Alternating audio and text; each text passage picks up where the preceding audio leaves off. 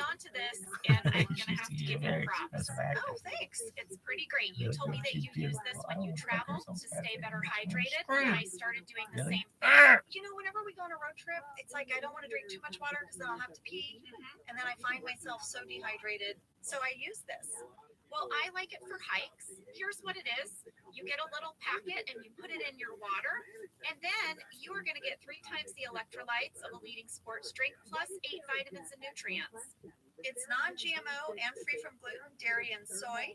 It is perfect for daily use before a workout or when you feel run down There's or one down. after a long night out. Hint, Hint, hint, or hint, even hint, on hint, hint, weekend long hint, hint. Rehydrate yourself for the new Fucking year. Grab your liquid IV You think hydration you multiplier, think? sugar-free, I in swear bulk to God, I nationwide fucking at say a buck Costco, right now. or get Really? 20% off your first order when you I go want to to think about it because it liquidiv.com would and hurt. use code OfficeLadies at That means I'm checkout. thinking about it. That's 20% off your first order when you shop Better Hydration today using promo code OfficeLadies at Excellent point, kid. liquidiv.com. All right. Are you done?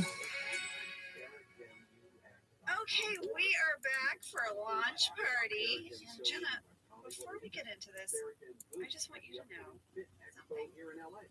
I think I might have found your soulmate. Now look, I know you're happily married. And Lee, I apologize, but there's something Jenna needs to know. Jenna, Paul Reiser, star of NBC's Paul Reiser's sitcom Mad About cool. You, might be your soulmate. Let me say, Why are you saying so much this? fucking cocky. He did an interview with the AV Club recently where he said, and I quote, "Well, I just won't watch Game of Thrones." Oh, wait, it gets better.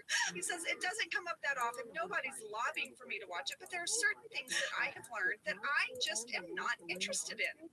No matter how many times you tell me it's good, I can't." Are you ready? Then he goes on to say, like last year, I went on Jimmy Fallon with Helen Hunt. And I didn't mean for this to be public, but you know, they asked, "What are you doing for Christmas?" And Helen said, "I'm going to go home and watch the new Star Wars movie." And Jimmy said, "What about you?" And I said, "Here's the truth." Oh no.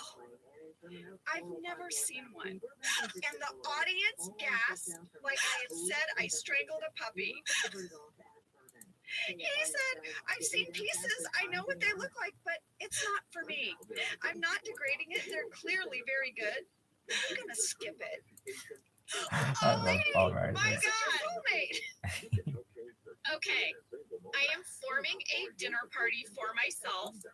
I'm gonna bring Paul Reiser, Rabbi. and then I gotta bring Jon Favreau because I just watched him make some sourdough from scratch. He was But Jon Favreau is doing The Mandalorian. He clearly loves Star Wars. This is a horrible dinner party.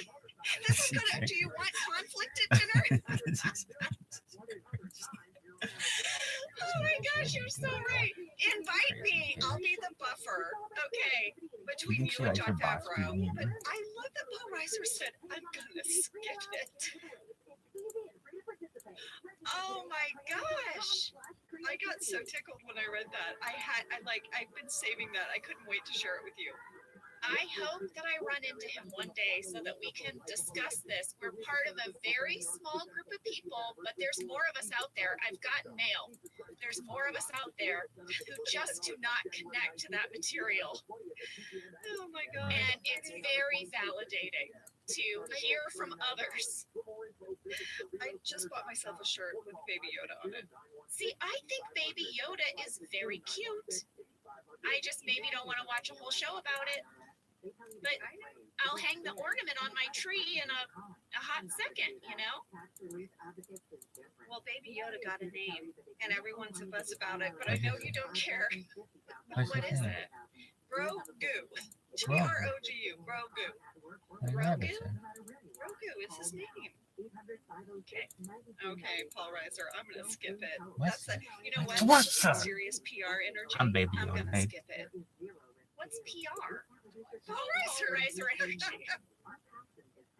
You have to look. I just love that he ends it with, "I'm gonna skip it." It's so beautiful. Perfect. Well, maybe we should get into this episode. Okay, I just wanted you to know that I found your soulmate. Anyway, let's get to the episode. You guys, this episode starts with a fantastic scene. Kay Flannery and John Krasinski crush this. I was laughing so hard. It's all so good.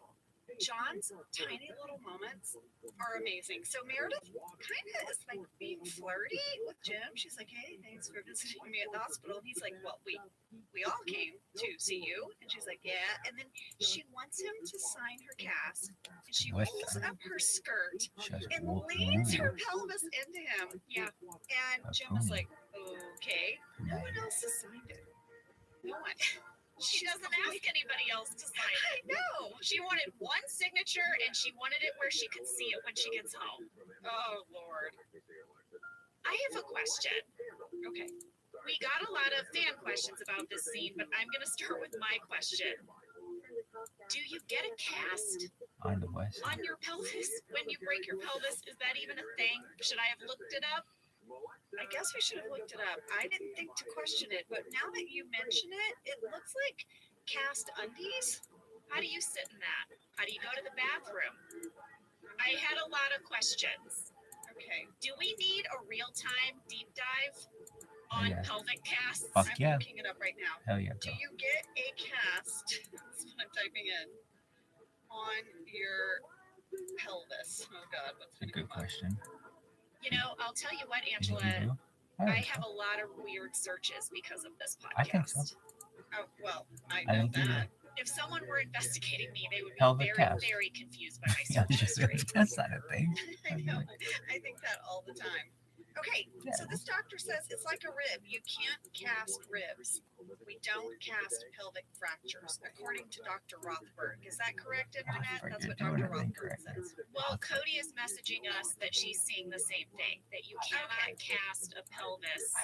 This was similar to my back fracture. You can't cast it. It's like a rib break. All right, well, moving on to our fan questions on this one then. Okay.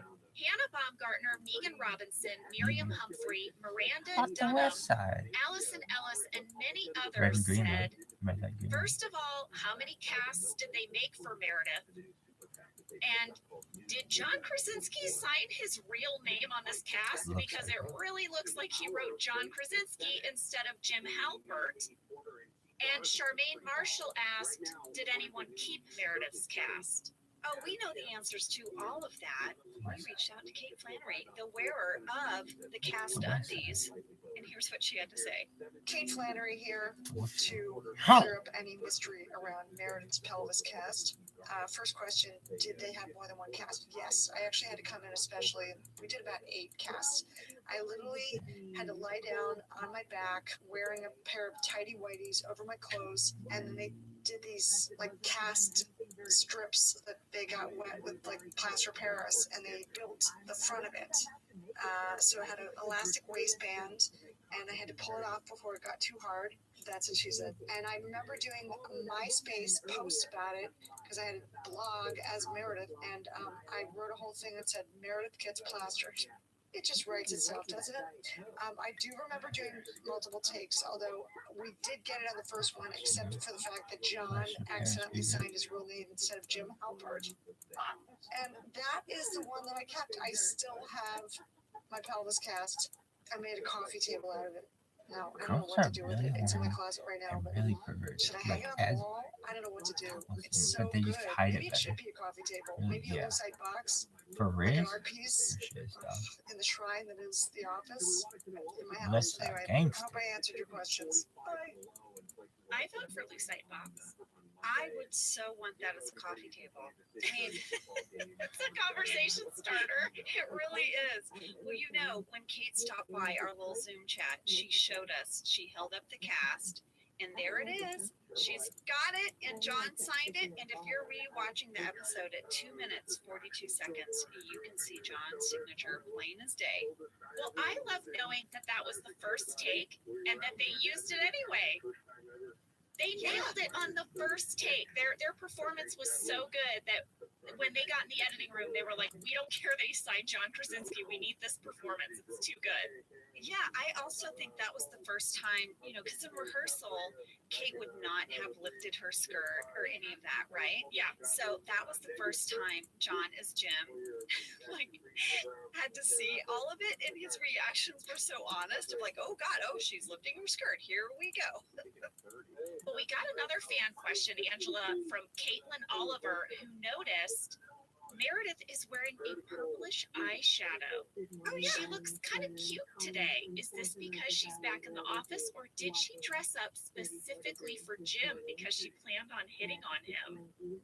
Oh, I love to think she dressed up for Jim, but I noticed that too. Her makeup had a little bit of a zhuzh to it. Yeah, I noticed it as well. I like Caitlin's theory. I do too.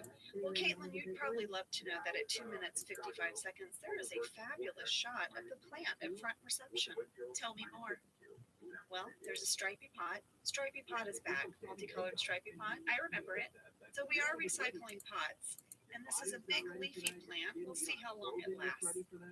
I need to reach out to, I don't know who it would be, someone on Michael Gallenberg's team. I need to reach out to him and get more information on the plants. Who specifically, some person on our crew was in charge of those plants each week. I need to know more. Yeah, I would love that. Oh my God, you know how happy I'd be to do a deep dive on Pam's plants. Get out. All right, this is my new mission. We're on it. We're on it. Well, also, I want to put something on your radar for this episode. We're going to track it. We're going to track the short jokes, Jenna. There's so many. I was texting with Jim Salata last night about it. What up with the short jokes? We'll get to it. So, all right, Pam hands Michael a press release. It's a big day in this office, okay? Michael announces that he's going to New York to attend the party with all the important people. Yep, the non-important people are going to be at these satellite parties. And now we also find out that Dr. Infinity, the website, will be launching. Yes. And there's a moment when Michael says, hey, I'm going to the fancy party. So if any of you guys have any good stories for me, you know, that I can talk about at the party, let me know. There is a shot of Creed. The camera zooms in and Creed's nodding. Yes, at like 3 minutes, 21 seconds. Yep. Jenna, this would have cut to a deleted scene where Creed goes in and pitches stories to Michael. No. Are you serious? Yes, I am serious. And he talks about like a guy with a bird and then someone jumps in the river. And Michael's like, this is a great story. And Creed's like, oh, no, you can never tell this. Oh, no. But Creed had some fun stuff in this episode that's in the deleted scenes. Oh, that's so good. I know. And then we have this great talking head by Michael where he says Dunder Mifflin Infinity is the brainchild of his brainchild, Ryan. So therefore, this whole idea, Jenna, is Michael's brainchild. It is. And he's so proud of it. He's so proud of it. Yeah. If you really think about it. Yeah. If you had to live on a west side Michael is continuing to share with the group, he mentions that Dunder Mifflin is expecting record high sales. And that they are anticipating that the website will become the new best salesman at the company. Well, this really bumps Dwight. Yeah, Dwight does not want to be beaten by a website. So Dwight is going to challenge the website to a sales competition. And he's like trying to impress Angela. She's like, it's a waste of time. Oh, shorty joke number one. Angela's like, it's a waste of time. Michael says, what's that pipsqueak? There it is, number one. So Jen Salata was saying she doesn't think she wrote any of these high jokes. And I told her that Steve used to love, as Michael, to like comment on my size. Yeah, and I know, in fact, the next one we're going to talk about was improvised. But yes, I also loved in this scene, Jenna, that as Michael's reading the memo, Kelly's like, did Ryan mention if he's in a relationship? Yes, is that in the memo? Does the memo say anything about he's in a relationship? The corporate memo. Yeah. Well, we had a fan question about this scene from Chris Martins and Wyatt Hensley. They said, Dwight has a beard. Is that Rain's real facial hair? And how long was the break between episodes for him to grow this facial hair? They also want to know, is the unshaven facial hair supposed to show how distraught Dwight is without Angela? Well, I can tell you that the stubble was totally thought out. It was a plot point that Dwight is really distraught from his breakup, and he's kind of let himself go. And there was a talking head that would have supported this. There's a talking head at the beginning of the day. Dwight comes in, and Jim kind of takes a double take at him. And he's like, what's up with the stubble? And He's like, Friday you left nothing, Monday you have stubble. So now we know this episode's on a Monday, right? But Dwight just looks at him and goes, I'm a man, Jim. And he's like, okay, all right, buddy. And then Dwight has a whole talking head, and he says, yeah, I stopped shaving because my girlfriend broke up with me. And he talks about how he's in pain. And it's comedic, but basically he's saying, my girlfriend broke up with me, and it sucks. Yeah. So it was scripted that he would have this facial stubble, but that part got cut out. So that sort of leaves you wondering. But guys, in answer to the other question, there was just, like in this deleted scene, a standard weekend break. So we would shoot Monday through Friday, and Rain just had the weekend to grow this stubble. It's his real facial hair. The thing, though, that gets difficult is matching it every day throughout the week. So on Monday, he came in with this stubble, but then they would have to match that exact length on Tuesday, Wednesday, Thursday, and Friday. So they would have to buzz it a little bit in hair and makeup. But listen, guys, I have worked with men who have to shave twice a day when they're shooting because our shoot days are so long. If they have a clean shaven look, by 4 o'clock, they get a little bit of a shadow and they send them back in to wash their face and shave with a razor so that we can keep shooting into the night and they match. Can you imagine? You had to shave your legs like halfway through the day? No. I'd be so bummed. Yeah. It's a lot of maintenance. It's a lot of maintenance. Those guys would come in the hair and makeup trailers in the morning and they would, first thing they would do is shave. They wouldn't even shave at home, a lot of them, because they wanted it to last as long as possible for the shoot day. Well, then there's also the fellas that have a hard time growing a beard. My husband's one of those guys. Yeah, and then I've seen in there where they have to put hair on their face if their character needs a beard. Yeah, they get fakey hair. Fakey hair. Fakey hair. Well, moving on, back in the episode, Pam has this talking head where she's going to explain this tension between Dwight and Angela. She says Dwight mercy killed Angela's cat and it's caused a lot of unpleasantness. Angela has been in this real foul mood. She has. He put her cat in the freezer. I'm not blaming her. I would be in a foul mood. By the way, this is setting up the runner between you and Phyllis in this episode. That is one of my favorite of all time. You know what I noticed in this talking head is that Pam has on that unicorn necklace again. Oh, she switched from her butterfly to the unicorn. She's a unicorn again. And Angela has a gold cat necklace. I noticed that, and it's real cute. I know, I would wear it. I would wear it. Well, back in the bullpen, Stanley is dancing to the music on his new website, and Phyllis is so tickled. And it's just a small moment, but these are the moments I absolutely love about our show. Yeah, just these little glimpses into the different desk pods. I just love it. Well, then we go to corporate Ange, and we have a Ryan talking head. He is in this gorgeous corner office in a skyscraper, feet up on the desk. And you know what? He wants you to know, yeah, he created a website. Yeah, he created it. No big whoop. No big whoop. He's not trying to reinvent the wheel, but he's taking it to the streets while keeping an eye on the streets. Wall Street. You know, paper buying just became fun. Yeah, boom. But then you hear a voice of someone who's like, I told you not to do these interviews in my office. So, first of all, it's like, how many of these has he tried to do in this guy's office? It's not his office. Ryan is such like, oh my God, he's such a cheeseball. Well, and then the camera pans down and you see a nameplate on the desk that says Thomas Dean. And we got a fan question about this from Miles Peterson. Does the name Thomas Dean have any significance? Yes, guys. Tom Dean was our PA, and that nameplate was in Tom's honor. Okay, Jenna, I think the voice of Thomas Dean is our editor, Dean Holland. I think it is too. Right? Yes. I would have sworn he was in the room with me when I heard that. It's got to be him. Yeah. I think you're right. Well, I want to take us now to the scene with Andy and Dwight. I love that Dwight has his little champion. That Andy is so rooting for him in this. He's gotten really into it. And he says to Dwight, you know what? you need like a noise or something for like when you make a good sale, right? Yeah.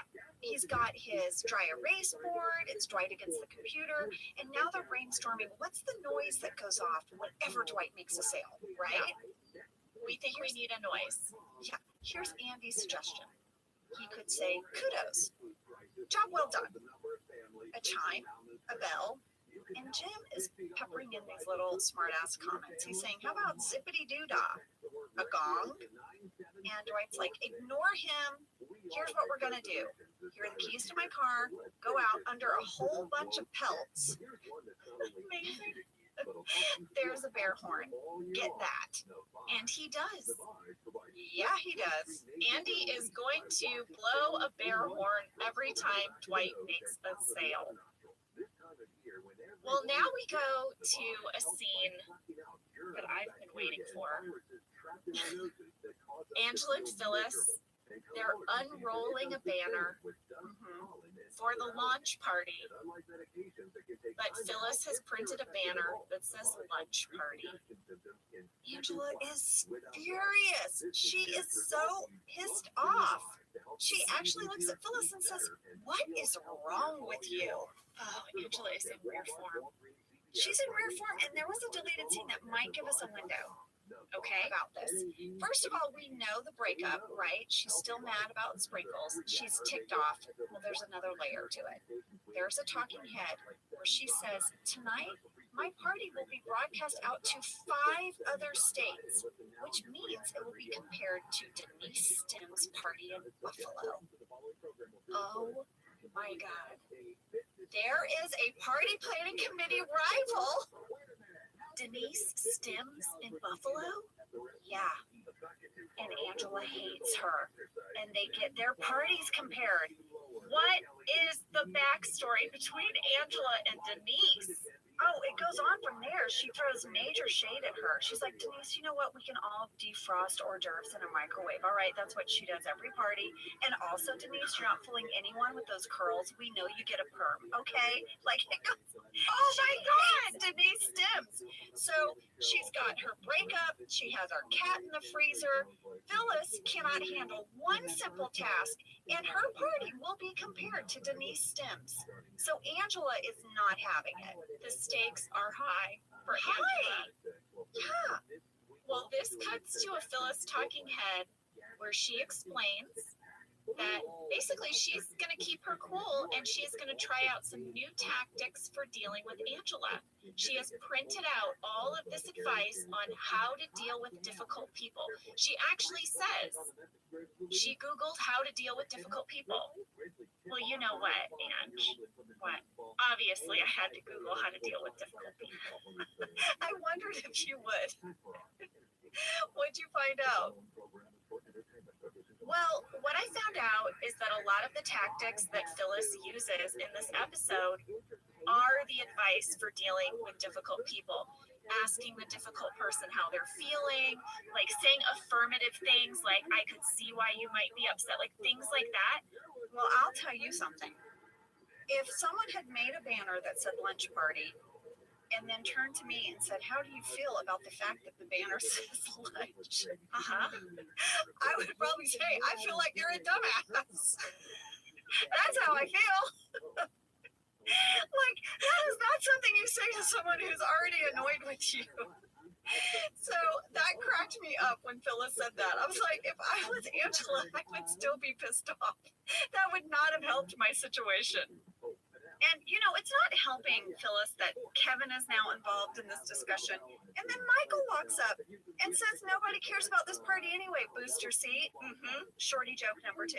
Shorty joke number 2. And I want you to know that Steve improvised a whole bunch, and I never knew what he was going to say. And there's bloopers of me cracking up. There you go. Angela's ticked, and no one is helping. Well, this is when Angela has her talking head that I love so much. When she says that she's been asked to plan a party with only a $65 budget and 4 idiots that are doing nothing but weighing her down. Oh, and her cat is still dead. Yeah, and the entire world will see it, including Denise Stims. Yeah. Well, listen, I think we should take a break because when we come back, Dwight is going to fuel up for his big competition against the computer. He's got to. He's got to refuel. Yeah, big day. All right, we'll see you in a sec.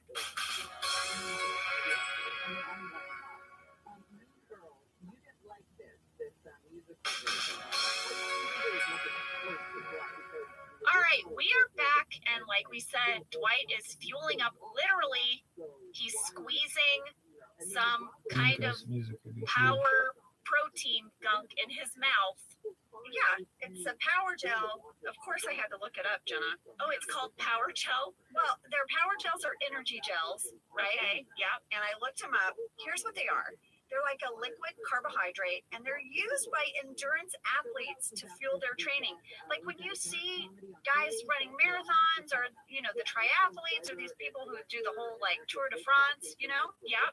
And they're squeezing these little tubes of things in their mouth. That's what this is. But it's for high endurance athletes to like replenish everything that's been depleted from the running and cycling. Jenna, there's so much online about these. Oh my God.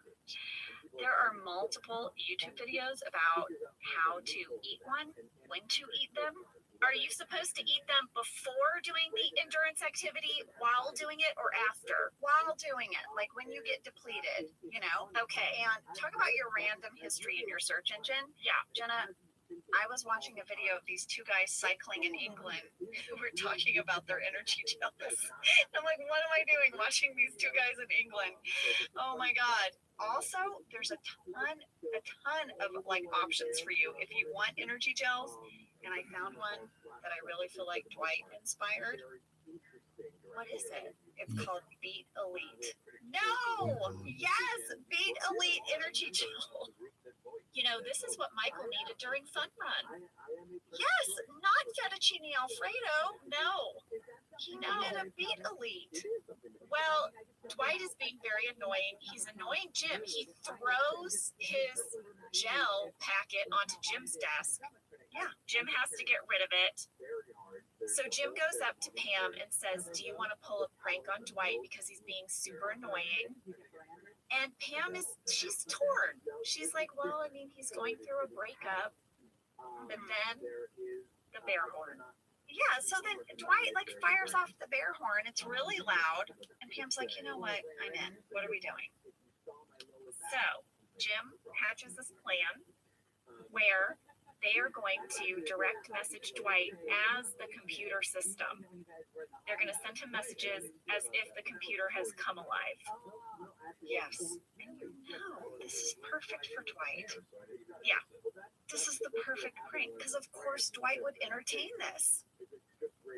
So when Pam is typing to Dwight these DMs, we had some fan questions from Amanda McKnight and Matthew Lister. When Pam's typing all of the instant messages, was it Jenna typing with her crazy good typing skills, or was it the computer? Well, I'll tell you, it was both. So when they do these scenes where something specific has to show up on the computer screen, they've created a program where it doesn't matter what button you press on the keyboard, the words come up as they should. So you can't mess it up. Fun. It's actually, yeah. It does. You can hit any key. You can hit the space bar 5 times. The sentence will type. Yes. And at the end of the scene, you hit escape, and then you would usually hit like F1, and then it starts the program over again. So they're super fun to play with. It sort of takes you back to your childhood when you would want to pretend like you were doing something. I always love these little programs. But at the same time, I was personally compelled to type out the words correctly. But this caused a problem because it was too many strokes of the keyboard, because each time I hit a key, it translated into more than one letter, right? So it would be like, in order to run this program, I would have to type 24 things, but to actually type the sentence, it would be more like 48. So I had to like really hold back. It was tough for me. I know it was. Yeah, because your integrity as a typist, you're like, that's not correct. That is not how many keys you hit to spell the word hello. That's right. And I made my living as a transcriber for many years. So I need to type what I hear. It was real hard. Well, you did it. I did it. I got through it. You got through it. But it's a really cute runner for Jim and Pam, and it's making Dwight crazy. Well, he says in his talking head, sometimes computers come to life, but he is not scared. It is the computer that should be scared because he has been salesman 13 months out of the last 12 months. You heard him correctly. In February, instead of a raise, Dunder Mifflin awarded him 2 plaques. I really feel like Dunder Mifflin has overlooked Dwight. I agree. I mean, he is clearly the best salesman and has been for a long time, and he never gets upper management, and this is going to go on for years for him. Now listen, he's salty. He's a salty character, but I feel like Dunder Mifflin could do better by Dwight. There, I said it. I'm glad you said it. Thank you. It needed to be said. Michael is now really needing the ladies and Oscar to weigh in on his outfit for the fancy party he's going to go to. This shirt is ridiculous. Ridiculous. It's bright purple. It has like a sheen to it. Yeah. Like light bounces off of it. And it is so tight. And Oscar has a great line. Oscar says, "Is this why I'm in here?" And he just gets up and walks out. I know. And no one likes it. And all the women are like, no. Also, Jenna, did you notice how long it is? Very long. He insists that it's European cut, which is the same thing he said about the woman's suit that he bought. Michael is very attracted to this idea of a European cut. He thinks that this is style. Yes. It could also be what you say when something doesn't fit you right. Like the next time I put on a pair of sweatpants that are like too long in the crotch or something, I'm going to say, oh, it's European cut. European cut. Well, then Jan calls in the conference room. And it's clear that Michael is unsure about taking this call, but he does take the call. He does not want to talk to her. And he takes the call. She does not want to go to the party. She doesn't want to go. But why? All her friends will be there. She's like, Michael, I was fired. Yeah. She's like, they're not my friends. So Michael asks if he could bring Carol instead. She's like, what? And he's like, fine, I'll find someone I didn't sleep with. Yeah, but he doesn't want to go alone. That's the point. Well, there is a deleted scene. Michael and Jan go on to have even more conversation. And Jenna, it's all delicious. It is all amazing. If I could, I would have asked them to leave it all in. I'm telling you. She says, you know what I want to do? I'm going to make a pot roast. Why don't we stay home? I'll make a pot roast. Oh, do you know what I did today? I went to Costco. I got some Morrison. Oh, and I bought a bike. Guess how much the bike was? And he's like, I don't know, $60? She goes, why would you say a bicycle was $60, Michael? Why would you say that? He's like, I don't know. And she goes, it was $500, Michael. Oh my God. It's just more of a window to the I can't get enough of it. I can't get enough either. It's all so good. She bought a bike at Costco. What is she doing all day? Wait, did she buy the bike at Costco or she went to Costco? She bought the bike at Costco. Oh, I see. Well, listen, the competition is on between Dwight and the website. Dwight is not doing well. But in the meantime, Pam and Jim, they're in the break room. They're having a snack. 12 minutes, 2 seconds. Baby carrot alert. John Krasinski's eating those baby carrots again. Oh, he's back on his healthy kick. Well, yeah, he's no more popcorn. He's back to the carrots. Michael walks in and says, hey, what are you guys doing tonight? Because I've got 2 tickets to the party in New York. You want to go? And they're like, you know what? Why not? They're like, sure, together. Let's do it. But then he says, all right, great, but you're going to have to duke it out. Just let me know who wins. And that's when Pam realizes, oh, one of the tickets is for Michael. And then she says, as soon as he leaves the room, not it. Smart. Yeah, smart. So Jim is going to go to this fancy sushi New York launch party with Michael. I bet he's so excited. Now Dwight is on the phone and he's yelling at a client for ordering through the website rather than through him. And Jim and the computer both insist that Dwight seems worried, right? Yep. It's like the computer is like heckling Dwight. It's kind of trolling him. And Dwight writes a very long message at 1301 in binary. And I looked it up on the internet. I looked it up as well. Okay, what did you find? Well, Pam says that Dwight said, why don't you 011 1111 011 011? Yeah. I ended up on Reddit. So did I. Wow. Oh boy. Yeah. And someone said that in the way that Pam reads it, it means nothing. Right. But if you add back the zeros that I guess would normally be there in binary code, that it spells F-O. Like F off. Why don't you F off? Did you read the same thing? I read the same thing. There was a lot about the two ASCII codes in binary. It's like, yeah, a little detailed. But according to that Reddit thread that I think we both read, hi Reddit thread folks, Dwight's telling the computer to F off. There you go. Well, now Angela is very angry about some spoons. This is one of my favorite scenes I ever did with Phyllis for the whole run of the show. I was texting with Jen. I was like, Jen, I love this scene so much. And she said it was one of her favorite things to write, this whole exchange. And I want you to know we could not stop laughing. Well, I know that, Angela, because you can't see me, but I sat at reception the entire time you were filming this scene. Yes. And we were cracking up. It was so funny. And it's in the bloopers. And at one point, I was finally holding it together. And then Jen Salata, who's sitting on the sofa by reception, starts laughing. Yeah. And I was like, Jen. And so if you watch the bloopers, you will hear Jen laughing. I'll tell you the line that got you guys every time. I remember it so clearly.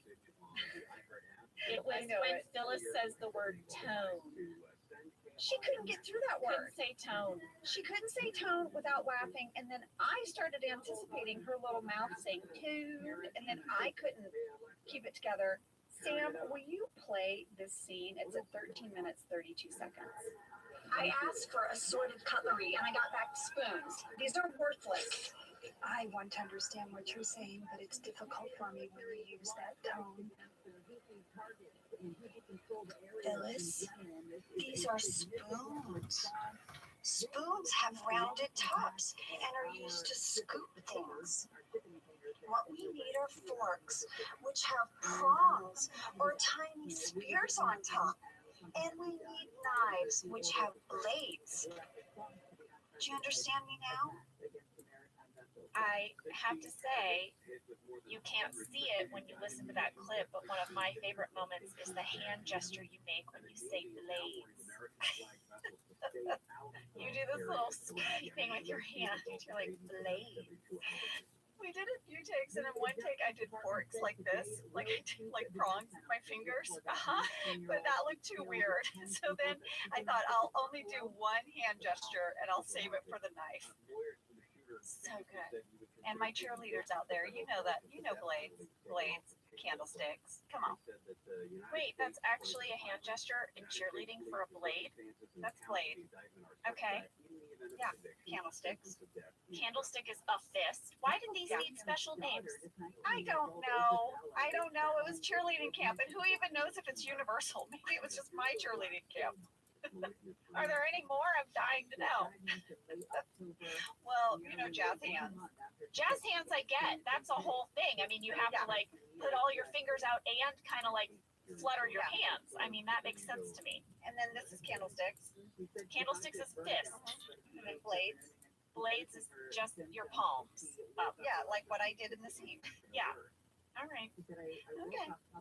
So like when you're doing cheerleading camp and you're choreographing your cheer, in your head, are you thinking like blade, blade, jazz hands, candlesticks, blade, blade?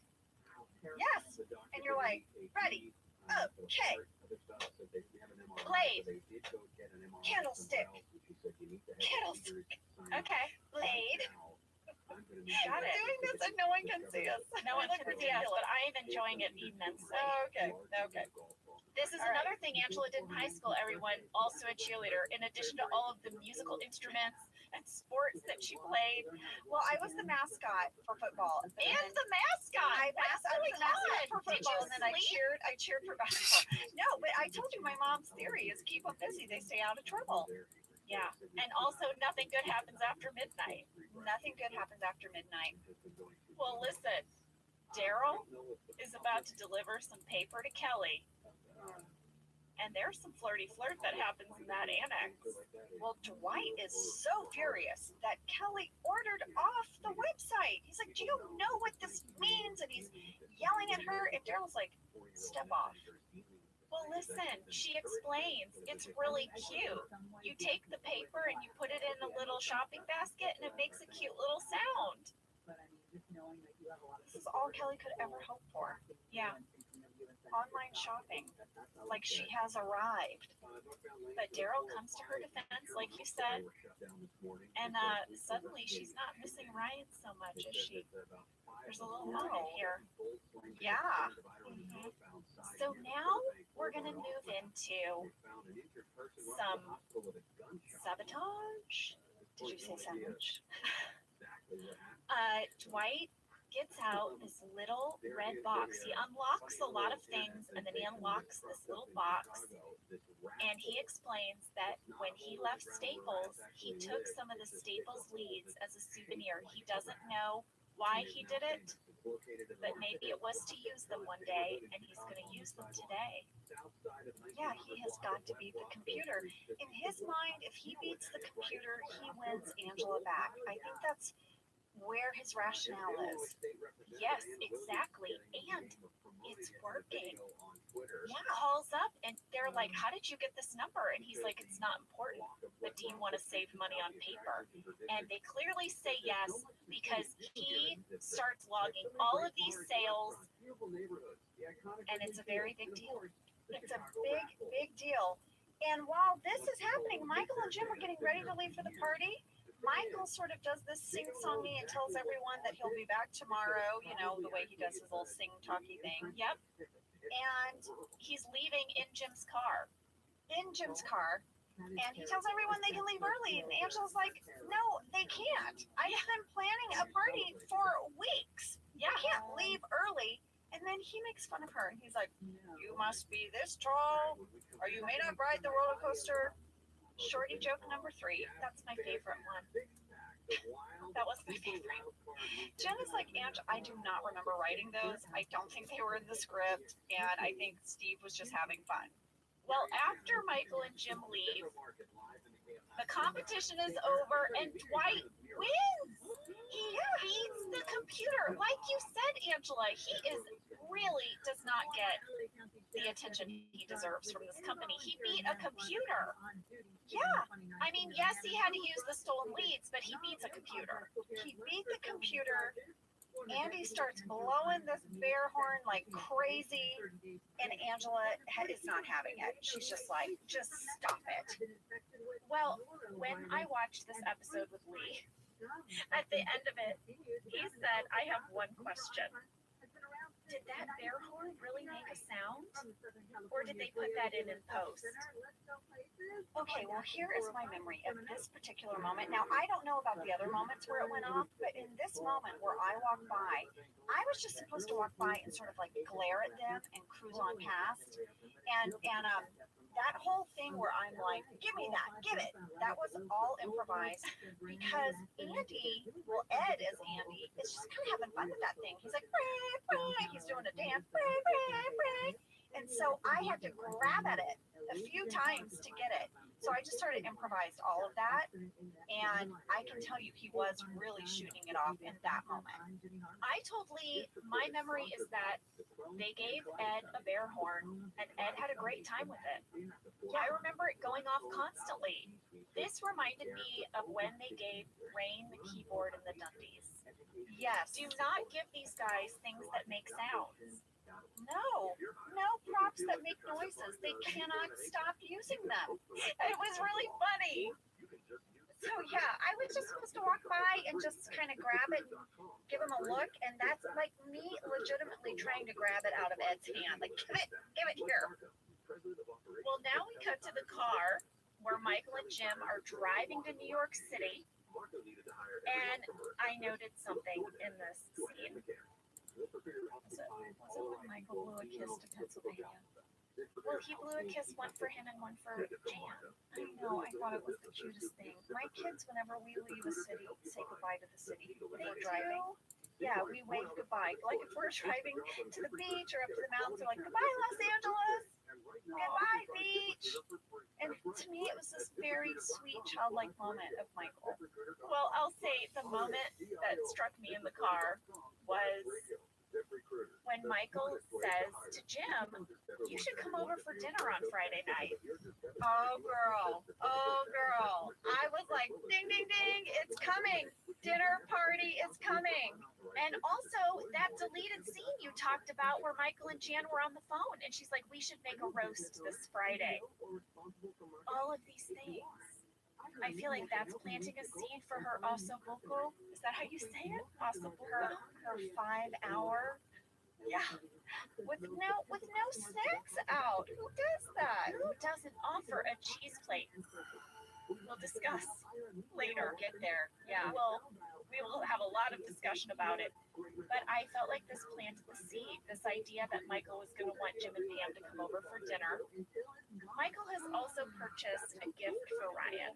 He wanted to get Ryan Oh, the Places You'll Go by Dr. Seuss, but it wasn't available, so he got green eggs and ham. It's kind of the same thing, he says. And what is Ryan going to think when he opens this? And it's green eggs and ham. I don't know. Also, Oh, the Places You Will Go is such a personal message to someone. And again, Michael doesn't have this kind of relationship with Ryan, but is convinced he does. Yeah, and also hasn't Ryan already gone to the places he'll go? Well, there's that. I don't know.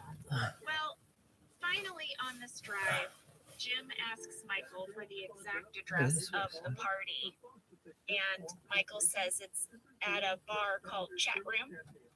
And there's a password to get in. And Jim's like, Michael, you were invited to the satellite party. That's our party. Well, first, he just pulls the car over. Yeah, as soon as he hears us, he's like, I don't even need to hear anymore. He just starts slowing the car down, and he's going to do a Yui. He's like, Michael. Yeah, and Michael is on the phone to Ryan. He's like, what do you mean? I'm already in the city. Part of the city. I'm in the city. How could you do this? He's so upset. He feels so rejected. Yeah, and he throws the book out the window. Yeah, he's not going to give that book to Ryan anymore. And now Michael is going to have to go back and celebrate this launch with the rest of the folks in the conference room. The losers at the satellite party. And Dwight is convinced that winning and beating the computer, that Angela's going to be impressed. It's going to be the thing that turns the tide. She's going to want him back. And she is not impressed. In fact, she's annoyed by it. And she has a talking head where she's like, how do you tell someone it's over? You send them a notarized letter, right? But what if your ex is your notary? Yeah, it's really perplexing. And she makes a big to-do of going up to front reception and telling Pam that she would very much like to date a man. And if Pam could please set her up. And she says it loud enough for Dwight to hear. And then Dwight is just, he's just brokenhearted, and Pam sees it. And so in this way that we have these little moments with Pam and Dwight, Pam sends him a little direct message as the computer, congratulating him on his win and telling him he is the superior being. But it doesn't help much. It doesn't. Dwight's heartbroken. Yeah, he's heartbroken, and that is the first part of Launch Party Part 1. Yes, next week we're going to see Angela's party in the conference room, and Michael is going to take the pizza delivery guy hostage. Michael's going to be Michael. Michael's going to be in rare form, and Andy is going to make a play for Angela. Yeah. Good stuff next week. There's one runner and deleted scenes before we go I wanted to tell you about, Jenna, because I think you really should watch it. You would get a kick out of it. You personally, Jenna Fisher, love the character Toby. Yeah. Love Toby. And there is a Toby runner where he is taking an online driver's school course or something. And there's a series of scenes where we find out that Toby is a horrible driver. This is such a random runner. I know, it's not related to anything else. And Oscar has a great talking head talking about what it's like riding in a car with Toby. Anyway, apparently Toby is a horrible driver, and it just was so delightful. It made me laugh. They probably created that for Paul so that he didn't have to be in any of the main scenes. They created a reason that his character was off doing something independently so he could actually be in the writer's room. They would do that a lot. Yeah, so he was, through this whole episode, Toby is taking this online driver's school course. And we find out what a crappy driver he is. I love it. Well, guys, that was Launch Party Part 1. We'll be back next week with Part 2. Yeah. Look out, Denise Stims. Look out. I don't think that Angela's going to win this one. I'm sorry. I don't know. I hate to tell you. Buffalo's going to show you up. All right, we'll see you next week. Bye, you guys. Thank you for listening to Office Ladies. Office Ladies is produced by Earwolf, Jenna Fisher, and Angela Kinsey. Our producer is Cody Fisher, our sound engineer is Sam Kiefer, and our associate producer is Ainsley Bumco. Our theme song is Rubber Tree by Creed Bratton. For ad-free versions of Office Ladies, go to StitcherPremium.com. For a free 1-month trial of Stitcher Premium, use code OFFICE.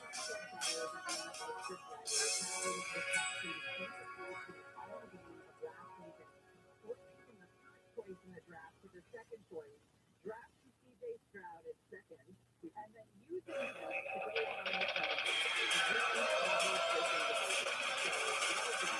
that story. Yes, but it comes to an end tomorrow.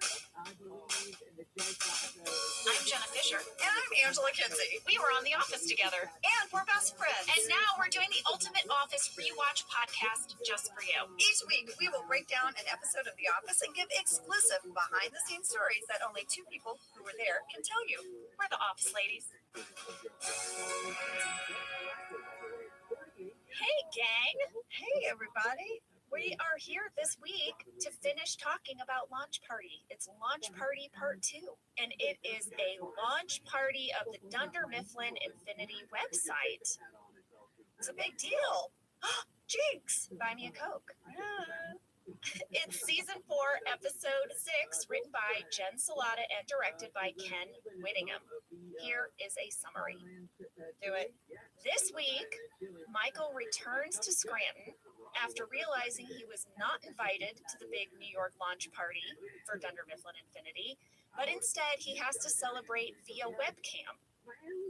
So he decides to ramp up the launch party in Scranton, and he gives Angela a very long list of demands. Then he orders pizza. But when the pizza delivery guy refuses to honor Michael's half-off coupon, he holds him hostage in the conference room. Meanwhile, Andy tries to woo Angela to the dismay of Dwight. Does he? He's relentless and a little charming. And a little charming and a little douchey. We'll get there. All right. Fast fact number 1, we have a big guest star alert. Yes, we're so excited, you guys. The pizza delivery guy was played by Kevin McHale. Now, you guys probably know Kevin because he would go on to be a regular on the TV show Glee. But this was about 2 years before that happened. This appearance on The Office was one of his first television acting jobs. So we reached out to him to hear how it all went down. Yeah, Kevin, thanks for letting me slide into your DMs. Angela really slid into his DMs. Hey, I always feel so weird, but he's a very nice person. I was like, hey, Angela and Jenna here, hello. And he was wonderful. He sent us in audio clips, and here is what he had to say, you guys, about coming in to audition for the role. It's so charming. Sam, can you play that clip? So what I remember about the audition is actually the callback, because the initial audition, no memory, but the callback, I was waiting in the stairwell. It was me and Dave Franco and a couple other guys. And then one of the casting assistants comes out and says, we're going to start in a few minutes, but we just have to wait for Steve. And I'm someone who has terrible nerves. And I don't know if my manager didn't know and didn't tell me, but I was very unaware that Steve Carell was going to read with us for the callback. And I went in, I sat there and tried with all my might just to get the words out. And at some point, Steve Carell chuckled, looked at the casting director, and they chuckled, and I was like, oh my God, I made him laugh. And that was it. If I didn't get the job, I was happy enough just with that I made he and Allison Jones laugh. By the way, Allison Jones, casting director, she was the first casting director to just continuously give me a chance when I hadn't worked or booked anything, and she kept getting me further and further along in these jobs, like this or Superbad, and she just kept putting me in the room, and I have her to thank for giving me any confidence to even continue to pursue acting at all. That's Allison Jones. Yeah, and then also Steve, just so gracious, coming there for those callbacks and being there in the scene with him like that. I mean, I just loved that story. But I see why they asked Steve to pop in on this audition, because the pizza delivery guy, it's all him and Steve and Rain. And Steve was a big star. And the last thing you want to do is hire someone and bring them to set, and then they freeze up because they're now performing not with a casting associate, but with this big star. So he did it. He made it through, and he got the job. Yeah, I like when he said I was just concentrating on getting the words out. Well, he does a great job in this part. And guys, he sent in a few other audio clips that we'll sprinkle in throughout the episode. Yeah. All right, so what's your fast fact number 2? Okay, my fast fact number 2, and when I was researching this episode, I was going through my archives, and all this stuff started popping up from the 2007 Emmy Awards. Yes! Oh, that was a fun one! Yes, we shot this episode right around the same time as the Emmys, and this was the year that I was nominated. I know, it was a big deal. We were so excited. It was so cool, and I found a blog that I wrote on MySpace about getting the nomination. Wow. And it's so cute. I gotta hear the ye oldie MySpace blog. Let's hear it. Here's what I wrote. Man, I am so excited. I just can't tell you what this means to me. Not because it is an award or something like that, but because it feels like it's for our gal Pam. She's a shy girl who doesn't get recognized very often, you know? It's like that shot from the episode with the art show where Pam is standing in front of her display waiting for the first visitor to come by. That just sums it all up for me. So I guess I feel it in that part of me that is Pam. The part that still gets excited to show my art and know people are responding to it. It's like, hey, people showed up to my art show.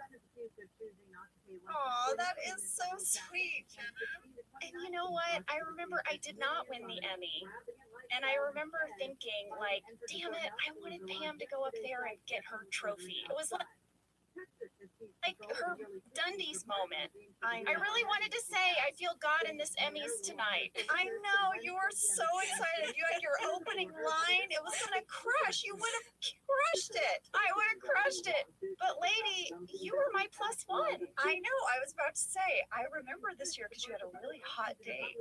It was me.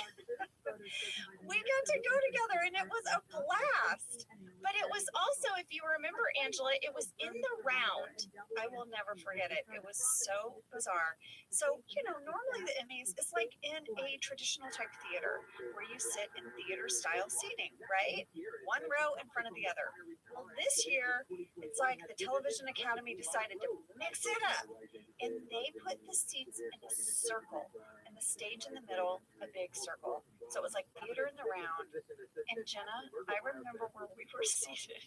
Oh, I knew the minute we took our seats, I wasn't going to win. Oh, honey. We were in the back of the circle, so we faced everyone's butt all night. All night, we just saw real fancy people's asses. That's what we saw. And we kept thinking, at some point, are they going to turn around and face our section? No, never once. The entire thing was performed as if there were not people sitting behind the speaker. It was so bizarre. And, sometimes someone who would win would sort of glance over their shoulder like, hey guys, how are you back there? And we would get so excited. We're like, we're good, hi. But yeah, it just was an evening of fancy TV butts. That's what. Yeah, it was very funny. But something else I noticed when I was seeing all these photos pop up from this time, Angela, was that my back was still not healed at the time. And there were a lot of restrictions on what I was allowed to wear and not wear. I couldn't wear anything that was too tight on my rib cage, too tight on my waist, and I could not wear high heels. So I have all these pictures of us on different red carpets, going to the various, pre-Emmys events and things, where I'm wearing these baggy dresses and bejeweled flip-flops. Yes. And I just felt like in that moment, you were like family for me. Because my sisters love a bejeweled flip-flop. They love it. Yeah, I wore bejeweled flip-flops to the 2007 Emmy Awards. And you got to look at people's butts. There you go. It's a special time. I was really bummed you didn't win, though. And I have no poker face. It's like when Steve didn't win year after year. It's a good thing the camera's not on me or whips away fast because it's all across my face. It's what the fuck? They really missed an opportunity for some good television by not having the camera on you every time one of us lost. Oh yeah, that's before the day of the memes. My face would have been a meme. For sure. All right, lady. Well, I'm going to move us on to fast fact number 3 because I've got a great big surprise for you. I know you've been a little braggy about this and texted me leading up. She's like, just wait for fast fact number 3. I'm like, okay, what is it? I got the deep dive on Pam's plants. Shut up! Shut up! I know everything about Pam's plants and who's responsible for them. Oh my gosh, I have to tell you, I was texting with Jen Salata last night, and Jen texted me. She said, Ange, I didn't even know that Pam had a plant at front reception until I started listening to your podcast. I need to know all of this. What? Tell me. All right, I reached out to our set designer, Michael Gallenberg. Yes. Who told me it was Steve Ducherer. Steve, the lead set dresser, yes, was in charge of Pam's plants. I had a feeling it would be him because he sort of set that whole area every day. Yes. Well, I called Steve. You did? Angela, yes, we had the best conversation. Oh. So I remembered Steve mainly as the guy who was always having to deal with our computers. Yes, he would come, and also if our lamps went out, or just sort of all the things on our desk that needed attention.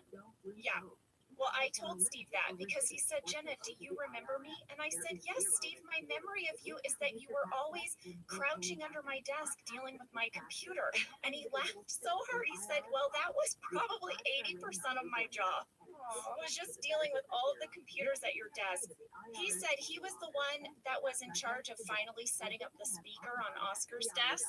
Remember? Yeah, all of that. So we really went down memory lane. But he also told me that he was in charge of all of the items on our desk, including all of the plants in the office. So here is what he told me about Pam's plants at reception. Wait, did you tell him that I'm obsessed with them? Yes, because I had to explain why I was suddenly calling him to ask him multiple questions about the plants on the reception desk. I gave some context. So he didn't think you were crazy. No, I mean, he might still think we're crazy. But, I mean, he's like retired and living in Oregon now. So, all right, here's what he told me. So you might remember he had a little office on our stages that was behind Michael Scott's office. Oh yeah, I remember it. It was like a wooden, like they built him like a wooden Yes, shed right there. yes, and lining his walls were all kinds of tchotchkes and things that he would place all around the office. Yes. So right outside of his office, he had a tiny, like, grow station and a plant care station for all of the plants in the office. He said for Pam's desk, he had only about 3 different plants, and they were in plastic pots, and he would rotate them randomly. But he had an assortment, as we've noticed, of ceramic pots. So that was how he kind of tried to make them look different. He said that it was absolutely, totally random what plant he put on the desk, because I asked him about the flowering plant for beach games and if it was symbolic that Pam bloomed in that episode, and he laughed and he said, no, that's just a wonderful coincidence. He told me that Greg was very, very strict about the set decoration and that they were not allowed to change anything without Greg's permission. Tiny details, they would get in trouble. He said Greg never noticed the changing plants, and he never consulted Greg about the plants. It was his own little thing that he did each week. Is his own small act of rebellion that he I think so. different plants? Yes. Well, Steve, I noticed. Angela noticed, Steve. He said that he thinks he did a Christmas cactus once, and that over the holiday episodes, he would always try to do something maybe a little different. But mostly it was just these little ferns. I will be looking for that Christmas cactus. Oh, me too. I got so excited. I was like, oh, I don't think we've seen that yet. We haven't seen Christmas cactus. No. Everybody look out for Christmas cactus. I'm gonna have to go back to the Christmas episodes, but I do not remember a cactus. Well, here's the other thing he told me, Angela. He would have to water all those plants, and if we ever went on a week-long hiatus, he would take all the plants off the set, and he would put them under grow lights, and Tom Melby would come and water them on our I breaks. believe that. I believe that. That's so sweet. I remember Steve. He would walk over to accounting and water the plant that was on the file cabinets between accounting and reception, and we would chit chat. Well, here's the other thing he told me. Not plant related. Steve Ducherer was also in charge of all of the plaques around the office. He made all of them, including that one that trolled Kelly Cantley. No. Yep. He was also in charge of the whiteboard by accounting, and he said he was the one who wrote that Steve was robbed after the Emmys that one year. Oh, I love it. Steve, look at you. You're like over there mixing up plants. You're writing secret messages on the message board. Yes. He told me that this job was just his favorite, and it was wonderful.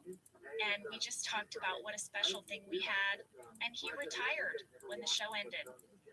He was like, I don't think it's going to get better. And he retired. Yeah, you're not wrong. You're not wrong. We've worked on other shows and we've had good experiences and things, but I have to say, it'd be pretty amazing to be able to just ride off in the sunset after a show like The Office, because it was that special. Well, lady, you know you got me that Morgan Gassel watercolor of the Beasley's Botanicals for Christmas, everybody. Angela got me this. I could not be more excited. This is Jenna's Christmas present from me. I got her, Morgan, you're so talented. You painted all of Pam's plants, and Morgan gave me the original. She also gave me a painting of all of Angela Martin's weird blouses. Yes, I've seen that. Yes, and Jenna, and a coffee mug of Pam's botanicals. Amazing. Well, I sent a print of Beasley's Botanicals to Steve as a thank you. Oh, that is so sweet. I thought the man in charge should have a print as well. Yes. Oh, I love that. He also sent me a photo of himself in his office on stage. And now that I've told you, I can send it to you. And guys, he said we can put it up on Office Ladies Pod as well. Oh, we will. And we'll put up some of Morgan's stuff so you can see in our stories. And this was wonderful. I loved it. And guys, if you want to get one, go over to Society 6, it's the number 6, and search for Beasley's Botanicals. And it'll pop up and you can get one yourself. Well, let's take a break, and then when we come back, we will really get into this episode. Michael is not going to react well to the pizza delivery. Oh, no, it's not going to be good.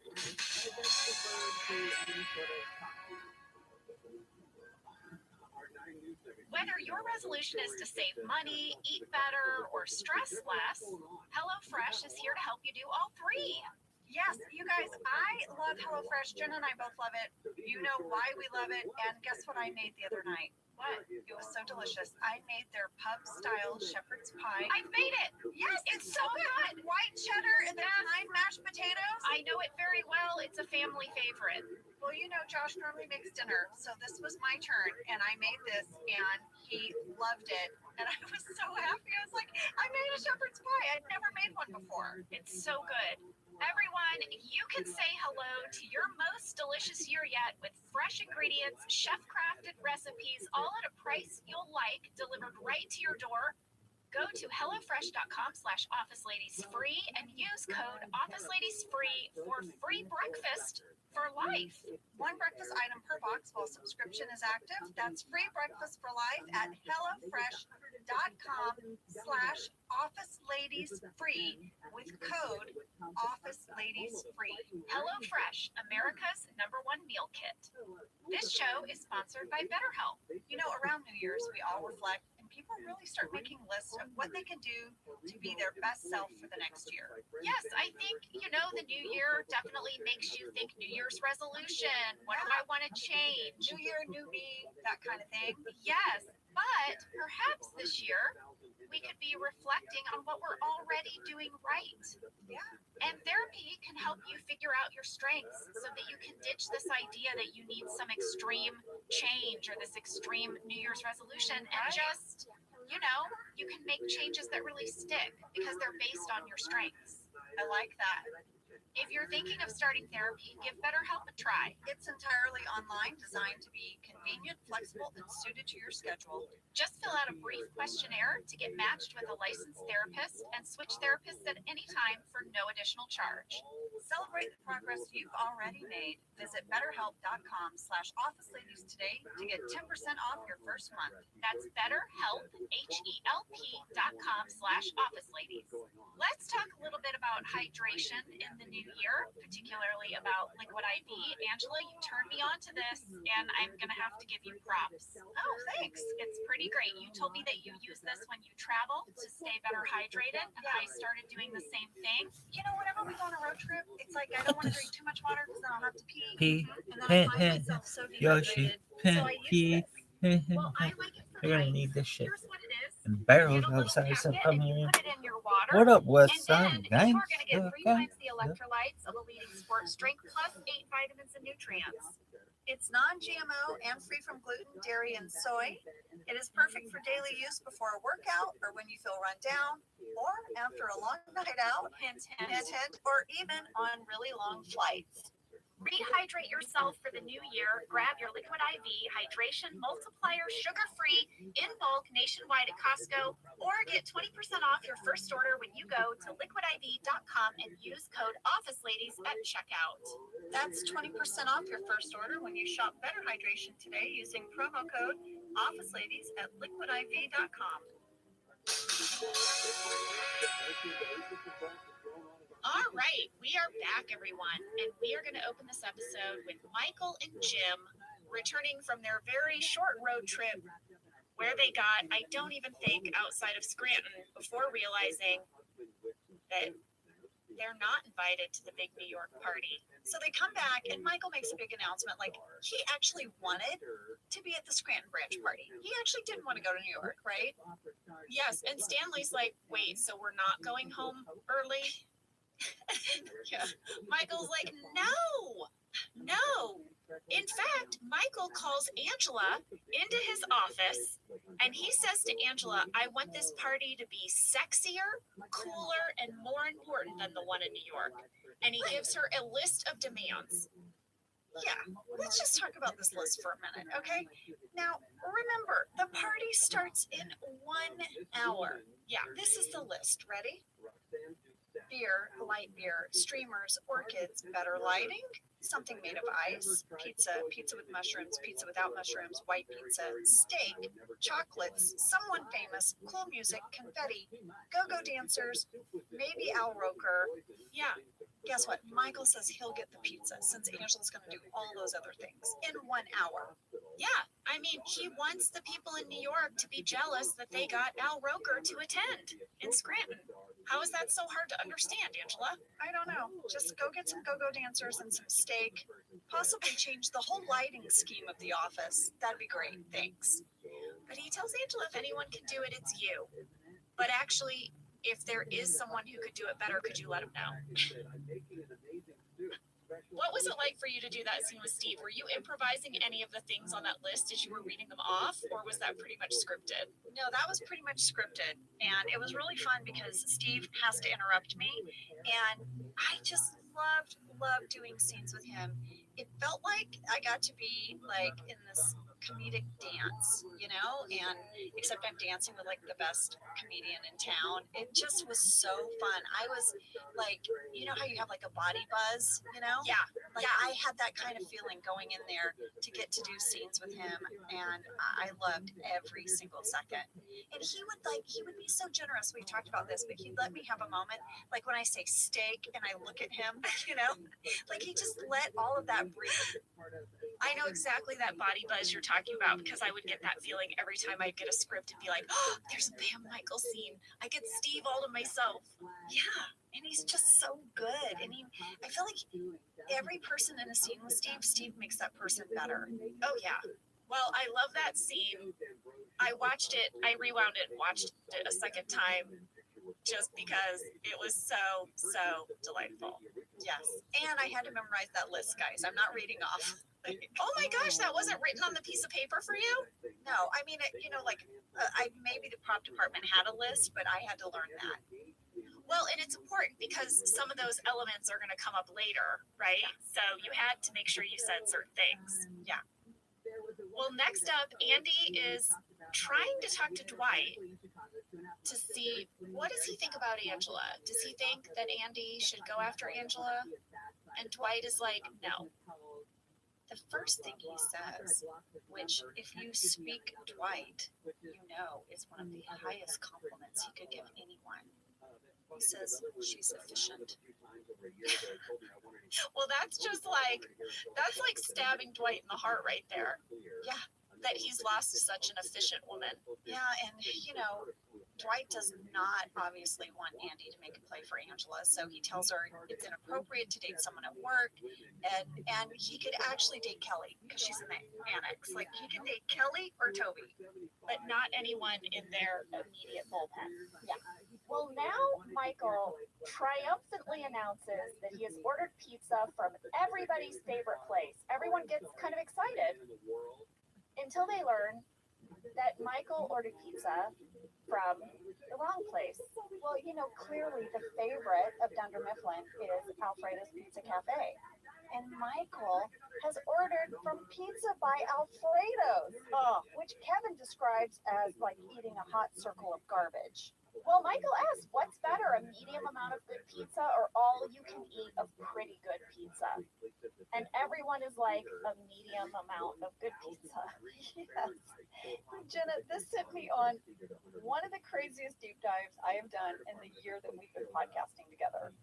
Well, I hope that you're going to tell me some stuff about Alfredo's Pizza Cafe because we got a fan question about this. Oh yes, and more information than you'll ever want to know. All right. Well, Catalina Rizzi and Paisley Zeladon would like to know, are Pizza by Alfredo and Alfredo's Pizza Cafe actual pizza places in Scranton? Well, Alfredo's Pizza Cafe is in fact a real pizza place. It's open every day. It's still open in Scranton. And Pizza by Alfredo is a made-up place that the writers made up. But Alfredo's Pizza Cafe is in Scranton, and you can still get pizzas from there today. And Angela, I'll have you know, Angela, the character, could have ordered steak because Alfredo's Pizza Cafe also serves steak, burgers, and pasta. Oh yeah, it's a cafe. It's like a restaurant. Yes. Mm-hmm. Well, I was very curious. I just wrote in Alfredo's Pizza into my Google search. Okay. Because I was like, I wonder if this is just in Scranton, or do we have Alfredo's Pizza other places, right? Yep. So here we go. In Homewood, Alabama, there's Alfredo's Pizza Cafe. In California, there's Alfredo's Pizza. In Los Angeles. In Colorado, there's an Alfredo's Pizza in Denver. In Connecticut, there's an Alfredo's Restaurant Pizza in Gaylordsville. In Delaware, there's an Alfredo's Pizza Gallery in Seaford. In Florida, there's an Alfredo's Pizza and Restaurant in Cooper City. In Illinois, there's an Alfredo's Pizza and Pasta in Lake Hills.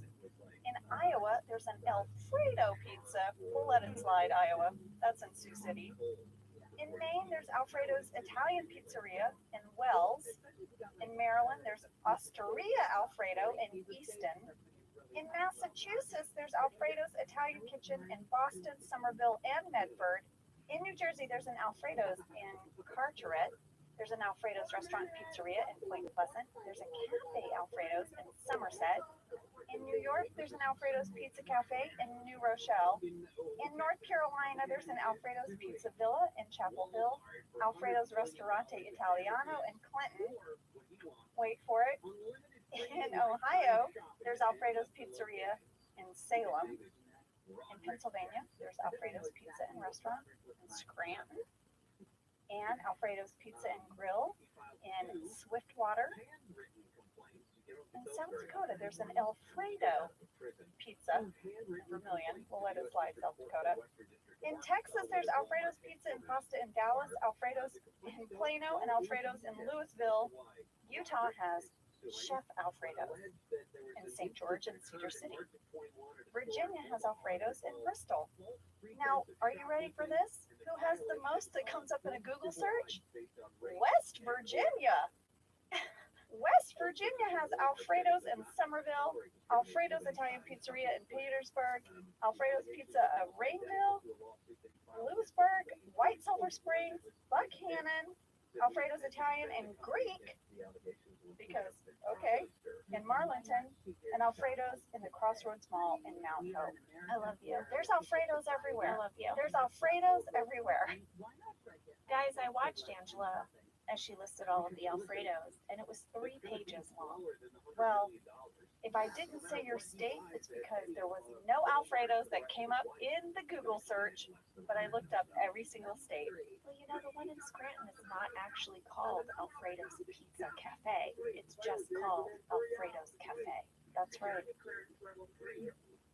And it says their slogan, please tell me their slogan is, we're not a hot circle of garbage. Because if that's not their slogan, it should be. Here is Alfredo's Cafe's slogan. We're not fine dining, we're just fine food. I like it. I still think not a hot circle of garbage might be something they should consider. Well, Alfredo's, you heard it from Jenna. Get your marketing team on it. Yeah, she's not wrong. I want to talk about something from this scene that has nothing to do with the pizza. Okay, can we please talk about your weird ass blouse in this episode? Oh, Jenna. I'm sorry to curse, but guys, it is weird. It is so weird, and actually, now listen, later in the episode, I'm going to give you a time code that really zooms in on the sweater. In particular, the part I want to talk about. But just know it's called the elbow poof. All right. Well, I'll wait till we get to the appropriate time code. I can wait. Yeah, but it's a bizarro sweater. It's got a poofy part at your elbow. Well, moving us along then, Angela, in this next scene, Phyllis comes into the conference room to confront Angela again. She maybe is using some of her techniques from the last episode on how to deal with difficult people, and she has placed items on post-it notes and then put a post-it note on each finger, and she says to Angela, you can pick one of these. One of these, I'll do one, but I can't do all of these. This is her visual way of showing you how you've overwhelmed her with too many tasks. Well, let me tell you, this is some serious Phyllis sass. She wads them up, she throws them in my face, and I want you to know, it did kind of hurt. That owl was kind of honest, because when you crumple up paper, it's like pointy. Yeah. And also, I think that was the only usable take. I'm not kidding. Phyllis laughed every time she threw them in my face. She would laugh every time. And so that, to me, when I was watching it, I just was remembering us cracking up, and it just made me so happy. Well, anytime Phyllis has to do something like that, she can't do it because it is so against her nature. It is so against her sweet, kind, loving nature that she just giggles. She gets the giggles. Yes. Well, next up, Angela, we have this scene, and I have some things to ask you about. Andy is attempting to ask Angela out, but she is searching through this box of party supplies. What do you think you're going to find in there? What are you looking for in this box? A steak? An ice sculpture? You think any of the things on Michael's is better lighting? It's a small box. It's a busy work box, Jenna. It's a box so I could look busy and I could ignore Andy. And what I gave to myself was like, clearly I'm looking for more of those weird blue spiral thingies that I'm going to hang in the conference room later. She had a vision of blue spiral thingies, and she needed more of them, and so she's digging and digging. But who uses this as a pickup line? Who thinks that a woman is going to like stop everything she's doing in your and just be like, "You're right. There's not dinner and a movie in this box." Well, lady, we also have a fan catch here from Abby Tilford. Okay. She says, in lunch party, around 16 minutes 25 seconds, so this was a moment from last week's breakdown, Angela says she's been working on the party for 2 weeks. But now, at 25 minutes 21 seconds, she says she's been planning it for 3 weeks. Is this just Angela being dramatic? What is this? This is a bit of a continuity catch. And I looked, she's right. Oh no, she's right. It's a continuity error. And maybe we can justify it by saying that Angela feels very put upon all of a sudden. So maybe she's exaggerating. And I have an improv catch. I improvised the last line as I walked away. I said, and Kevin had Greek food for lunch again. I love that. That was an improv? Yes, that was an improv. And what you don't see is that Matt Sohn cut over to Brian as Kevin, and he was like, hey. I love that your character's go-to is always to find some subtle way to insult Kevin. Yeah, because he is a constant annoyance for her, constant, all day long. I'm telling you, I think she requested the glass partition. He drives her crazy. She needed a barrier. Well, now we have a little bit of Pam sass coming up. The pizza guy has arrived, and Pam calls Michael and says, hey, the pizza by Alfredo guy is here. Michael says, you don't have to say it like that. And Pam says, I said it normal.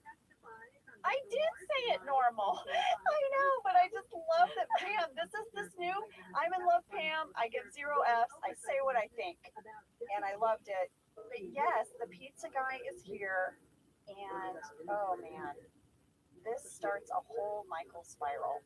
Everything he is feeling about Ryan and feeling left out and not treated fairly, he is going to pile on this poor teenager who's just a pizza delivery guy. Yeah, he is mad because the pizza kid will not accept his half-off coupon for all of the pizzas. He explains, you can have half off 2 pizzas, but not all of the pizzas. And Michael is like, it doesn't say that anywhere on the coupon. And the pizza kid is like, I don't know what to tell you. I mean, he's basically like, if I give you half off all these pizzas and I go back, I'm going to get in trouble. This is not, I mean, it's not my decision to make. I can't authorize your new use of this coupon. Well, and listen, the pizza guy does have a little bit of that teenage sass, though, because he's like, not my problem. A little bit full teenager sass. Listen, this truly isn't his problem, and Michael needs to lighten up, but the kid is also kind of an ass. For sure. Well, Michael's response to this is to have Dwight lock him in the conference room until he decides to honor the coupon. It's so irrational. He says that he needs to learn about respect and accountability and follow through. He's saying all this crazy stuff. And then, of course, he really loses it and is like, the guy is like, this is stupid. And he's like, you don't even know what stupid is. It's about to get all stupid up in here. This is such an outrageous storyline. As I was watching this episode, I just kept thinking, I can't believe we are doing this storyline. It is so funny. It is really broad. It's really broad, but yet at the same time, you kind of believe that Michael would do it. That Michael would be like, no, you're going to stay here and you're going to learn a lesson. And everyone around him is like, you have just kidnapped someone. You are currently holding someone hostage. And he's like, no, I'm teaching him a lesson. Well, yeah, Kevin, Oscar, Stanley, they have all started researching kidnapping and accomplices to see if they can be charged as accessories to Michael's crime. But this is what Michael does, it's like in the episode when he drives his car in the lake, he takes it out on the guy who ate the turtles from the gift basket.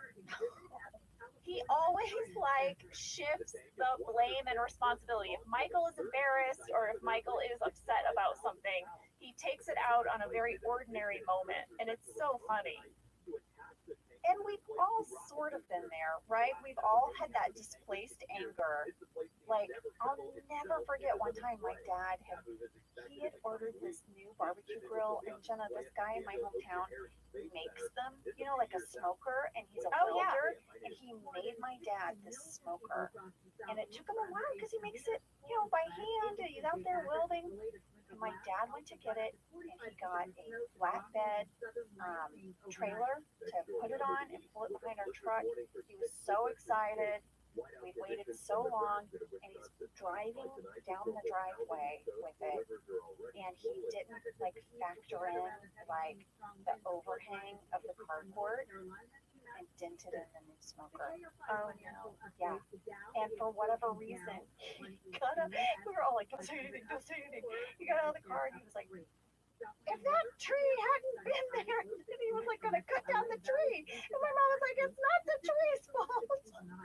Leave the tree out of it. But we've all had these moments where we're so upset and irrationally, we're like, that's it. It's the tree. Oh my gosh. Well, speaking of tree, that happened to me this year, Angela. We were all set to get our Christmas tree. Yeah. On this one day, we were going to set up the Christmas tree, and I can't remember what happened. It was something, and it was the night before. And I said to Lee, so we're getting up early in the morning. We're going to go get our tree. We're going to decorate the tree tomorrow. And he said very casually, well, I don't know. I mean, tomorrow or another day. And I was like, what? It's going to be tomorrow at 9 a.m.? And I was a mess. I was screaming and yelling. And he sat there, and then he looked at me and he said, babe, is it really about the tree or is something else going on? Yeah. And then I was like, oh yeah. It was that the tree was the one Christmas tradition that I knew we could do in a pandemic. I could still put a tree in my house and I could decorate it and we could drink hot chocolate. I couldn't do any of the other gatherings or parties or seeing of people or seeing my family. All of my gift exchanges turned into Zoom exchanges. And I had been holding on to this tradition of putting on Christmas music and decorating our tree. And the idea that we might not do it on that Saturday, but maybe we do it Sunday, I was like, I had a real big reaction. Yeah. So guess what? We got our tree that next day at 9 a.m. Well, we went ahead and got it because Lee was like, we clearly need to get this woman a tree. Well, my dad cut down a few limbs off that tree. Oh no, to clear the driveway, he said, even though we all know it's because he didn't measure and he pulled into the carport and he dented in the top of it. So we've all been Michael. We've all been Michael, you guys, and yeah, and it's going to get worse before it gets better. Well, yeah. Dwight and Michael go into the conference room and they confront this pizza guy. Yeah, kid, it's a kid. He's a teenager. And they're sort of like interrogating him. He doesn't own the company. He doesn't set the prices. And listen, the pizza guy is just like, you guys can kiss my ass. Like, he's not having it. Well, we had to ask Kevin what it was like to do these scenes with Steve and Rain interrogating him because they are being so ridiculous. And guys, here's what Kevin had to say. It was definitely one of my first jobs. It was absolutely, without question, the biggest job I had ever done. Even though it was just one episode, it was on one of the biggest TV shows in the world. And I just remember more than anything, obviously, I was very nervous and scared to work with Steve, but I was just nervous to work with everybody else because there's something about one, I think I was 17 years old, I was the only kid, everyone else was, a fully realized person, and I feel like I had tricked everybody to letting me get on the show, and everybody was just so good, and I did not understand how they could keep a straight face. And Rainn Wilson and Steve would ad-lib the craziest stuff, and I locked in a room and Rainn would just be yelling at me, and watching it back, I'm frowning almost every scene I'm in because that was my only way to stop from breaking, and that was the only thing I really remember in terms of working with them specifically because I was just trying not to break because they're obviously computer geniuses. That's very funny. And he's 17 in this scene, guys. Yeah, I would not have that kind of composure at 17. I'm so impressed by that. No, I mean, I was 30 years old when I got my job as Pam on The Office. I couldn't imagine if I had been 17 years old and paired with someone like Steve Carell and Rainn Wilson in those scenes. I couldn't have done it. I know. Same. Well, now, Angela interrupts sort of Dwight's interrogation. She comes in very matter-of-factly and says, I have to hang these. I mean, because if she didn't hang those two blue spirals, what would happen? She literally walks in holding two little blue spirally decorative things. That's it. But she has to come in. She has to hang them. Yeah. Yeah, and it's going to take her all of 45 seconds. Mm-hmm. But Dwight looks at her longingly, and the pizza guy's like, why are you looking at her like that? He's such a punk. I love this kid. Well, now there's a scene coming up, Angela, that I love because Kevin is going to have a moment where he takes charge. He's hangry. He is. He walks into Michael's office and he says, listen, everyone is hungry, and we would like to make a request that we order the good pizza so that we can eat it while we're waiting for the hostage negotiation over the bad pizza to end. I mean, this is the most sort of assertive. Yes. Yeah. Have we ever seen Kevin take a stand before? I feel like the time we really see who Kevin is outside of the office is when he plays poker with his hat and drums, and clearly when it comes to pizza. Yeah. Strong feelings. Well, let's take a break because when we come back, the party is in full swing. Yeah. Who's that woman from the other office who's going to judge Angela's part? Oh, Denise Stims in Buffalo. I don't know. Damn you, Denise. All right, we'll be back.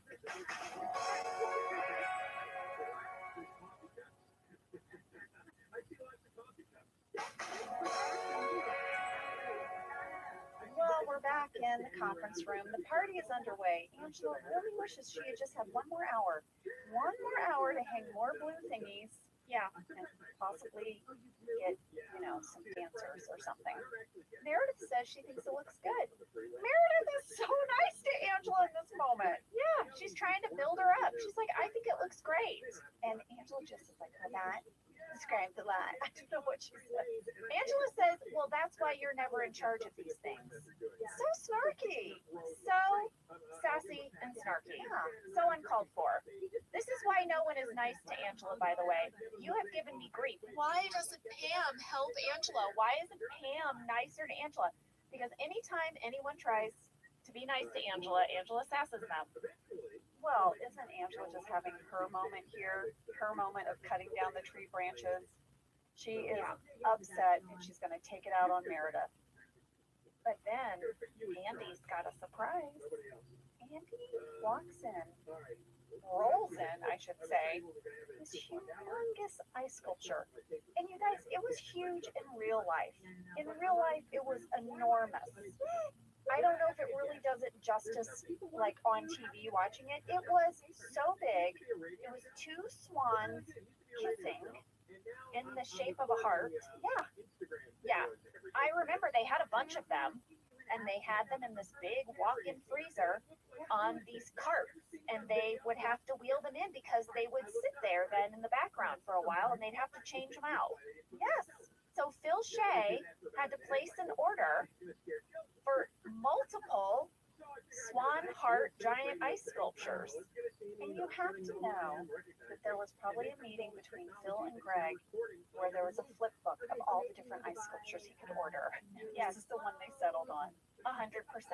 Well, I texted Jim Salata and I was like, Jim, what was the backstory of this ice sculpture? Like, Andy says he stole it. Was there any backstory that we didn't get to see? And Jen said her idea was that Andy went into a wedding reception and stole this. That he stole it from a wedding reception. Isn't that hilarious? That explains the heart-shaped swans kissing for sure. Yeah. But I thought that was a really funny little detail. Well, listen, the virtual part of this party is about to begin. I have to say, it was so crazy in this new world of Zooms and, you know, virtual meetings that we're in right now to see this webcam, multiple webcam party. Yeah. Because back then, this would have been just very cutting edge. Very cutting edge. And now it's all we do. It's the only way I see you. We're doing this right now, closet to closet. That's right. Well, Pam tells Michael that Ryan is going to introduce him in a few minutes, and when that happens, they're going to cut to our conference room, and all Michael has to do is smile and wave. Yeah. And Michael's like, yeah. Yeah. You know it's not going to go well. Well, in the meantime, Jim very charmingly invites Pam up on the roof. He said he's going to grab pizzas, tells her to grab some napkins and plates and stuff. And they go up on the roof and they have a rooftop dinner date. Yeah. Well, this is a callback to the client episode when Pam and Jim sneak up to the roof after they've read Threat Level Midnight and they share some grilled cheese sandwiches. Now they're going to go up and they're going to share some pizza. And they're also going to talk about when they knew that they liked the other person, right? Because now they're dating. Now they're not these star-crossed lovers. Now they're actually a couple. And I thought that was kind of interesting to find out. For sure, Pam was there first. We find that out in the scene. Yes, but then there's other episodes where Jim talks about Pam's first day. What? It's in complete conflict. Yeah. Well, here in this scene, Jim says, do you remember what you said to me on my first day of work just before you walked me over to my desk? So clearly, it's like Pam is showing him around. I know, but I'm telling you, there's another episode where Jim says, I remember when Pam first came into the office. Oh, continuity error. That's a big one. That's a big story point. I like the idea personally that Pam worked there first. It makes sense to me.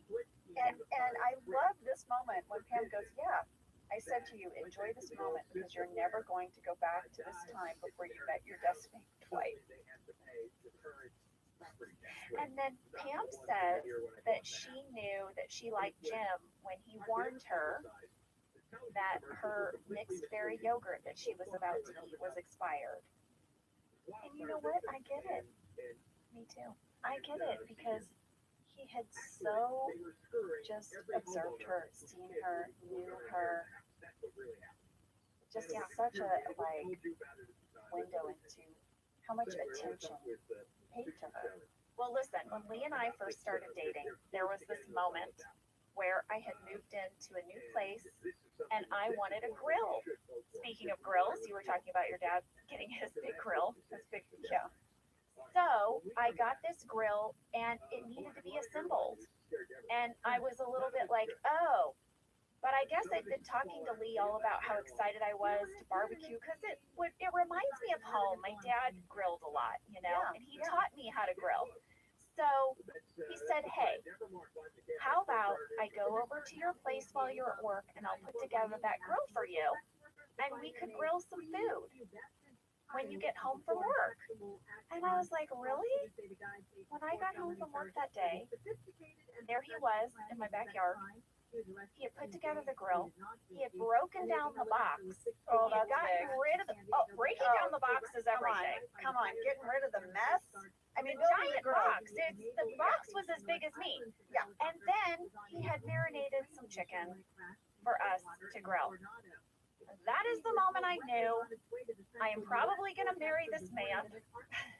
This is amazing.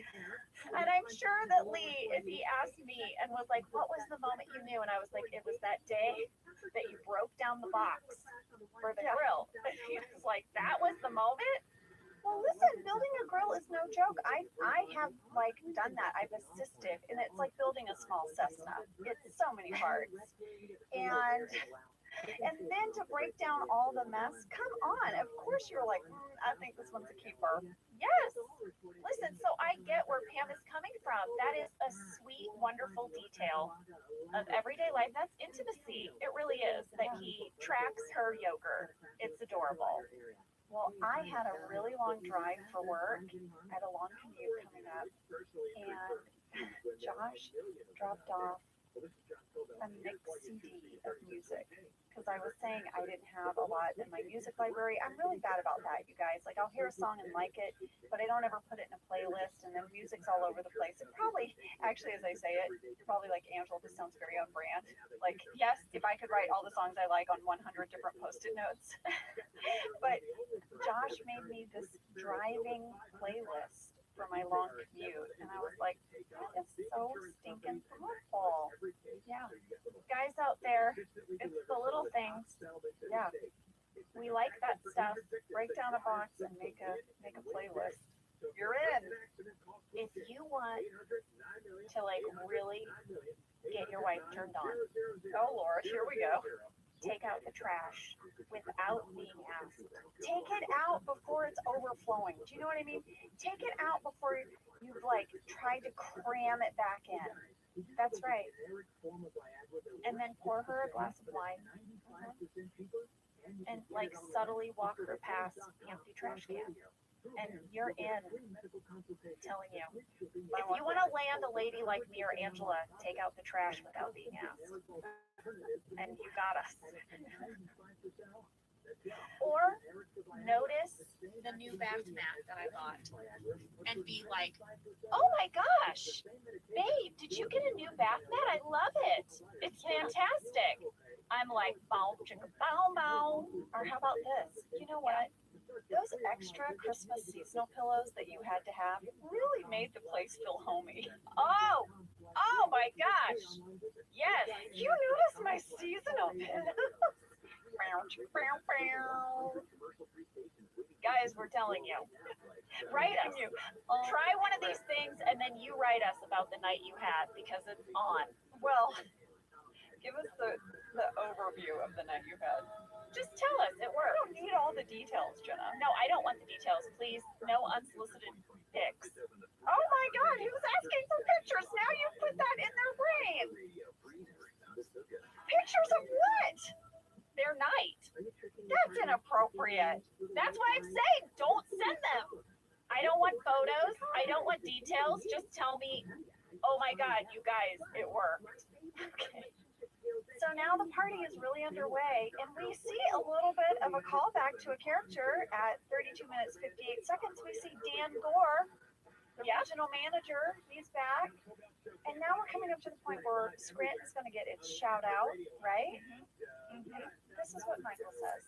He says, hey, I just think you should know one of my salesmen beat your stupid computer. So take that, asshole. Yeah, and then Kelly takes her pizza and smashes it onto Ryan's face on the TV screen.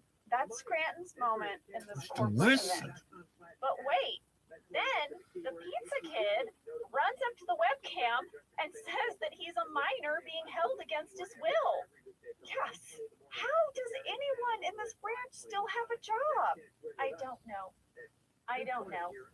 But meanwhile, just as all of this is going on, Andy tries to scratch Angela's back. Andy, what are your moves? Tell me, what are your moves to get a lady interested in you?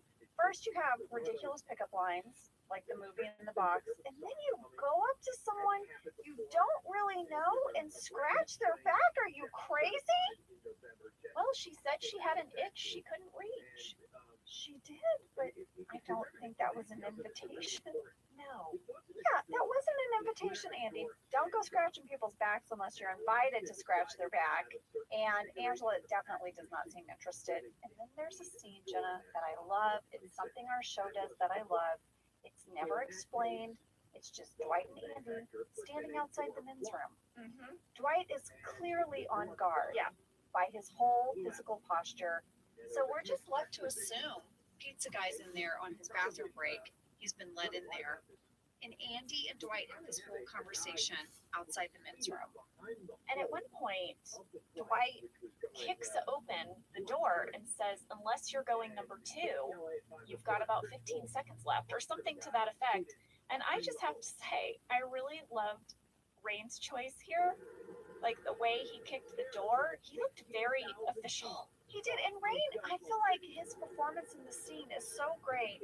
It's all these little moments. He's slightly pleased, right, that Angela has rejected Andy. He's still crestfallen. He's still upset that Andy wants to continue to pursue her. But yet he has a job to do, and that is to make sure the pizza guy doesn't escape. Well, the Dwight character is such a great character because he is so invested and committed to being Michael's number 2.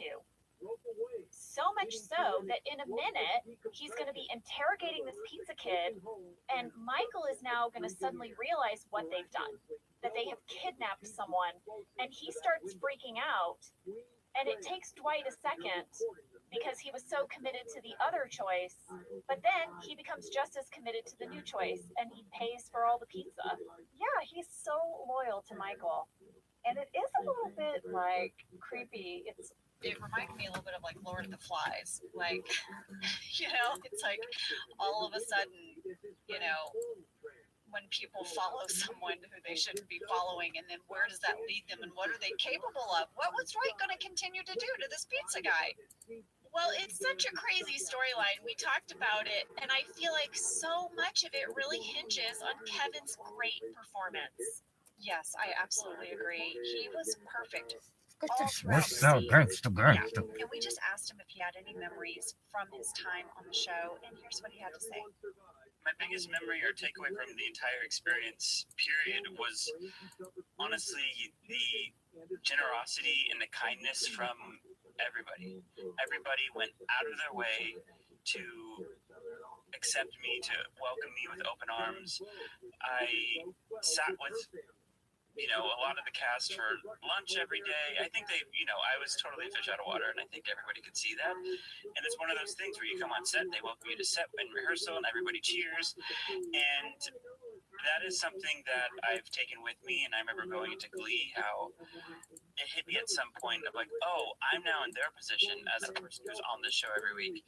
And when people come on, I need to treat them how the office people treated me. And whenever I would see people, see Kate, I would see Mindy out at events or whatever it may be, and everyone was just still so nice to me. They'd come up and be like, oh, I'm so happy, the Glee is doing so well. And it was one of those things where me coming onto a show that was so big and all these people were so very successful, that even though I was now on a a show that was successful, I still felt very much like the fan.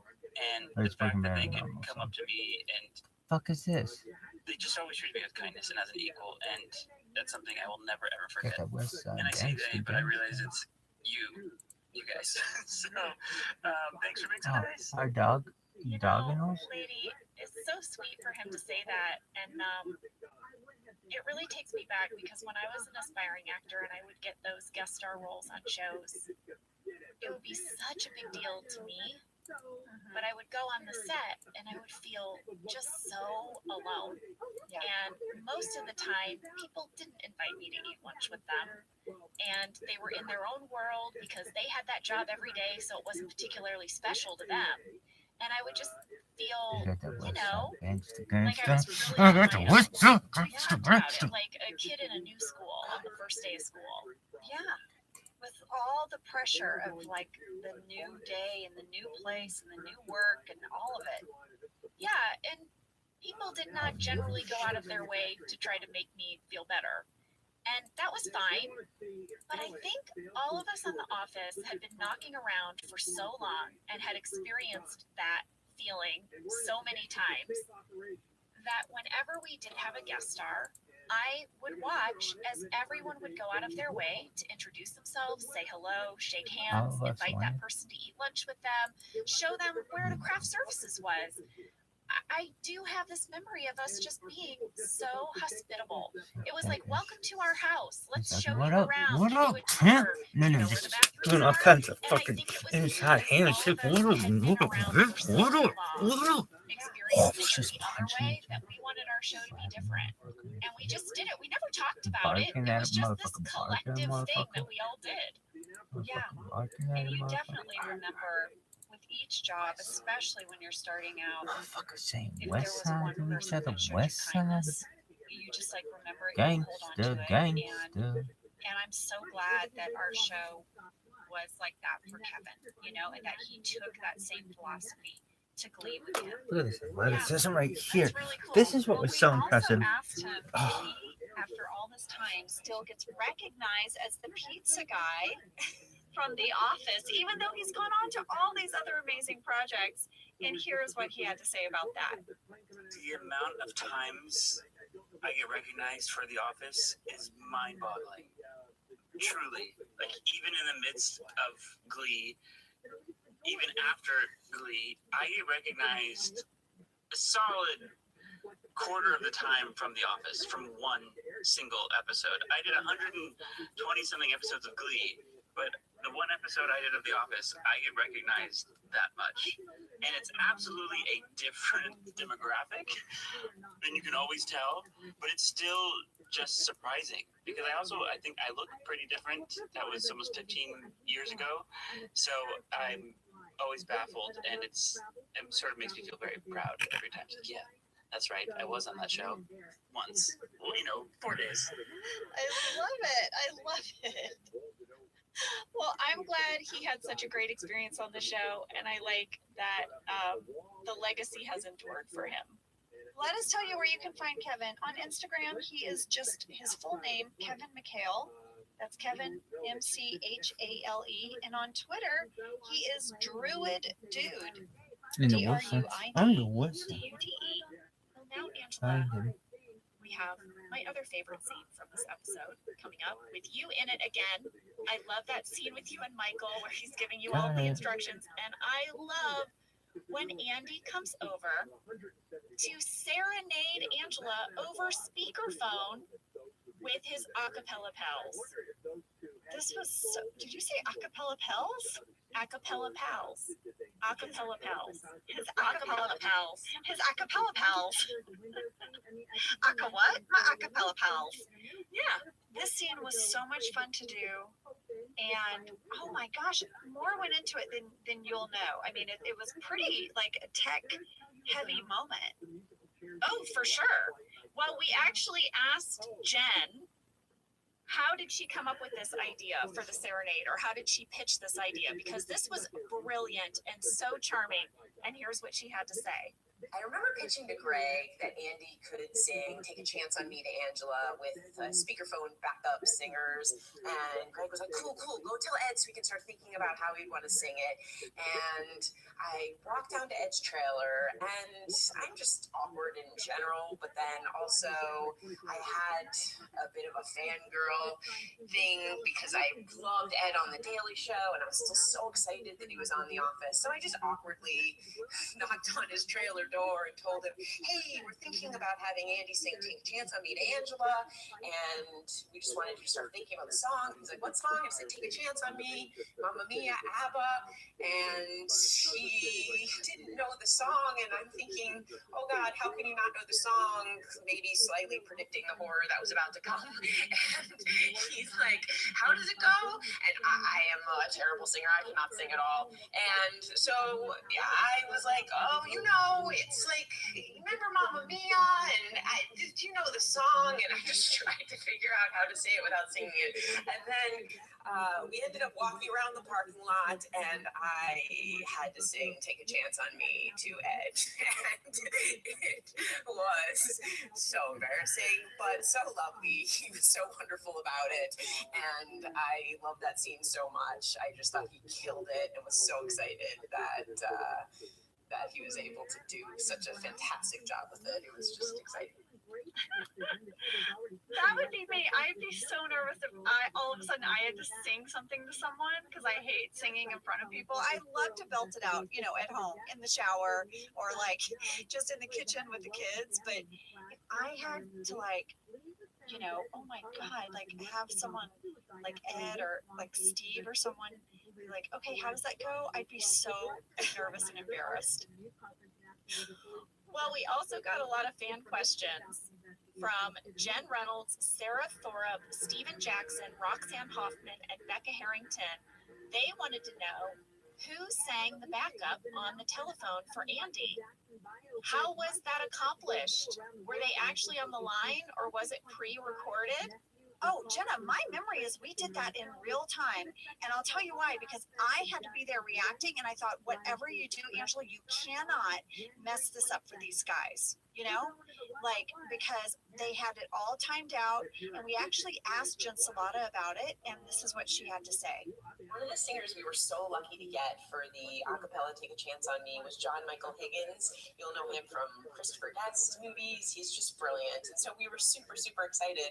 I don't know who the other singer was, so I tried to track it down, and I was unsuccessful.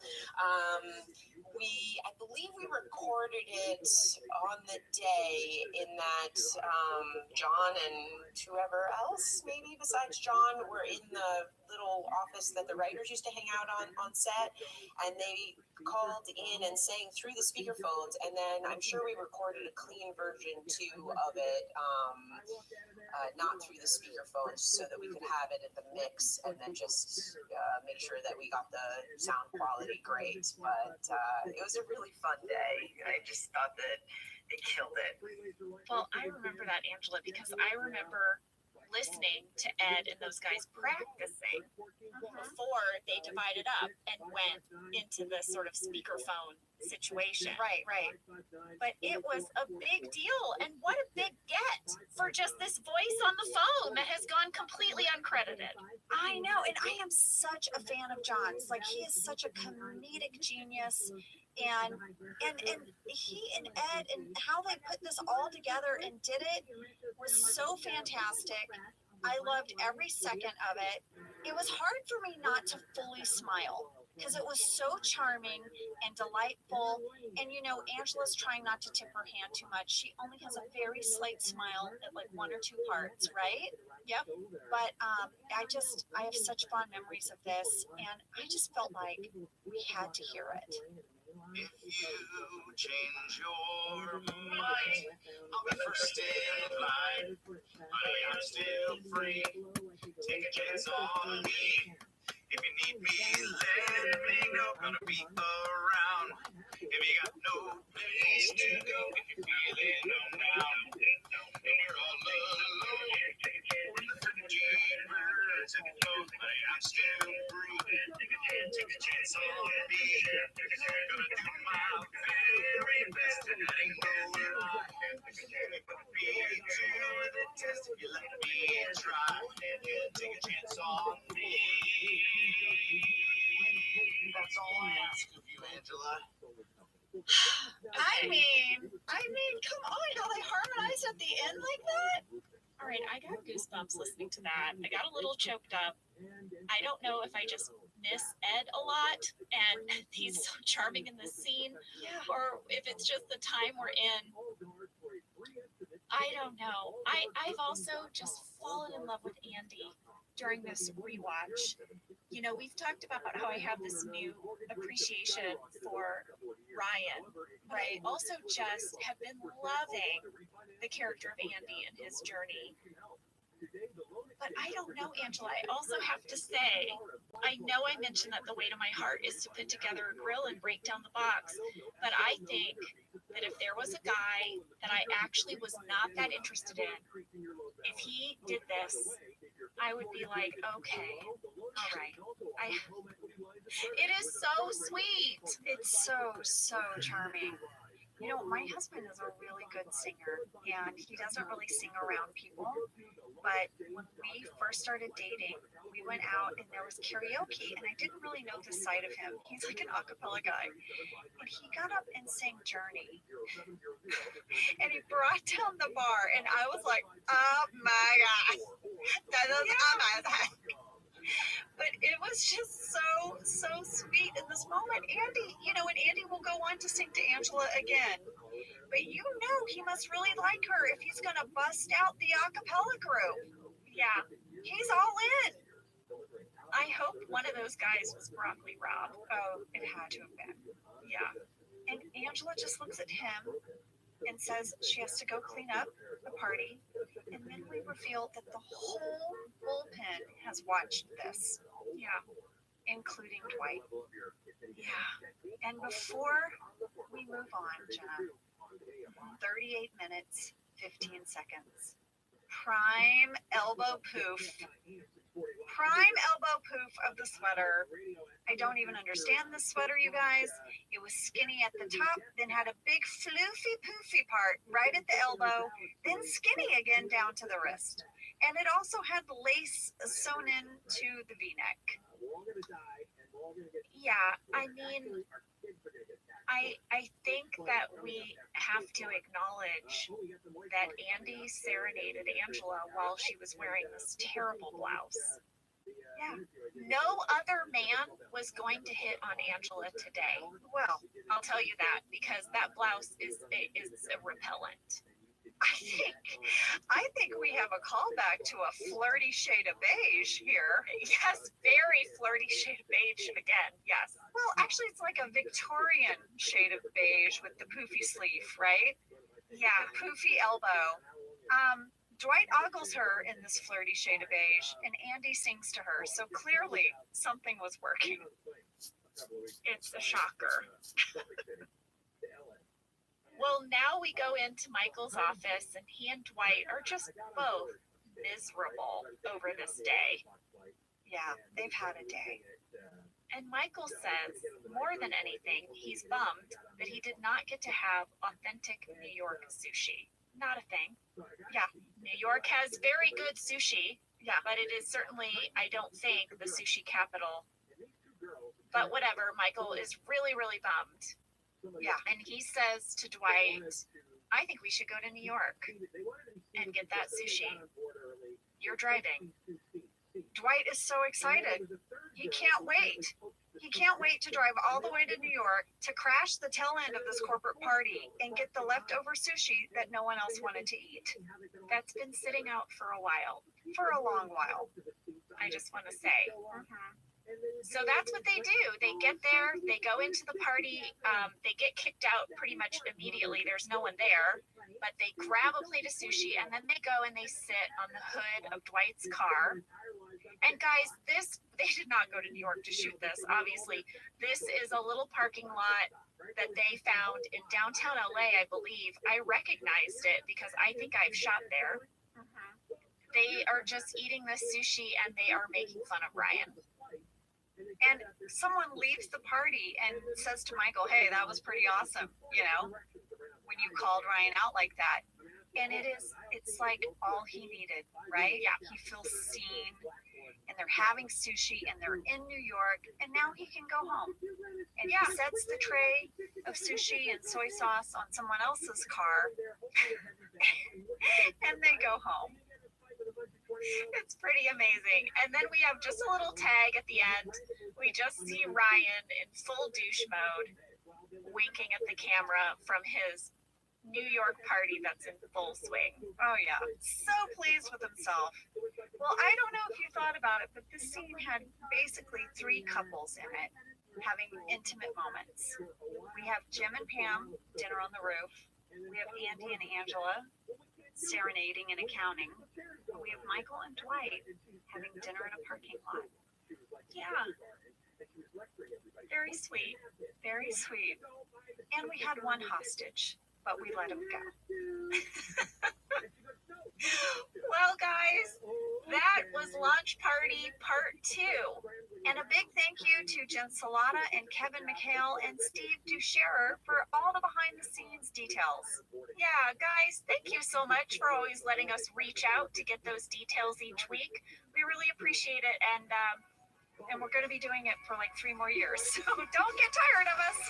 Everyone, check your DMs if you've ever had anything to do with The Office. Please check in. We'll be there. There's a good chance Jen and I are there saying, hey, what's up? All right, guys, we'll see you next week. Take care. Thank you for listening to Office Ladies. Office Ladies is produced by Earwolf, Jenna Fisher, and Angela Kinsey. Our producer is Cody Fisher. Our sound engineer is Sam Kiefer, and our associate producer is Ainsley Bubuko. Our theme song is Rubber Tree by Rabbi. For ad-free versions of Office Ladies, go to StitcherPremium.com. For a free 1-month trial of Stitcher Premium, use code OFFICE.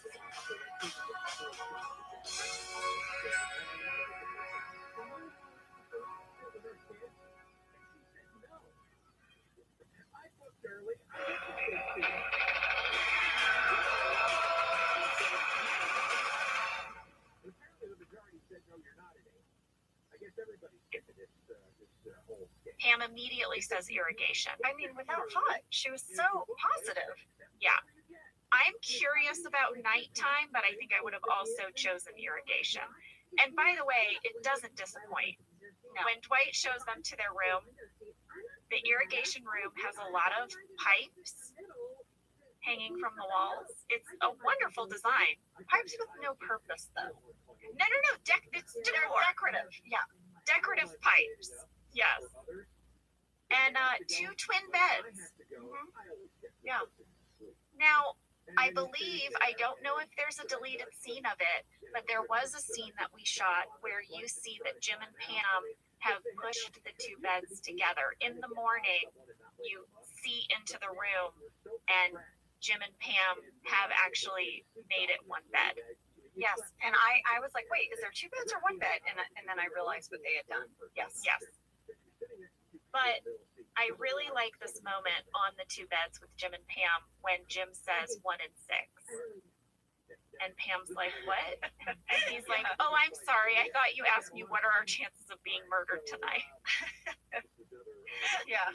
And Jim has this really sweet talking head where he says he had this whole vision of what it would be like to have a weekend away with Pam, what our first trip away would be like. It's so romantic, really, and sweet. And he said it definitely would not have been, wine made out of beets. Probably not with Dwight, and definitely not with so much manure. Yeah, maybe some manure, but less manure. Yeah, and we filmed all of these little moments that went under this talking head. So you see Dwight mashing up beets to make beet wine, and then you see us out in the field helping to shovel this manure. And then Mose gets into a manure, like a snowball fight with Dwight, but he's throwing manure. Mm-hmm. And I remember shooting all of that. We had a fan question from Matthew K. When Dwight and Pam are shoveling manure, was it real? And was the moment when Mose starts throwing manure at Dwight scripted, or was that just Mike Schur messing with rain? Okay, it was not real manure. Right? It was not. It was fake. Not. Yeah, no. Faking manure. Put it on our list. Yes. And it was scripted. This idea, this little snowball fight of manure, that was in the script. Oh yeah. So yeah, fakey poo. I wonder what it was made of. It was just like dirt, and there was some, hay inside of it and stuff. It was just like a muddy kind of mess. Right. So they probably could really pelt each other. It probably could hurt. Yes. Lady, I want to point something out about this episode, and this scene here when we're shoveling the manure is really your best look at it. Here is my thing. What the F am I wearing? I know. Did you look at my outfit in this episode? What is it? My pants look waterproof. Well, also they don't fit. They're too long. They're all baggy. They like go over your shoes. They look like a pair of very hip hugger waterproof cargo pants. Yeah. I don't know. And a very, very ill-fitted sweater. I know. And also, did we not alter anything? Did Pam not want to look cute on her first night away with Jim? Pam. Well, I think you look very cute later in your gray tank top. You look very cute. I do look really cute in my gray. You do. I thought you looked. I was like, oh, Jenna looks so cute. But this outfit is a hot mess. It really, really is. Well, you mentioned my little tank top, Angela, and first of all, I don't sleep in clothes like that. I sleep completely dressed. Lee calls it my sleeping suit. He's like, it's amazing how you've covered up all of your skin from your neck down to your wrists, down to your ankles. Because I get cold at night. We've discussed. But Pam is in the cutest little tank top and pajama pants. It was freezing in that building, but it's a really cute moment because Dwight is reading them a bedtime story. He's reading them Harry Potter, and Jim and Pam are snuggling, and Mose is listening. It's sweet and awkward all at the same time. Well, we had a lot of fan questions about the Harry Potter book. Was he really reading? Yada yada. Well, Emma H has come to our rescue. And she says, I am currently rereading the Harry Potter series, and I just happened to come across the page that Dwight reads to Jim and Pam. It is page 85 from the Deathly Hallows book. It is the scene when Voldemort is interrogating Ollivander and the Wand Maker. Now, I'm sorry if I stumbled through that, but I am not familiar with this series. This falls into the Star Wars area for me. Okay, Jenna. Okay. Well, did I say those names right? Voldemort? Isn't that the person you're not supposed to say? Yes, exactly. And Ollivander. Well, that is fantastic. I love to know where that is in the book, so thanks for that catch, Emma. And before we move away from this lovely Harry Potter reading, Jenna, here's my thing about Pam's outfit. Pam is doing what you do at the beginning of a relationship where you're still trying to look cute at bedtime. That will pass. Maybe that's what she really sleeps in. I need to know this actually. Whenever I watch TV shows or movies and women are in the morning, they're in getting coffee in the morning, or they're going to bed at night. They're always dressed in these little pajamas with the little shorts and the little tank tops or something. I don't know. Sometimes women are wearing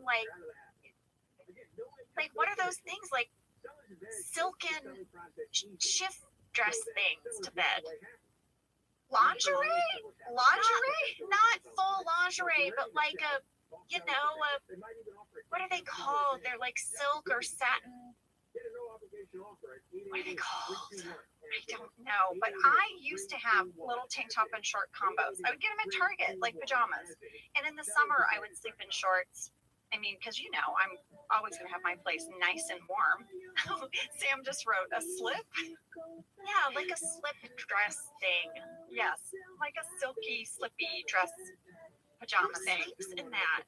Anyone out there, literally any woman listening, have you ever slept in one of those when you weren't trying to impress a man? This is what I love to sleep in. This is my go-to. I love to sleep in a silk slip. Yeah. negligee? A negligee. That's Yes. a negligee. Who sleeps in a negligee for reals? Well, there was a time in my life I would have slept in a tank top and shorts, but now I live with a mountain man who freezes me out, and I'm sorry, those days are gone. I'm in my sleep suit, Jenna. All right, well, so everybody is winding down for the night at Shroot Farms. Michael is still at work. He's still telemarketing, but it's time for his dinner break. Yes, it's dinner time, and his cubicle mate right next to him is Vikram. Vikram is played by Ranjit Chowdhury. He does such a phenomenal job. I thought it was perfect. Everything he said, as an actor, he just sort of threw it away, you know? And I just thought he was a phenomenal actor, and I just thought he crushed all of his scenes. It was so believable. Vikram is eating mixed masala and eggplant and rice. His dinner looks amazing, and it looks like it was prepared with love, and it's in all these little nice containers. And Michael is having a vanilla crisp bar. Yes. Which is a real thing. It's a power bar. Yeah. But what you see is that, well, Jan doesn't know where Michael is, but she certainly hasn't sent him to work with a lovely meal, the way Vikram's partner clearly has. Ranjit, very sadly, he passed away in April of last year. He was so great to work with. And guys, he's going to come back for another episode. You might remember he is part of Michael's dream team when Michael starts the Michael Scott Paper Company. So I got to work with him when he came back. And I got a few facts on him because I just thought he was so wonderful. His mother was a theater teacher and an actress. His stepfather was a theater director. And he worked his whole life as an actor and a writer. And he just had this very long career as an artist and comes from a long line of artists. So he's just amazing. I loved watching him in the scenes. I agree. Well, after they have dinner, Michael is sort of holding court with the other telemarketers. They love him. He's talking about Die Hard and how Die Hard 1, the original, John McClane was just this normal guy, he's just a New York City cop. And then he gets his feet cut and gets beat up. Jenna, I had just watched Die Hard over the holidays. We were picking Christmas movies, and it's a kind of a great Christmas movie. It's one of my favorite Christmas movies. And right out of the gate, Josh turns to me and goes, I would have put my shoes on. The minute I heard gunfire, I would have put my shoes on. This was a really hard thing for Josh to get past, that this guy had no shoes on for like the whole movie. And also, he takes the shoes off. This enormously tall Nordic guy, right? Who's just died. Massive dude. And he's like, shoes are too small. And we're like, okay, we're going to call BS on that. There's no way that dude's feet are smaller than yours, Bruce Willis. What's happening? Yeah. Well, and then the thing happens in this movie that's real hard for me, where he gets the piece of glass in his foot, and he does not take care of that properly. He just does not. No. But I know he doesn't have a lot of options, but that kind of stuff, it just, it gets you. Well, anyway, everyone is loving Michael's theory on Die Hard and the Die Hard series. And one of the coworkers is like, dude, you should review movies. They're like, yeah. And then Michael's like, actually, I'm writing a movie. Yeah, Threat Level Midnight. Yeah. And they're like, ooh. But I just think it's so incredibly charming that Michael is like, he's the cool dude. He's the cool dude at this place. I know. Well, back at Shroot Farms, Pam hears a very strange knocking noise. She decides to investigate. And it's Bose in an outhouse. And the wind is blowing the door. Whack, whack, whack. And Pam is like, what century is this? I know. Well, Paul told me this is one of his favorite shots from this episode because it's all one long tracking shot, and they had to time it out.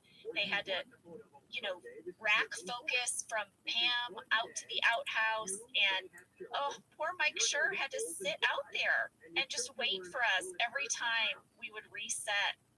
I mean, again, he's like put through the ringer in this episode. It was cold out there. Oh, yeah. Now, I want to point out, in an earlier episode, when Dwight is telling us about Shroot Farms, he says that there's only one bathroom and it's under the porch.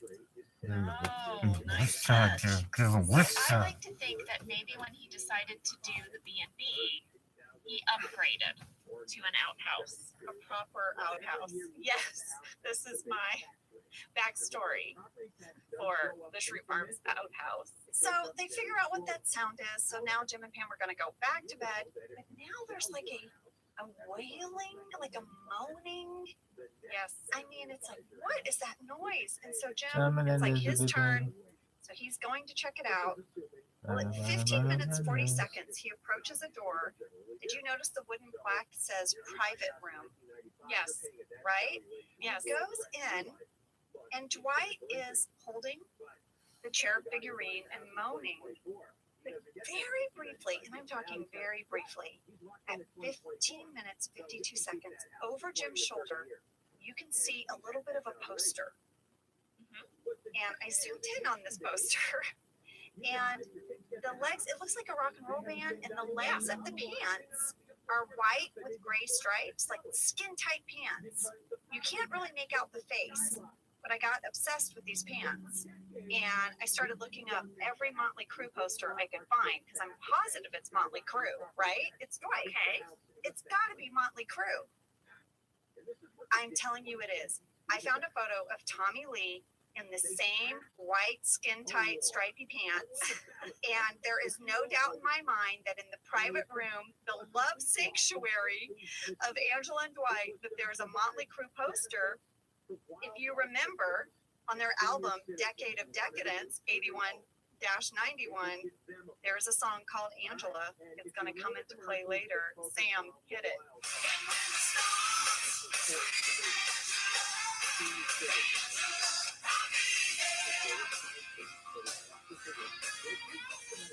Wow. Yeah, that poster of Motley Crue, you know what that means to Dwight. It's his lady, it's his heavy metal. And fans that have watched the show all the way through, I don't want to do any spoilers, that song's going to come back in a big way later. Wow. Wow. Well, I'll tell you what I noticed in this scene. At 16 minutes, we have got a huge Dwight from Jim. But then at the end of the scene, when he's leaving the room, he throws out a regular Dwight. No, we have a Dwight and a Dwight in the same scene. He never said Dwight. He always said Dwight.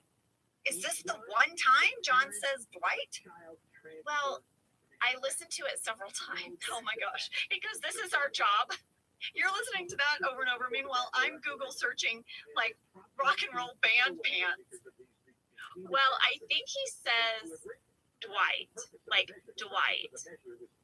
But it's the closest thing to a Dwight we're going to get. Okay. Well, guys, before we finish up here, we've got one last scene. It's the end of Michael's work day. And he's walking outside. Everyone's inviting him to come to the bar with him. Come on, Michael, we want to spend more time with you. Yeah, but he can't. Yeah, Jan has come to pick him up. She gets out of the car and she says, "You drive, I've had too much wine." Great, glad you drove here. Yeah, thought the same thing. And then Michael's like, "How was yoga?" She's like, "I didn't go." And he's like, "Why?" And she's like, "I just didn't."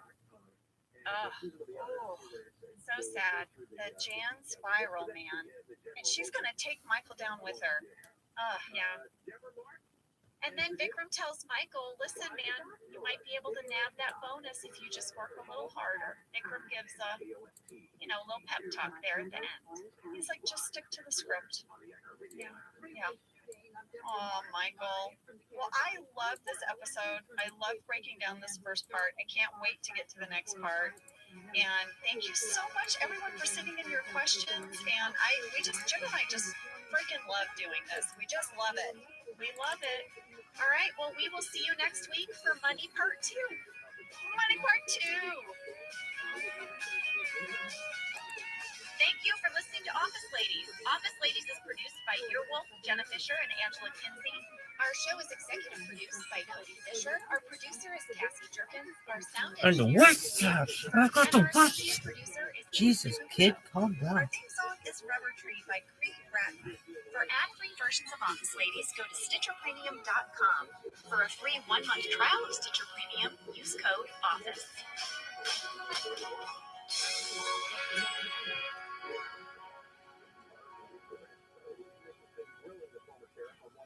When he knew it, and how he ran his department during his 4 years in office.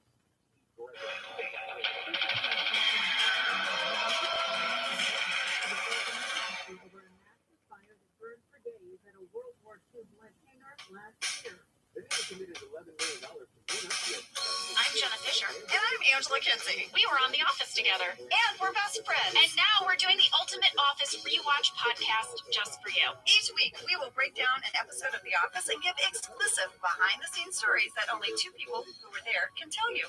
We're the Office Ladies. Hello. Hi, everyone. It is Money Part 2 today. Second half of Money. Second half of Money, we got lots to cover. It's Season 4, Episode 8, written by Paul Lieberstein, directed by Paul Lieberstein. Angela, I'm coming in hot today, and I'm coming in right with a summary. Are you ready? Yeah. No banter. No banter at the top. Okay. Here we go. All right. In Money Part 1, we found out that Michael has money troubles. He had to take a second job as a telemarketer. Meanwhile, Pam and Jim visited Shrewd Farms, which Dwight has started operating as a bed and breakfast. And Andy serenaded Angela in hopes of winning her heart. Well, this week, Michael works with Oscar to try and get himself out of debt. Andy continues to pursue Angela, and Kelly flaunts her new relationship with Daryl in front of Ryan, who really just wants everyone in the office to use PowerPoint. Michael just thinks it's like a cheer from cheerleading camp. He's literally powerfully pointing his finger as he says it. Yep.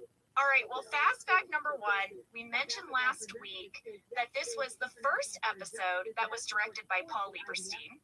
But I discovered in my research this week, Angela, that he was nominated for an Emmy Award for directing this episode. His first episode. Wow. Where do you go from there? You're like, I crushed it. I'm done. Yeah, pretty much. Well, here's something crazy. He was up against Paul Feig, who was nominated for directing the season 4 finale, Goodbye Toby, but they both lost. Aww. To Barry Sonnenfeld for Pushing Daisies. Oh, I mean, Barry is a fantastic director. I know. Well, dang it. We had a Paul versus Paul. Yes. Who would have won? I would have been able to choose between those 2 guys. Yes, maybe better. Maybe better. You know, for our sake, because it's about us. Maybe better. You know why? Because Rain would have made fun of the loser Paul. There would have been winner Paul and loser Paul. Rain would have done that.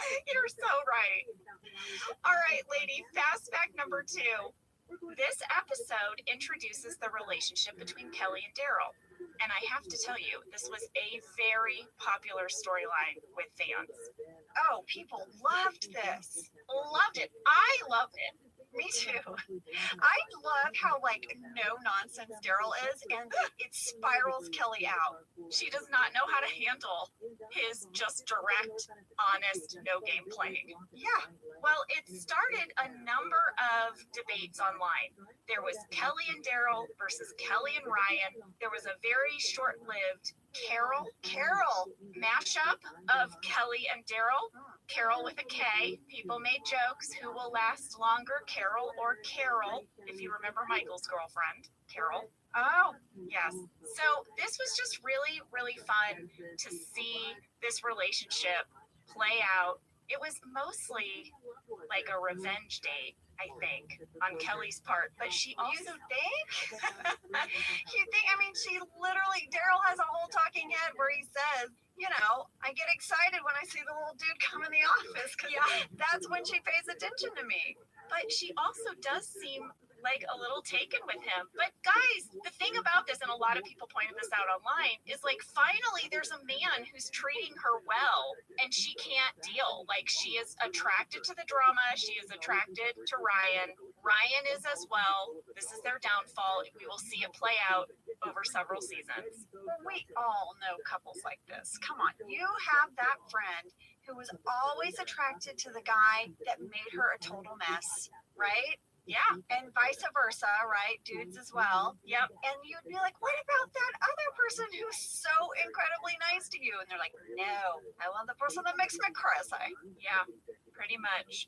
Well, there are great Kelly and Daryl scenes in this episode, but there was a deleted one I loved. It happens towards the end, but it's I'll wait till we get there. But it's Kelly trying to make amends. Oh, that sounds great. Oh, I can't wait for that. All right, lady. Fast fact number 3. I don't know if you remember, Angela, but right around the time that we were filming this episode, Steve Carell won Best TV Actor at the Teen Choice Awards. No, I didn't remember that. Well, you win a surfboard. That's the award. That's the award statue, is a giant colorful surfboard. Now, Steve had won a Golden Globe. Yeah, and we had won the SAG Award. But this was different. Our show had won an Emmy. But this was like, you've hit the mainstream. This was a big deal.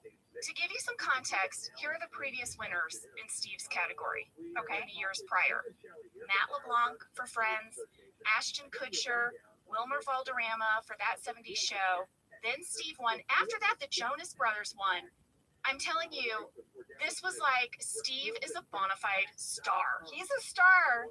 I mean, if the teens are voting for you, come on. Yes. Well, I kind of noticed, Ange, that I feel like right around this time, for all of us on The Office, this is when I feel like our lives started to change, and we are about to enter what I am calling our Hollywood years. We start having the most crazy experiences. Yeah, I mean, I remember I was standing in line for this party we'd been invited to, and standing in front of me are Robert De Niro and Joe Pesci. Yeah, I'm waiting in a line with those guys to get into a party. And I remember looking at you and being like, what is happening right now? Jenna, I remember being at a party during the award show season. Brad Pitt was there. Oh, yeah. And Angelina Jolie. Yeah. And Leo DiCaprio. like, I don't know him, guys. By the way, I didn't talk to any of them. No. Because I was terrified. I danced in the corner with Jenna and Oscar and Jack McBrayer. That's what we did. Well, I just remember at this time, I was constantly calling home to tell my parents all the crazy stuff that was happening to us. And this was also when we started going on talk shows, remember? And that was a whole new world. I remember, Angela, you were the first female cast member of The Office to go on David Letterman. Oh my gosh, I was so nervous, you guys. I was so nervous. I had the runs that morning. It was such an overshare. I was so nervous. And David Letterman was so kind, and his whole team there was so, it's like they knew I was about to poop my pants or something. I was so thrilled. I was such a fan of his that my sister took a photo of the TV of me on Letterman, and I have it in a frame. Like that's before anything was like on the internet, you know? Yes. So she took a picture of my TV. Well, it was just such a crazy time, and I am so grateful that I got to go through all of that with you, because I feel like we had the same reaction to all of this. We were so tickled to be invited. We loved to gossip with each other about everything we saw. And then the next day we woke up and we went to Target and we bought things to make a wreath. And our lives went on. Exactly. Oh my gosh. Yeah. Well, listen, when you feel like you're a fish out of water and you look over your shoulder and your best friend is that same fish out of water, you know you're going to be okay. You know, it's like that fancy toilet that was like, remember, it was like a porta potty, but it was like the fanciest porta potty I'd ever seen, and you and I couldn't get over it. We were geeking out over this fancy porta potty, and I'm sure people were like, okay, ladies. And we're like, it's got lights inside. Yes, this is a thing. When they have these parties, they bring in these fancy toilets, you guys. We couldn't stop talking. We took pictures of it. We scrapbooked about it. Oh my gosh. It had like a porcelain sink and it has music playing in it. Remember? Yes. Somehow they funneled music into this fancy porta potty. I'd never seen anything like it. This was the stuff we documented. Meanwhile, like other cast members on the show are like literally toasting champagne with Brad Pitt, and we're over taking photos of the porta potty, and we can't stop talking about it. We're like, the thing you need to see, the thing we're writing home about tonight is this toilet. I talked in great detail with my dad about that. He was like, do you have a pedal you push? I'm like, yes, Dad. But it's still fancy. Oh my gosh. I knew we were meant to be friends when we had to take photos with the porta potty. Same. Well, listen, guys, we will have more stories coming up because, like I said, this did kick off a very fancy part of our lives. And it's been fun to go through my old photos and these archives. And I've earmarked a few more stories to tell. Oh, I can't wait. By the way, every time you say I've gone through my archives, I don't know why. Maybe it's because I'm loopy today. I just picture you like in that final scene of Raiders of the Lost Ark, that somewhere in your garage you have all these boxes. And you're like, boop, boop, and like a little mini crane going. Well, if only I could be that organized, it would be my dream come true. Oh, you would be so happy. All right, we will take a break and we will be back to dive into Money Part 2.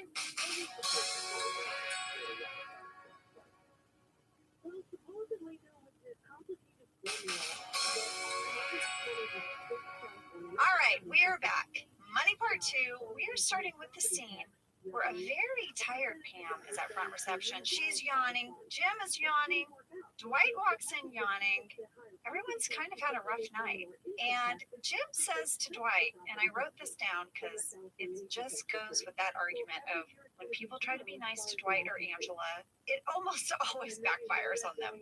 Yes. Jim very nicely says, you okay? To Dwight, right? Dwight says, I am better than you have ever been or ever will be. There you go. There you go. Okay, Dwight. Okay. Yeah. And not only that, Pam and Jim just stayed at Dwight's B&B. That's why they're tired. They've just done this incredibly nice thing for him. But no, it has gained them no favor in Dwight's eyes. He still has a snarky remark. But listen, they're not the only people who are tired. Angela Michael is also very tired from working 2 jobs. He's very, very sleepy. He's very sleepy on the wrong day because now Ryan has showed up. Oh, yeah. He's expecting Michael to do a PowerPoint presentation. It's really clear very quickly that Michael has not prepared at all and has no idea what he's doing. And Ryan confronts him, and this is when we find out, well, the bullpen finds out, right, that Michael has another job. That's right. And Ryan tells him, Michael, you cannot have a second job if it affects your work at Dunder Mifflin. And Michael responds to this, you guys, it made me laugh so hard. He says, let's face it, I was never going to learn how to do this anyway. Yeah, which is so honest. It's so true. I just laughed at the honesty. It's so true. And then Ryan looks to the back row and he sees Daryl. Well, he hears Kelly laughing, like forced laughter to totally get him to look over. Yes. And he says, what's Daryl doing here? Get out of this meeting. Daryl's like, fine, happy to leave. Oh yeah, I don't need to be here for this. And Kelly's like, okay, I'll see you later. And he's like, I have plans later. It's like so honest with her. It cracks me up. But I want you to know that smooch that they have. Yeah. If you go to 20 minutes, 35 seconds, you guys, I took a picture of it. John Krasinski is full on breaking. He's doing that weird puffy cheek thing when you break and you're trying to turn away. He's looking at you and he is losing it. Well, Angela, if you look, it is you, then John, then me. Mm-hmm. This should never be allowed in a conference. No. You should never seat the 3 of us in a line. No. Because I have a sense memory of leaning forward and talking to you over John. Oh, but also the 3 of us would go. I'm turning the other way because I can't look at you guys. I know. Like I positioned my body away. John is laughing and you are like, look like you're on the verge. Yeah.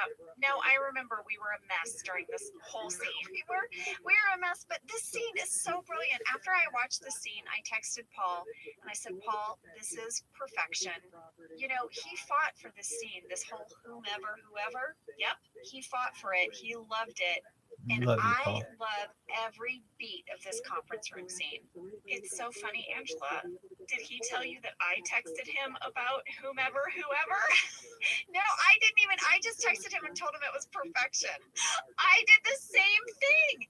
And he told me that there was like a vote in the writer's room to cut it.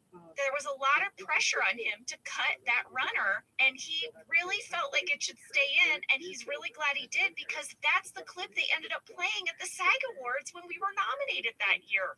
It was the whomever scene. How cool is that? It's so good, and it's become truly like one of the little classic moments. And also, I just feel like, I know you and I say this all the time, but Office Ladies fans, you love the show as much as we do, and I just feel like these kind of scenes were never allowed to breathe on other shows.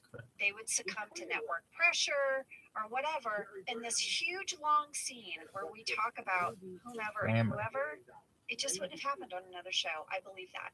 Well, we got a lot of mail about this scene, people wanting to know how it managed to be in the episode. I'm just going to give them a shout out. Thank you, Grace H., Alima H., and Ty Owens for writing it about whomever. Well, I have a great way to remember which to use, whoever or whomever. What is it? I think it's really simple. I'm going to read it for you. It's online, so you can find this out there in the world, but it's what's always helped me. Ready? Yeah.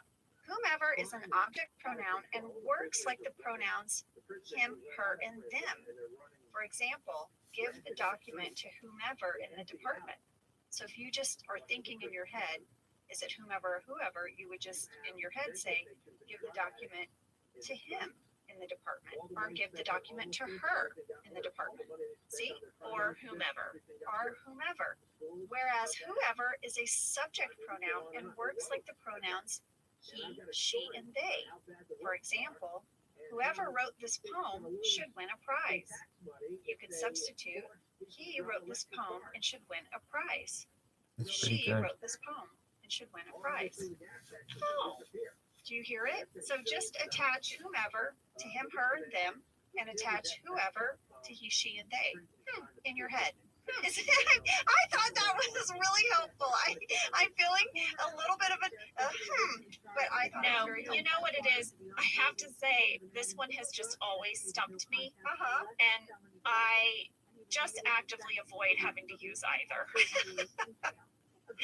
Well, I thought that was very helpful. I'm wondering if what you've told me now is going to become the turning point for me. And for the rest of this year, you're just going to hear a lot of whomevers and whoever's from me because it will have finally clicked after 46 years. It's like the year my teacher told me how to spell Wednesday because I kept spelling it wrong. And she was like, just write Wednesday. And I was like, Wednesday!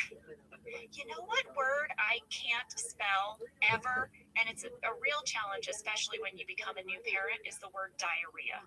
I was going to say, is it diarrhea? Yeah, because it's a confusing word. It's very difficult to spell, and you have to text it a lot to your mom friends when you have a baby. Yeah, you really do. Diarrhea comes up a lot as a new parent, and I have a hard time with it. Also, nausea can be a little bit difficult for me. Nausea, nauseousness. Nausea is just na and C, N-A-U-S-E-A. I don't know. But diarrhea is really, it's a tricky one. Yeah, having it, spelling it, none of it's great. All right, shall we get back to the episode? Yeah, we maybe should. All right, Michael has to quit the job. Ryan has said to him, you cannot work two jobs. It's affecting this one. So Michael goes to Mr. Figaro to quit. This is such a great scene. He's so perfectly cast. Michael says to the camera crew, you are filming history. Yes, he doesn't quit things. I loved Mr. Figaro's response. He says, sanitize your headset before you go, and you're welcome back anytime. And he barely looks up. Yeah. Well, and I worked as a telemarketer, and I must have quit and rejoined this job 3 times when I had it. It's a revolving door. They're not expecting longevity. Anyone who had been in the office for more than a month was considered a senior employee. Oh yeah. It was actually very difficult to get fired from those places. You would have had to try really hard. It's true. one of the things he's selling with Mr. Figaro is lipofedrin, a diet pill. Yep. I looked it up. It's not real, right? Not in the US. Wait, what? Okay, I found a website in Austria that says it's selling lipofedrin. Did they name it after our episode? Because I don't know. I'm pretty sure. Listen, I don't know anything about it, but I did find it on a website in Austria. Don't take that, guys. Again, our search history for this show. Like, what is Angela doing on an Austrian website? Okay. Well, back in the office, Andy has gone up to Pam's desk. He really wants Pam to set him up with Angela because his moves are not working. Hold up. I have a few things to say about this.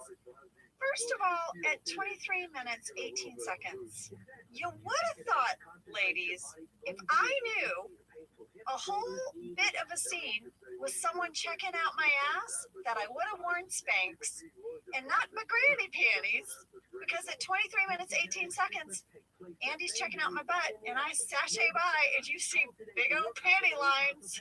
Listen, Ange, that's reality. That's just, it's a documentary. It's a documentary.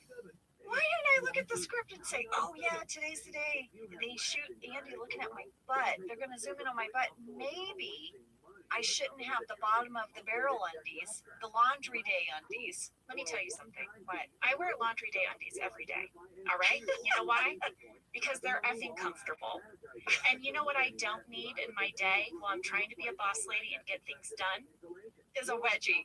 I don't need a wedgie. I don't need a string of panty up my butt, just so that when I am walking around, people don't see a line on my thigh that lets them know that I'm, oh, shocker, wearing underwear today.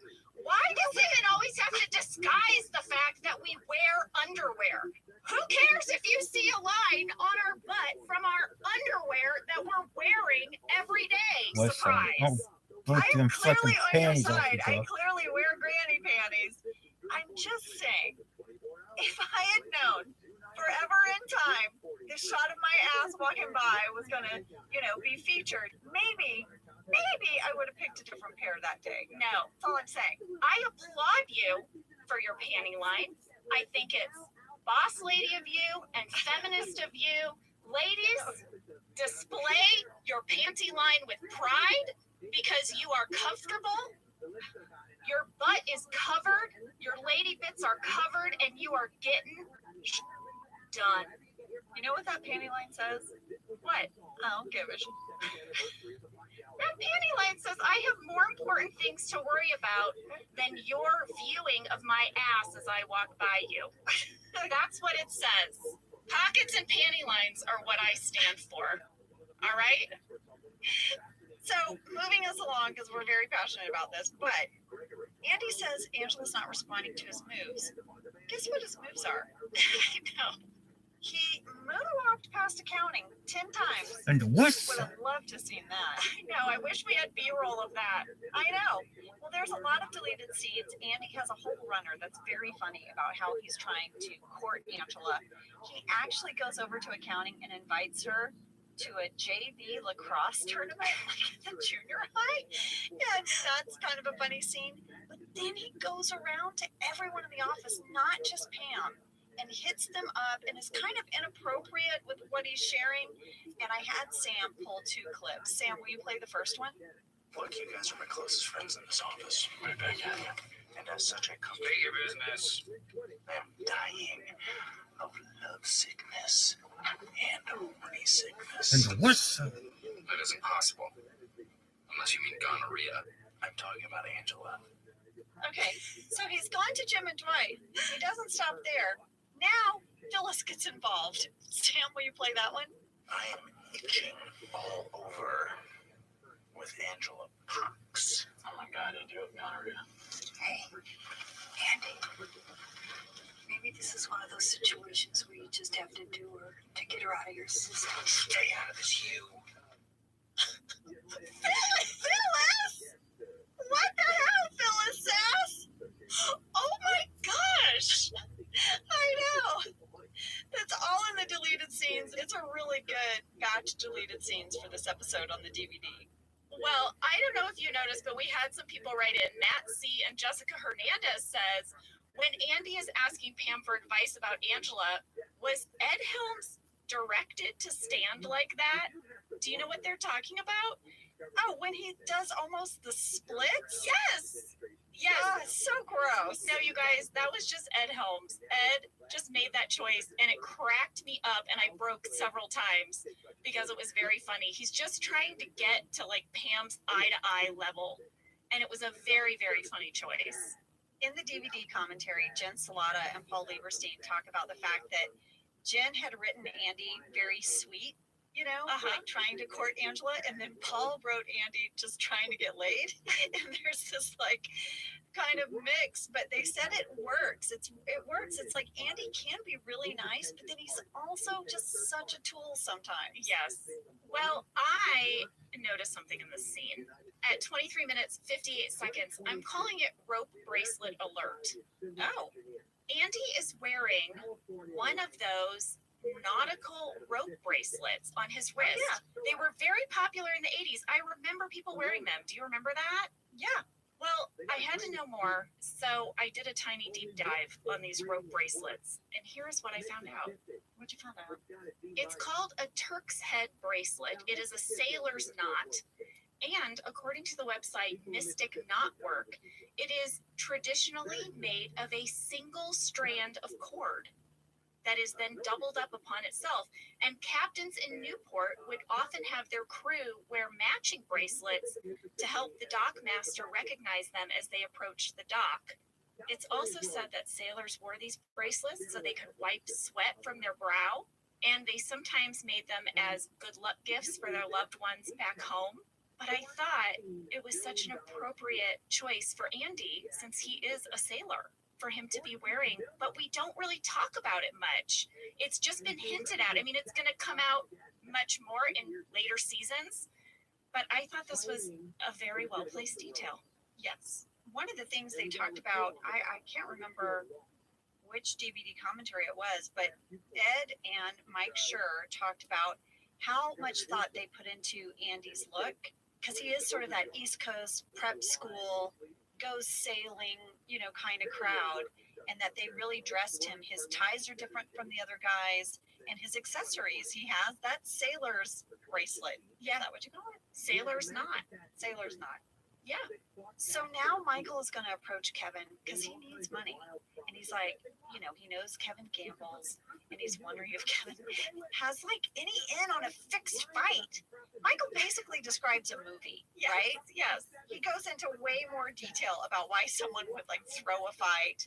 And Kevin's like, no, I don't know anyone in the mob. So then he turns to Oscar and he's like, I need an advance. But there's also a deleted scene that would have come here where he hits up Phyllis at the water cooler for money. And it's so awkward and cringy. It's in the deleted scenes. Well, this just starts this amazing back and forth with Oscar, where Oscar is going to start coaching Michael, or trying to help Michael with his finances. Oh, it's so good. They talked a little bit on the DVD commentary about what brought this whole dynamic up. And Mike said that they were looking at characters that hadn't been utilized. They felt like they hadn't seen enough of Oscar. And they loved how Oscar was always so pragmatic and Michael's so irrational. Mm-hmm. And so they thought this would be a great time to utilize the character of Oscar. So good. It's really good. I loved that about our show, and that we had this deep bench of talent, and that the writers would consider, who could we pair up? Who haven't we heard from in a little while? Whose history or story should we bring to the front this week? It always ends up producing some of my favorite storylines. Me too. It's a very thoughtful way to approach writing, right? It's like they would look at the big picture of the show and the different chemistry of the characters and dynamics. And I love Oscar and Michael. There's a lot more in the deleted scenes that didn't make it in, but it's just so fun to watch them. Well, speaking of fun to watch, Kelly is going to go to Daryl's office and give him an ultimatum. She wants to know, what are your plans tonight? And he says, I'm spending the evening with my daughter. And then she's like, okay, fine, me or your daughter. And he's just really matter of fact, is like, my daughter? Yeah. Well, we got a lot of mail about this scene, but it was an interesting thing. Katie Bowman, Kelsey Cundiff, Sarah Ellis, and Brittany McMahon all said in both Daryl's office and in Mr. Figaro's office, there is a flyer on the wall that says Terry's Diner. Is this a real place in Scranton? Yes, it is. Did you look it up? Because I looked it up because I noticed it too. I noticed it too. Also, it's a yellow flyer, so it's very like it catches your eye. Well, first of all, the phone number on the flyer is correct. Oh no. So, and still working today. Did you call it? I didn't call it, but I thought maybe we should call it today. Right now? I don't know. Okay. Why not? Sam, can you call Terry's Diner? Oh my God. What are we going to say? We haven't talked about this at all. Terry's, may I help you? Hi. This is Jenna Fisher and Angela Kinsey from the TV show The Office. We're rewatching the show, and we noticed Terry's Diner flyer in episode The Money, and we just wanted to call and say hi. Hi. Did you guys know that your diner is... Do you really? Do people call? We have people that call from all over the world. Oh my gosh. And what is your name? Desiree? Desiree. It's so nice to meet you. What do people say when they call you? Is this really a diner? Is this really Terry's? I'm watching The Office. Oh my gosh, Desiree, you're like old hat to this. Well, thank you so much, Desiree, for taking time to talk to us today. We don't want to keep you from your job, but what is the special today? Do you have a daily special? Our blue plate special for today is beer battered cod with a cup of soup, fries, slaw, and tartar sauce. That's our blue plate. Then we have a few lunch specials and dinner specials. Well, that sounds fantastic. And Desiree, will you please tell everyone there we say hi? And I'm sorry, so many people call all the time. We appreciate you guys being such like good sports. No, that's fine. No problem. Have a good rest of your day. Have a good day, Desiree. Okay. Bye. Bye. Bye. Well, there you have it. Oh my God, she was Shout out so to lovely. Desiree. Shout out to People Terry's. call all the time. From all over the world. All over the world. Oh my gosh. Maybe our props department should have like blacked out the phone number. Now I really want that blue plate special. But okay, back to the scene. Daryl has told Kelly she's his daughter, right? She's tipped off. She leaves and she does like a W and an L and then like a knife across the neck, I love Jenna. that. Whatever. Yeah, I looked up what this meant. It means whatever, lose or die, right? That's the consensus. Correct. Yeah, I mean, Kelly, he's crossed her and she's gonna leave and, you know, with some drama. Well, back upstairs in the break room, everyone's kind of gossiping about Michael's money troubles. It's the gossip room today. Is it gossip in the break room? I think it's gossip in the break room Hot today. goss in the break room. Well, I don't know if you noticed, but there was some very careful staging of people because Michael has to enter and not see Pam. Mm-hmm. So you're standing tucked in the corner, and then in between you and Michael is Kevin. So Michael comes in, is like talking about Jim and Pam's sex life, and then Kevin walks away, revealing Pam. Mm-hmm. And lady, every time it happened, and Steve would get that look of awareness in his eyes, it would make me laugh. You were going make me laugh. It was so funny.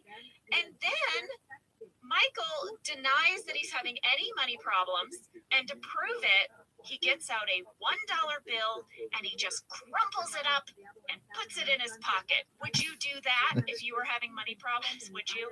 And everyone calls him out on it. They're like, wait, you just put it in your pocket. Well, guys, it was originally written in the script that Michael would rip up the dollar bill. But then we found out when we were filming that that's actually against the law. Yeah, you can't do that to money. Yeah, you can't. It's illegal to deface U.S. currency to the point at which it's rendered unusable.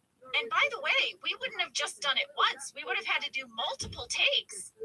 We would have committed multiple crimes in shooting this scene if we had ripped up that dollar bill. Well, I actually think it's funnier that he crumples it up and puts it in his pocket. I think that's a funnier joke. I do too. I think that was a good thing. After this break room, we have some fantastic Kelly and Daryl, some Carol. We got some Carol coming up. Yes, and Daryl has a classic line in the scene. Oh, I know exactly what you're talking about. All right, say it. He says to Kelly, "Hey, I like you. What's not to like? But you need to access your uncrazy side." Access your uncrazy side. Access the Went west side. like viral. It's a good line. And then Kelly has this amazing talking head where she says, Daryl is the most complicated man she's ever met. I mean, who says exactly what they're thinking? What kind of game is that? Yeah. What kind of game is he playing where he just tells me exactly how he feels? Truth. What the hell? She can't believe it. Well, coming up, we have a little fun piece of trivia because we have Creed and Oscar in the kitchen with Michael. Sounds like a game of Clue, right? It does. We have Creed and Oscar and Michael in the kitchen. Yes, and Creed is offering Michael some financial advice. He talks about how he needs to file for bankruptcy. Yes, he says bankruptcy is nature's do-over. Thanks, Creed. And then Creed has a talking head where he explains that he just transfers his debt to William Charles Schneider, and he holds up a passport. And the passport says the birthday is February 8th, 1943. Now, February 8th is Creed's birthday, so I caught that right away. Yeah, guys, William Charles Schneider is Creed Bratton's real legal name. That is his birthday, and he is holding up his actual real-life passport. I just can imagine Creed being like, guys, I'll bring in my passport. And they're like, okay. Well, I texted Creed about it, and he did, in fact, bring in his real passport for this scene. Amazing. And he said that after the first take, Greg said, Creed, you might want to just cover up your passport number with your finger, because that's a real legal document. Yes, Creed. So Creed did. Creed held it up in such a way that you could see some of the information, but not the rest. So amazing. Amazing. Well, I want to say also, Angela, in this kitchen scene, I noticed another flyer, this time for Sal's Pizza in Scranton. This is also a real place. We're not going to call it, but it was founded by two brothers, Sal and Nick Lupoli, in Salem, New Hampshire. Their Scranton location is now closed, but I will tell you, they are the home of the famous 19-inch, 3-pound pizza. Dang. And you can still get it in New Hampshire, but the Scranton location is now closed. I have more pizza info for you. Oh, okay. Buckle in. Fan catch from Megan Smith. At 28 minutes, 26 seconds, you can see a flyer for City Slice Pizza. Okay. This is also a real pizza place in Scranton, and it is right near the University of Scranton campus. Megan would like you to know that she used to work there as a pizza delivery driver, and their buffalo chicken pizza is incredible. Lady, this got me wondering. Oh, God, I'm in. What is the best pizza in Scranton? We talk about the pizza in Scranton on the show. We have flyers for pizza in Scranton on the show. I had to know. I feel like this is like when you go to the South and you ask someone where's the best barbecue. You will get like 10 incredibly passionate answers. You are correct. Okay, let's hear it. According to TripAdvisor, the best pizza in Scranton Shout out Pizza is Transit a Little in Pizza Heaven. Miles. Okay. According to Where's the Yelp, shiz, dog? it's Marconi's Pizza House. And incidentally, Yelp rated a Little Pizza Heaven number 2. Alfredo's, which is featured on our show, was number 3 on Yelp and number 4 on TripAdvisor. But it is in the top 5. But when I consulted 2 local blogs written by residents of Scranton, they both declared that the number 1 pizza in Scranton is Vincenzo's Pizzeria. So there you have it. Okay. I think, Angela, when we go on our trip to Scranton, we should try all these pizzas and decide for ourselves. We should do that. We should also go to Poor Richard's, and now we need to go to Terry's Diner, which is actually in Moosic. Listen, we've got a whole like Pennsylvania tour ahead of us. We are going to eat our way through Pennsylvania, clearly. Okay? I can't wait. I can't wait either. This is going to be a fun trip. It really is. Okay, well, I really need to talk about Michael's talking head that's coming up. Lady, before we leave the kitchen, I just have to say one more thing. Okay. Why did Creed have a sugar dish positioned right in front of himself on the edge of the table during this entire scene? It's so odd. He does not have a cup of coffee or tea. He has no food. But for whatever reason, he has moved the sugar dish right in front of him. Check it out, everybody. Maybe he had a spot on his shirt and they didn't have time to change it. They just are hiding it with the sugar dish. That's my theory. I wonder sometimes because Creed would make choices in scenes that were very random and very funny. And maybe there's some improv that happened that got cut out. I don't know, but it was very obvious to me that for some reason the sugar dish ended up there. It's a mystery. Yeah. Okay, let's talk about Michael's talking head because it's pretty amazing. Okay. Well, I have labeled this talking head, "Here's your damn spinoff." So Creed has told Michael that declaring bankruptcy is this do-over. It's like going in the witness protection program. Michael lights up like a Christmas tree. He has a talking head where he says he's always wanted to be in the witness protection program. He's even already picked out his other name, his other identity. Are you ready? He is Lord Rupert Everton. He is a shipping merchant who raises fancy dogs. I need to see it. There's your damn spinoff.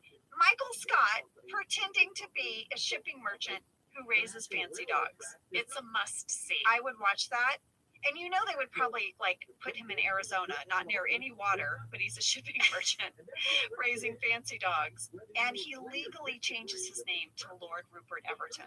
Peacock. Are you listening? Peacock. This leads to one of the most famous moments on The Office when Michael enters the bullpen and loudly declares bankruptcy. And Jenna, it was so hard not to laugh, and I knew I couldn't laugh because I was standing on a stool at the supply closet. Yeah, they moved you over. I am right by him. Yes. Well, we had a question from Hannah Yen, who had the idea for Michael to yell, "I declare bankruptcy" in the bullpen. Guys, this was a pitch from writer Lee Eisenberg. He told me that when he pitched the line, he actually performed it for Paul. And he'll never forget it. Well done. Well done, Lee Eisenberg. But yes, just classic line, so fun. And by the way, Steve did a little play on that for our New Year's message where he declared Happy New Year. He did. Just warmed my heart. I know, me too. Well, you guys, I declare a break. I love it. Yes, I declare a break as well. We'll be back to break down the second half of this episode in just a moment.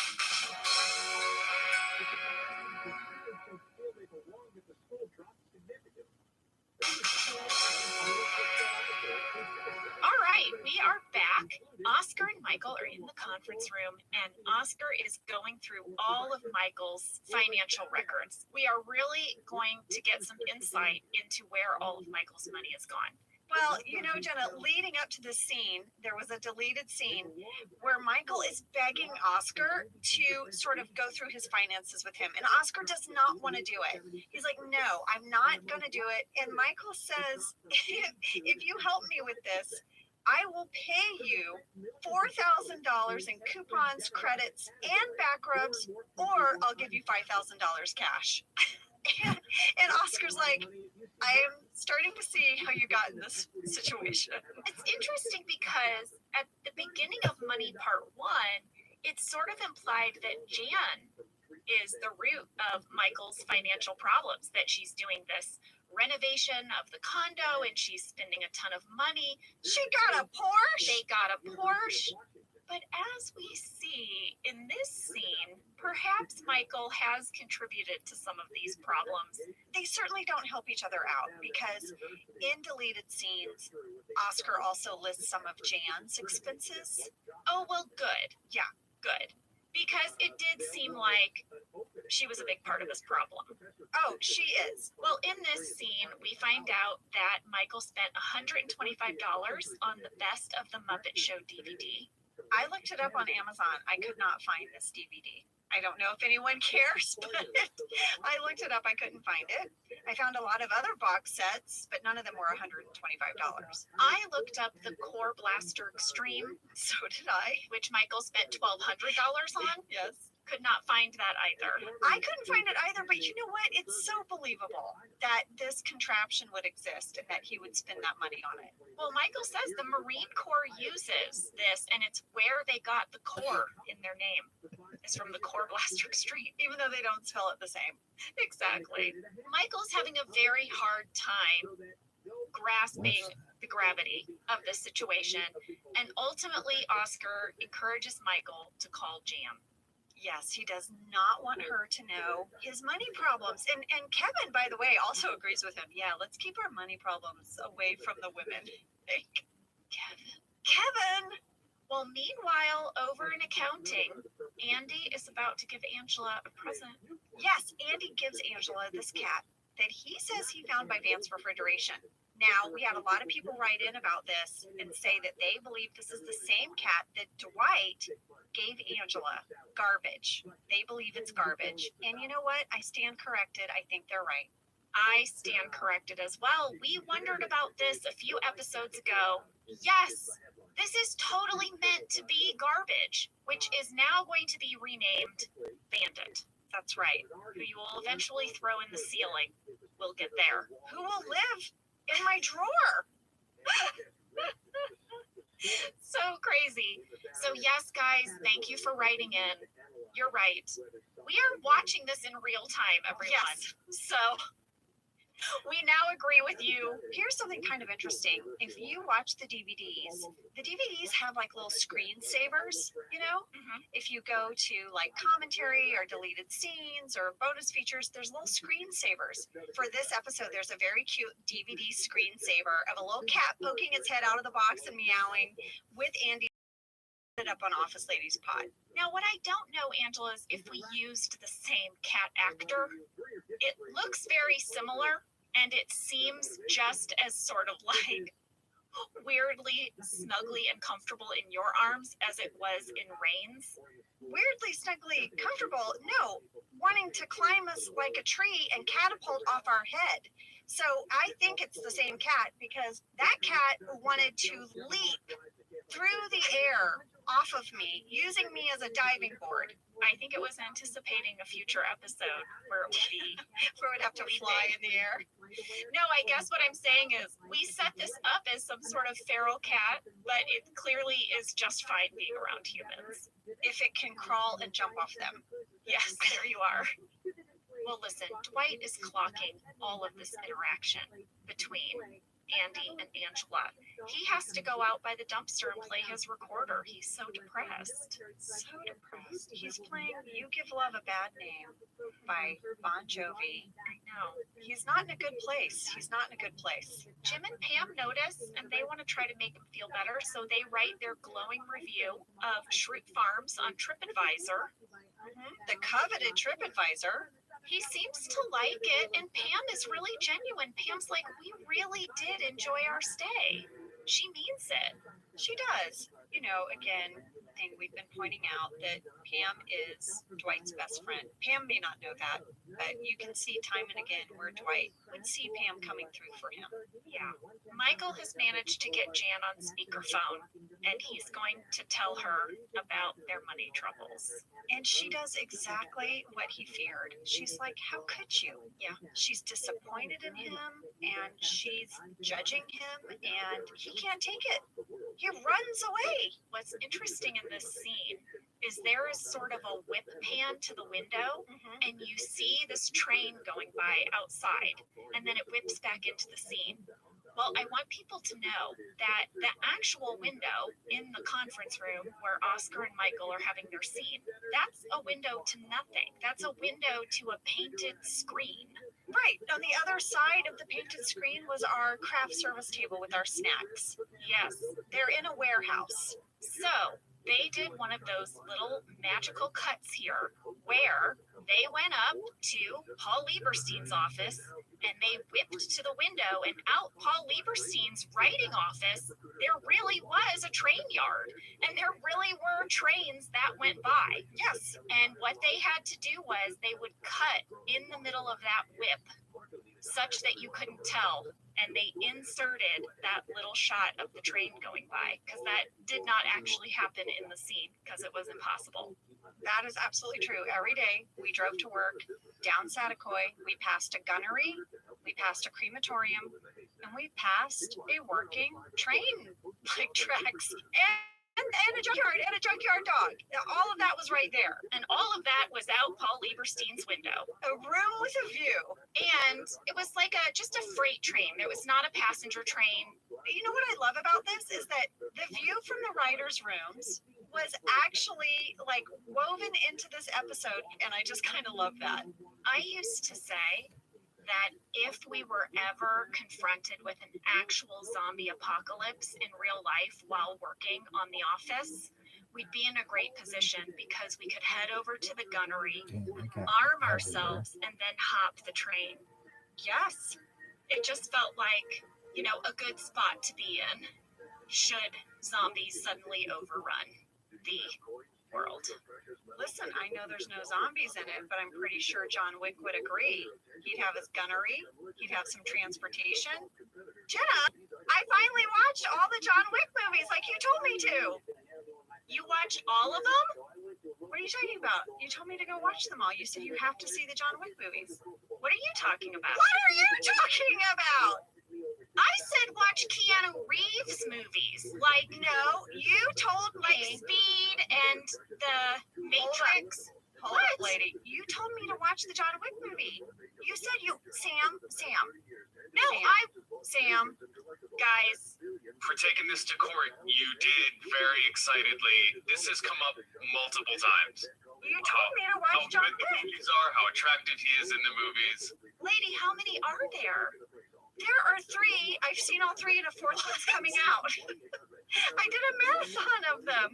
Okay, here's the thing. I spoke passionately about my love of Keanu Reeves movies, how they were getting me through the pandemic. I watched the first half of the first John Wick movie, but we couldn't finish it all in one night. Now, listen, I loved it. Look at my face right now.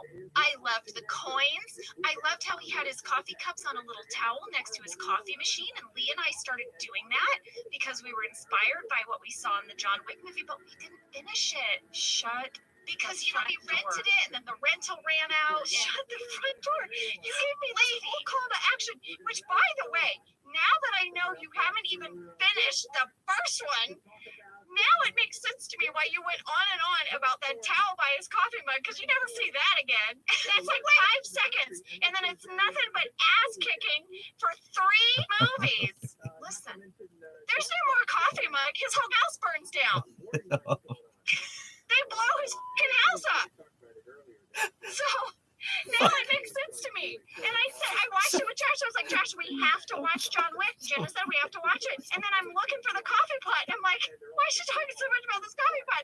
Now it makes sense. You've only seen like 20 minutes of the movie. I saw the whole first half. Here's where I ended. He's been really injured after a big fight at that weird club where all the, assassins constantly goes to a rave. A gazillion assassins always are at a rave. Yes, and he gets really wounded, and then that doctor shoots him up with adrenaline, and he should definitely be resting, and he's about to go out and do more ass kicking, and I was tired, and I was worried for him. I told you I don't like it when people who have injuries continue to injure themselves. I needed a break. Well, then you might as well not watch the rest, because he literally gets stitched up, and then people punch him in his stitches. No! And also, he is running. He is limping through like Rome or somewhere. Rome? How does he get to Rome? Second movie. And I literally turned to Josh and I said, you know what I can't handle right now is if he gets hit by another car. And literally 3 seconds after I said that, a car runs over him and sends him flying in the air. Sorry, that was a really long tangent for us guys, but mouth agape. I am now the John Wick expert. How the hell did that happen? Well, I feel like I should watch them. Well, I think you should. I think I will, but get ready because there's a lot of wound on wound. I don't like seeing wound on wound. Well, It's hard for me. okay, I don't know. Where are we? Well, here we are. Angela walks over to Andy. She's holding the crazy cat, and she says, "You may ask me out to dinner." Yes, she says nothing fancy or foreign, no bars, no patios, no vegetables, and no seafood. What's up with no vegetables? I don't know. She's a vegetarian. What does she eat? Are you gonna eat what? Rice? Pasta? What will you eat? My cauliflower spaghetti? That's a vegetable. I know. Cauliflower spaghetti. Hold the cauliflower. She's not going to make it easy on Andy for sure. Well, Dwight is crushed. He runs to his stairwell. This is where he goes to pump himself up, or maybe where he goes to deal with sad feelings. This is his, I guess, little spot. This is his emotional nook. Yeah. And Jim follows him. He tries to comfort him. And it's really sweet because he kind of talks about his relationship with Pam and his own heartbreak. Listen, I watched this episode 3 times. And the first time I watched it, I was like, oh, that's so sweet of Jim. He's giving Dwight a pep talk. Okay. By the 3rd time I watched it, I was like, some flippin' pep talk.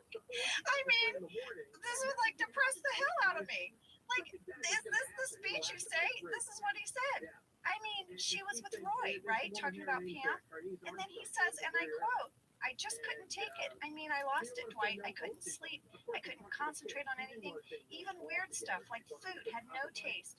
So my solution was to move away. It was awful. It was something that I wouldn't wish on my worst enemy." Pep talk? But Jim and Pam are together now. So is the rest of that scene that he's sort of saying, like, listen, I've been where you are, but look where I am now. It's going to be okay. He just doesn't say that part. He doesn't say any of that. Yeah. He literally says, I wouldn't wish it on my worst enemy, and that includes you. And then he leaves. Well, he has to go kiss Pam. He has to go fall in love with Italian food. Yeah, he loves Italian food. I'm just saying, Jim, your speech to make him feel better, you only delivered half of it. Yes, You needed the second half where it was like, buddy, look at me.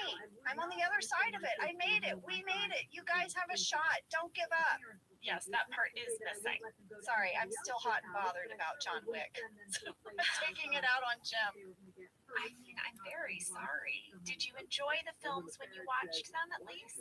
You watched all 3. If you didn't like the first one, I can't imagine you would have watched 2 more just because I said.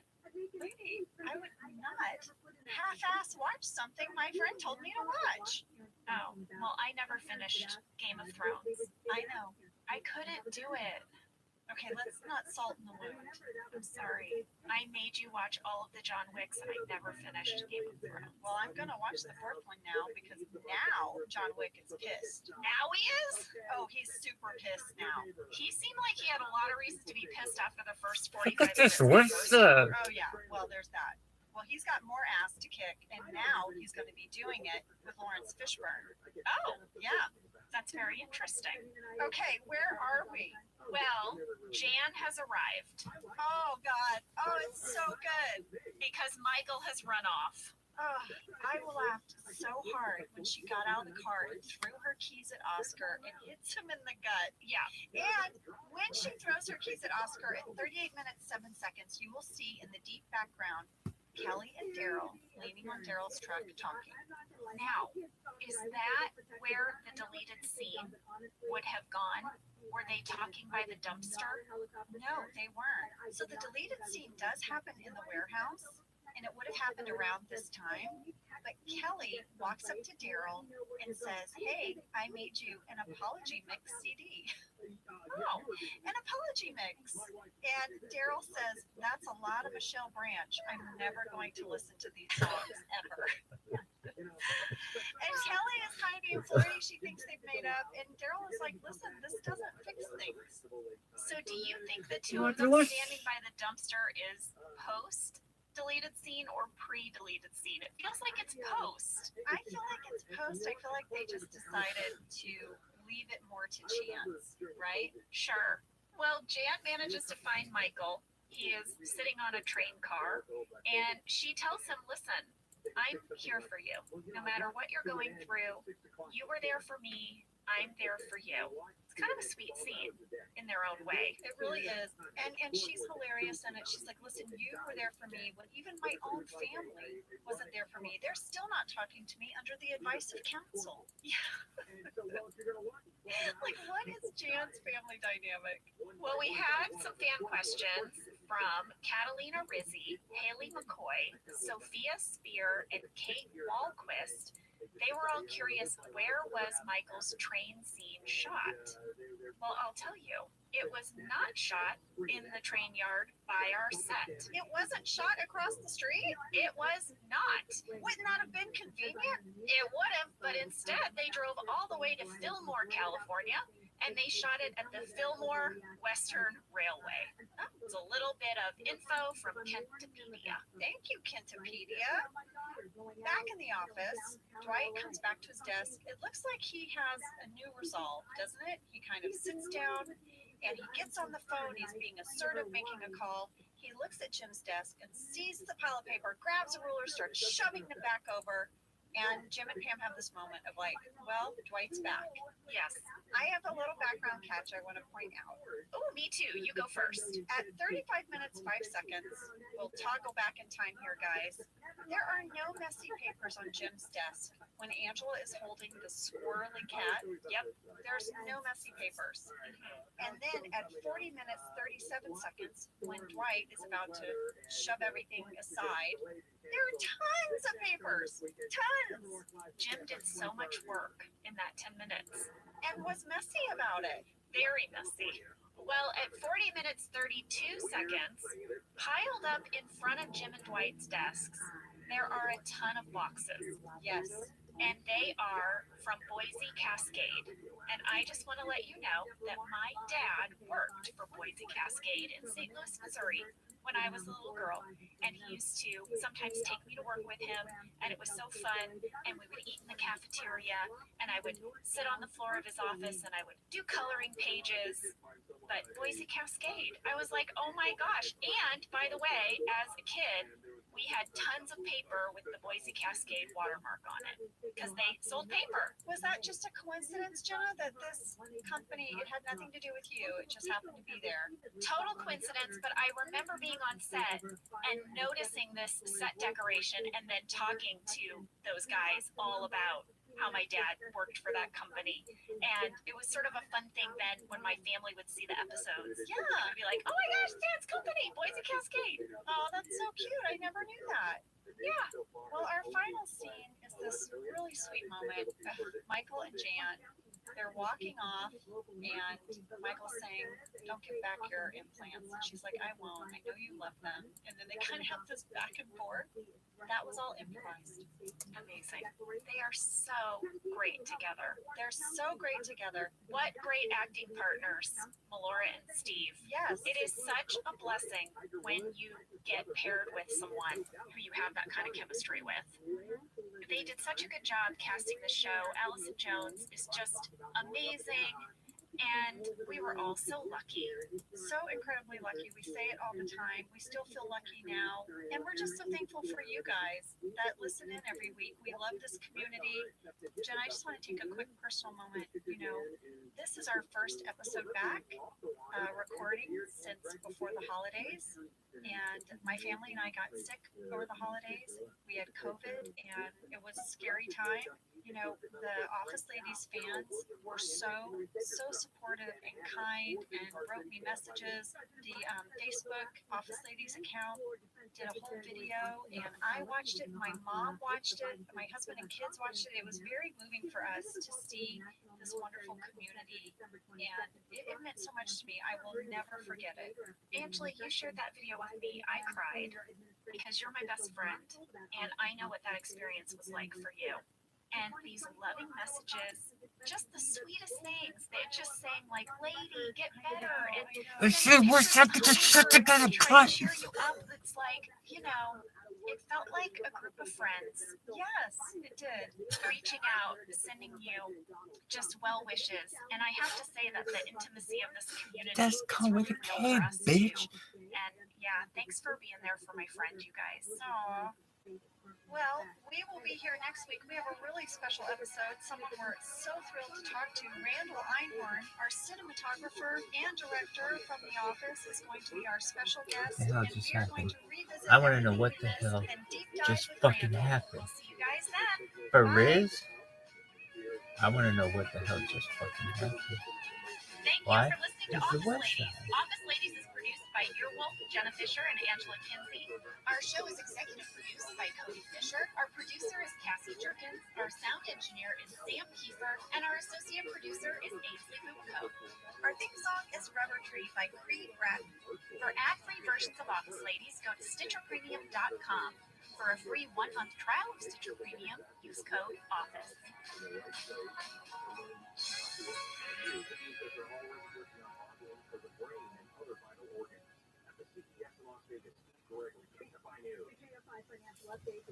Oh, I see. Because it sucks. But yeah. Most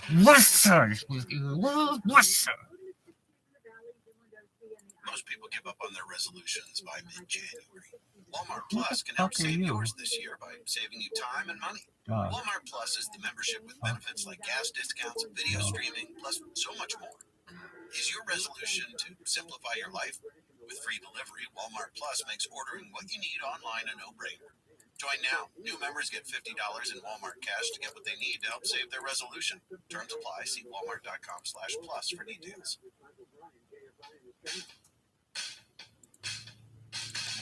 I'm Jenna Fisher. And I'm Angela Kinsey. We were on The Office together. And we're best friends. And now we're doing the Ultimate Office Rewatch podcast just for you. Each week, we will break down an episode of The Office and give exclusive behind-the-scenes stories that only two people who were there can tell you.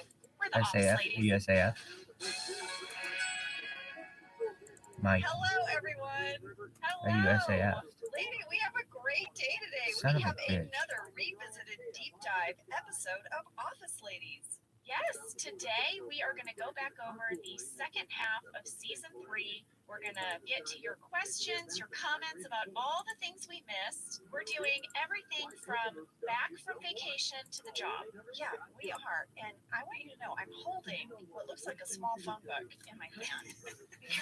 We went through so many questions and comments, and Are you Jen hungry? and I both jotted a ton Yeah. down, and we're excited to Why talk don't to you you eat guys your today. thing? Yeah, it's like 19, 20 pages, I think. You're going to eat It a ton of is. spaghetti But today. first, No we have doubt. some exciting news. We I'm an are gonna 8-time start this off champion. with a deep dive with our awesome In 1 year. cinematographer and Tom Brady director, entire Randall career, Einhorn. many years. Randall was the cinematographer for 64 episodes, and he directed the Accountants webisodes, as well as 15 episodes of The Office. This man knows this show inside and out. We are so excited to talk to him. Guys, Randall was one of our original visionaries for the show. He really helped shape the world, the mockumentary style. He has also been amazing. I've been reaching out to him. You've been reaching out to him, Angela. You might remember he gave us all of the amazing details about Michael's car going into the lake. So we are really excited to get this deep dive interview with him for the pod. So you guys, when we all got on the Zoom with Randall, we were so excited to see each other. It was the first time the three of us, I mean, Jenna, I don't even know the last time the three of us were together. So we got super excited. We did all of our hellos and forgot to hit record. Yes. Sam was like, guys, are you recording? And I was like, oh, crap. Yeah, so when you hear this interview, we're going to jump right in. Because we talked for 20 minutes without hitting record. Yeah. Oh, Sam. Every week you're like, Ange, did you hit record? Every week. Sam, can you play that interview? Randall, we always start by I always go by saying like this. What up, what's up? How the fuck have you been, motherfucker?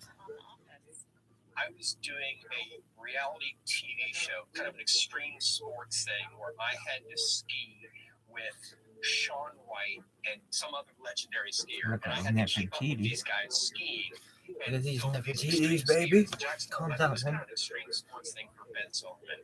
And Ben, at that time, apparently decided, that's the guy. Wait, when he decided this, were you flying down a mountain holding a camera? Yeah. I would say that's the guy too. Yeah, but I would say that's the guy for anything. Yeah. But But it is a curious jump to go from guy filming on skis to filming a quiet, contained office cubicle. Yes, I went from outdoor This one's adventure gonna be guy up to which fuck. the office guy. Ben For convinced shiz? Greg that's the guy. I remember Greg and I met Oh, at it's so Starbucks. sick. Smoother than a motherfucker. Santa Monica. I was new to Los Angeles, and I went to I hope this guy dies. one of the 50 Starbucks in Los Angeles. 50? And I got done with 100. Greg, and I showed up like an hour late. And Greg is still sitting there, just waiting for me. And we had a fantastic meeting, and it was wonderful. And that's where Greg and I really hit it off. Did you bring Matt Sohn into the picture? He was the camera operator. Yes. Had you worked together before? Yeah, you guys knew each other, right? Matt and I knew each other from the outdoor adventure world, and also from Survivor and Eco Challenge. And we filmed scenes together. And when you're filming a scene together in kind of this verite style, documentary style, you really ascertain really quickly who's looking out for you and who's doing the complement of what you're doing. And that verite dance, Matt and I did really, really well. I remember just a couple times that we shot together, and he's like, "Oh, he gets what I'm doing, and I get what he's doing," and we can look at each other out of the eye that's not behind the camera and communicate. And I just felt Matt was the best person for me to do that dance with. Randall, were you so bored to be inside of this cubicle warehouse office space with these fluorescent lights after all you guys had shot? No, we had always shot things that we just reacted to. That's what cinema verite is. You're just reacting. You're just cleaning what's happening around you. And it was really cool to kind of reverse engineer that and actually have to make it look like you were just getting it. I never worked in narrative stuff before. I'd always done, reality and documentaries. And it was really cool to make scripted stuff look like a documentary because it took another layer of finesse. Normally you're just sitting there and you're filming what happens, and you're just sitting there on a tripod. Had we been sitting there on dollies or on a tripod, and I'm just know what everybody's gonna say, and I'm just doing pans, yeah, it would have been boring. But to be able to react and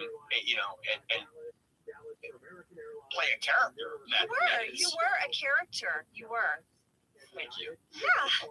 You know what, though? I did always think of you guys. I mean, Jenna and I have talked about this because we knew, some of the adventures you and Matt had. You had shared with us on set. We always sort of chuckled when we would have a situation like a lit candle on stage, and Kelly Cantley, our AD, would be like, "Safety meeting, we're going to light a candle." And Jenna and I knowing that you had a camera strapped to you, going down some boat in a river in Borneo, and Randall's like, "Okay, lit candle, got it." Yeah, safety meetings over a candle or fight, they're really something. It still gets me to this day. But I think it's all under the name of safety, because safety never takes a holiday. So that's right. Yeah. Well, Randall, what were some of the early conversations you had with Greg about the look of the show or preserving the documentary style? Did you guys have sort of a game plan how you were going to shoot and what it was going to look like? Very much so. I saw the original Office, the British version, and when Greg and I met, I pitched him this idea. I said it's kind of like a tofu hot dog. So it's like good food that's wrapped like bad food, and it's kind of, you're putting this fake veneer on it so that people kind of lean in. And the one thing that we always did on shows like Survivor and all reality that I ever did in documentaries is when a conversation is intimate, you back away from it. You don't go to it like normal TV.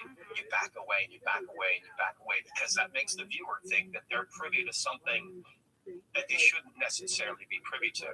So they feel in on the joke, they feel in on the moment, and I think it adds a level of intimacy that is really nice. As an actor, Randall, I loved how you would back that camera off for those intimate moments, because one of the hard things as an actor is blocking out the camera that is inches away from you.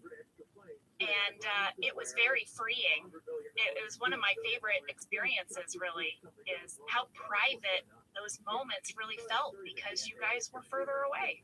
Yeah. Yes, I've been on shows now since The Office. I did this scene and the camera was so close that when the other actor paused in talking, I could just hear because the camera was that close, and you're trying to like say, okay, I'm not hearing that mechanical noise. I'm in the moment with this other person. Yeah, I think there's something always to be said for just giving this set to actors. It's something I, as a director now, I always try to back away and just let it be. It shouldn't be my environment. It should be the actor's environment. That's something I absolutely learned on The Office from some of the great directors. Well, as an actor, I love it. Yeah, me too. Randall, can you tell us a little bit about how you would prep a scene with a director when you were in the role of cinematographer? Like a standard scene in the bullpen, and you're having to cover a bunch of reactions. How would you prep that? For The Office, we would basically just tend to rehearse a scene, and the actors would do what the actors would do. And Matt and I would just stand there like this, and this is our camera. And Matt and I would be looking at each other like, okay, I got this, I got Jenna. Great, you got Jim. Great, I'm going to do a swing to Jim after Jenna's line, so I'm going to connect them like that. And Matt would duck, and I would get that. And then I'd come back up, and we would just kind of both stand there. And if you look at shows like Survivor, let's say, where you have two people talking, and you have the what we call dirty overs. You don't have the person necessarily clean. You try to connect them. And that was something that we always tried to do, is to show that human connection by placing both characters in both of our frames. So Matt and I would have to just frame each other out. And sometimes that means you need to back up and get a little bit deeper. So yeah, we would just sit there and we would react to it. And Matt and I would just do this dance where we would figure out what our coverage was. And I remember Harold Ramis directing. And it was the coolest moment. Is Harold came in, I mean, he prepped like an extra week because he was so excited about doing the show. Which I remember Steve was giddy. We were in Steve's office and doing the scene. He was like, that's Harold Ramis right there. Harold Ramis. Yeah. But I remember Harold really prepped, and he had all those plans like I had, just meticulously drawn out. And I remember we rehearsed the first scene, and Matt and I just kind of stood there and did this. Matt talked it through, and I looked at him, and he looked at me, and we figured out who was going to get what. And Harold came up, he says, I should just get rid of this, right? I'm like, no, Harold, it's such an honor to be working with you. And yeah, don't shit me, kid. I should get rid of this plan, right? This is what you did, this way better. I'm like, wow, it's a great roadmap, Harold. And then, we did one more scene, and I remember watching him, looking at him, and he got my attention. He just chucked his plans in Pam's trash bin. I remember exactly where we were. Yeah. Harold Ramis threw his shot plans into Pam's trash bin because he thought you nailed it. That's great, Randall. That would, for me, I'd be like, someone go get those out of the trash. I'm saving those. Yeah. Well, I have to say, I was really curious what your answer was going to be to that question, because my memory is that for the most part, it was you and Matt figuring out the shots during our rehearsal. And the directors were more focused on just actor performance, giving us notes, making sure we landed the jokes, making sure that the writers got their alternate jokes in. And really, there was this huge trust that you guys knew how to shoot the show. The directors didn't, for the most part, micromanage you in any way. I don't recall anybody ever telling me, get to him on this line or miss this line. It was always, and when I went, and it's something I still do, when I'm talking to cameras, I talk to a camera operator like I'm talking to an actor. I will say, you think this, but you also suspect that she might do that. And that kind of gives the camera a little bit of a point of view, which for The Office is paramount. For other shows, I think is also interesting, because you're trusting the intuition of the camera operator and you're giving them the basis to add some finesse to a scene, which I think is always really interesting. That's beautiful. I love that. Well, you know, Randall, one of the things you guys were also so great at was catching these moments that weren't scripted. I think that the way we filmed it added a level of authenticity, as did the improvisational moments. And whether we used improvisational moments or not, it still put everybody in that space of this is happening. This is a real thing. There's an immediacy to this. It's not a rehearsed thing. It's something that is happening in front of us and around us. And for you all to be part of that was awesome. It was amazing to see, you know, characters who never dropped character. They just kept, Kevin kept being Kevin, and Angela kept being Angela. And adding those moments in, to me, made it feel like a living thing and made it feel real and organic in a really meaningful and significant way that affected the overall outcome. That is so poetic. That is the best answer I have ever heard about improv on a set. Well, Randall, I know that we kept you in that office under the fluorescent lights most of the time, but occasionally we did cram you into the back seat of a car or we put you on a boat. What was it like? What were those shoot days for you like? I shot in a lot of awkward places.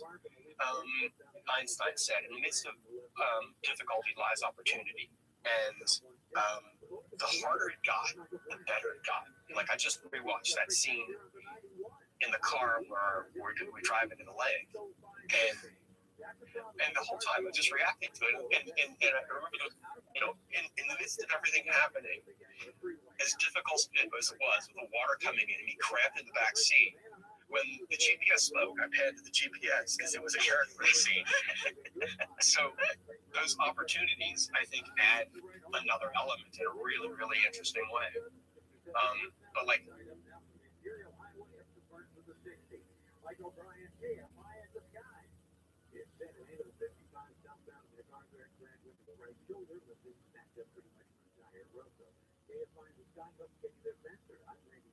And mattress firms working your sale and clearance.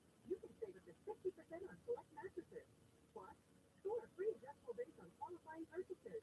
Here's to better sleep in 2024. The right mattress matters, and Mattress Firm will find yours. This report is sponsored by Auto Collision Center. Don't let traffic accidents. cramped in the back seat. When the GPS spoke, I panned to the GPS because it was a character in the scene. So those opportunities, I think, add another element in a really, really interesting way. But like Michael's Sebring, which he was so proud of, it was a coupe. It was a two-door. So the back seat, although it's a four-seater car or a five-seater car, it wasn't a two-seater plus a cameraman very comfortably, because I remember the camera came up higher than the back window because it was such a cool car, Michael, that the back window had such a slope to it that my camera would always hit the back of the window. And there was a hump there where the transmission went through, and there's really kind of no place for your legs to go, so you just kind of tie yourself in a knot and hopefully find some opportunity by that discomfort.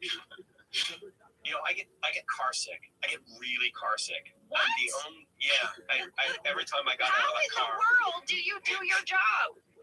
Yeah. Oh my God, you get really car sick? Go on. Randall, I had no idea, because so many times when we filmed in cars, we just looped. We did a circle, and I would get nauseous just doing the circle.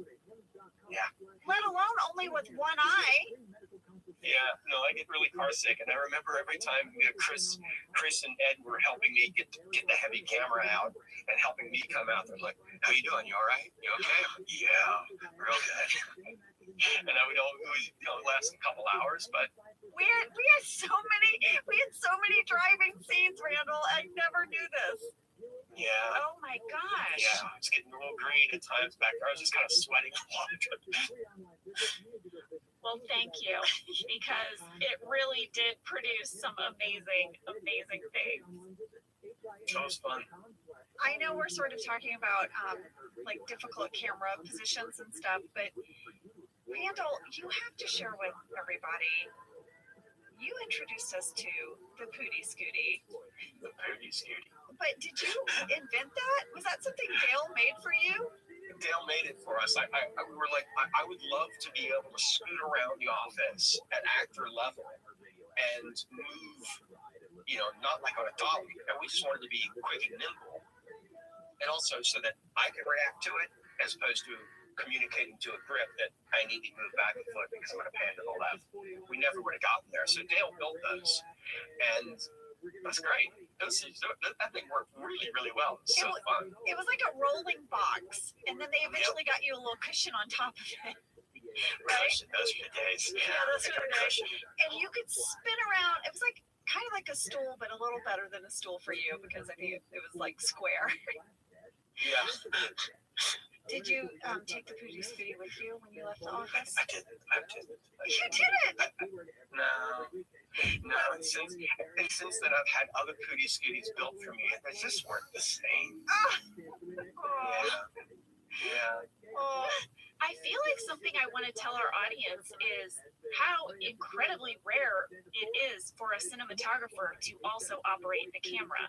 And it sounds like, Randall, you fought so hard to always keep that camera in your hands. You did not want to put it on sticks. You did not want to put it on a dolly. You were the operator. And in other projects I've done, it really is usually a cinematographer directing a camera operator. And they don't put their hands on the camera so much. It was like this really cool thing. Yeah, I think there's always an element of disconnect because on traditional shows there's like 8 to 10 people just who are looking after 2 cameras, and on our show our camera department was 4. It was me and Matt and Chris and Ed, and Matt and I pulled our own focus and we pulled our own iris. I would look for the cameras, I would program the cameras what we wanted them to look like and how we wanted them to match. And then the rest of the stuff was just worked out in post. But Matt and I thought it was really important to pull our own focus and pull our own iris. I also think there's, again, a level of intimacy when the operator is part of the scene and is also listening to the scene. And that's something that doesn't happen on a lot of shows.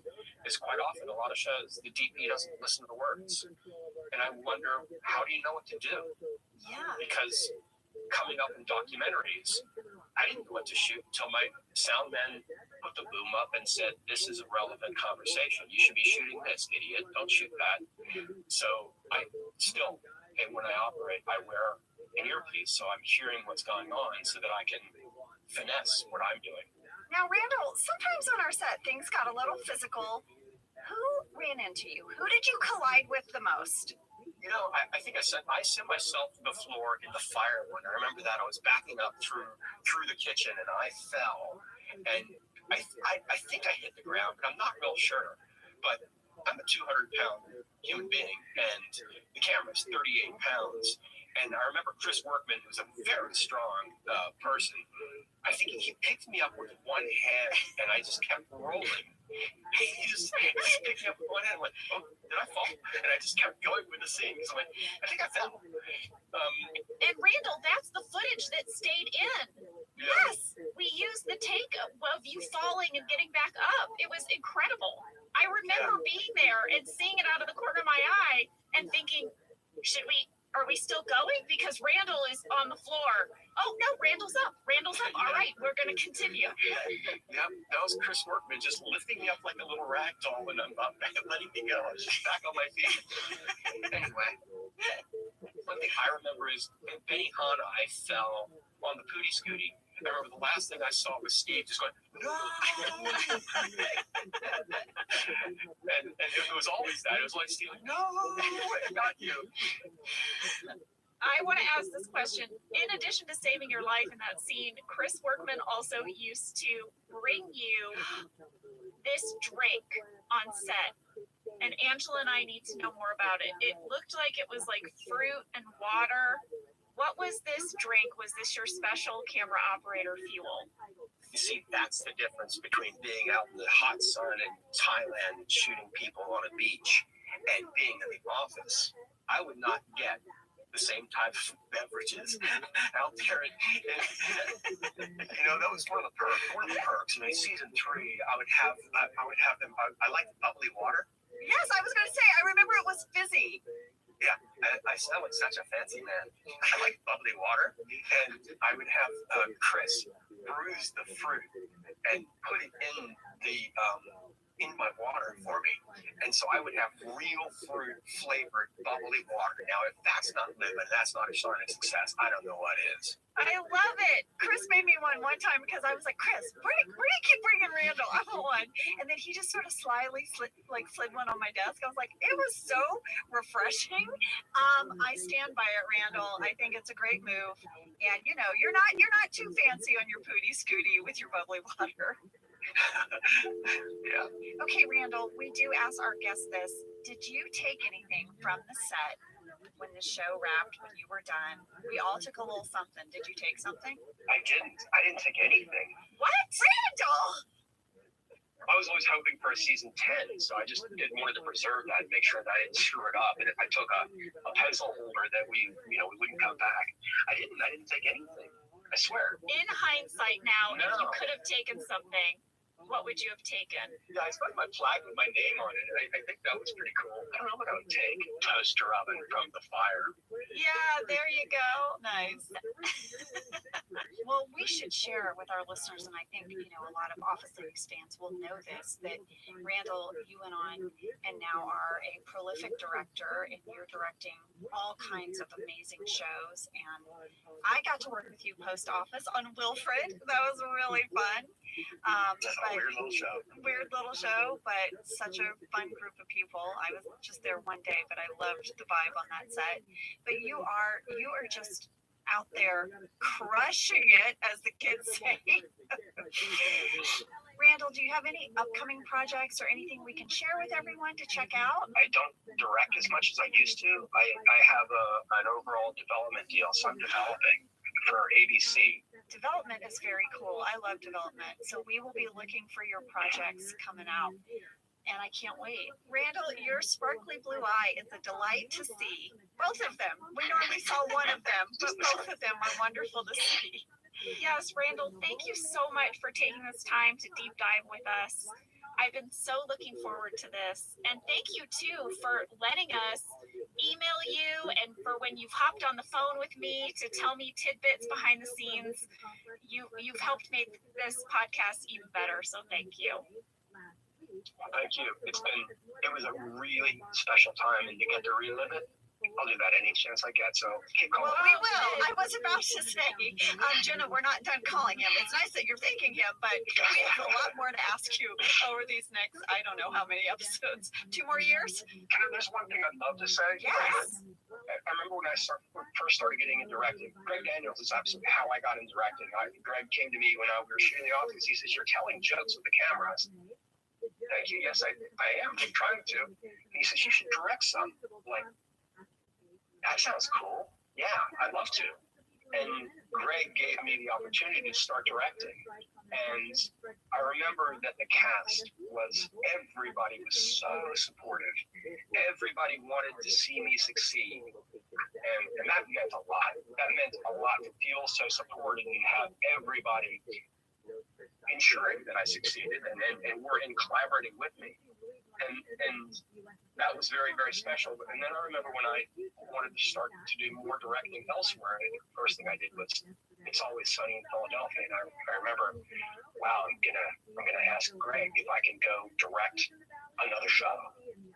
And I remember Greg's response was, "Absolutely, yeah, that's fantastic. You should totally go do that. You should definitely go direct some other shows. And when you come back, we'll be here. We'll open arms. Just go direct other shows and come back to us when you can."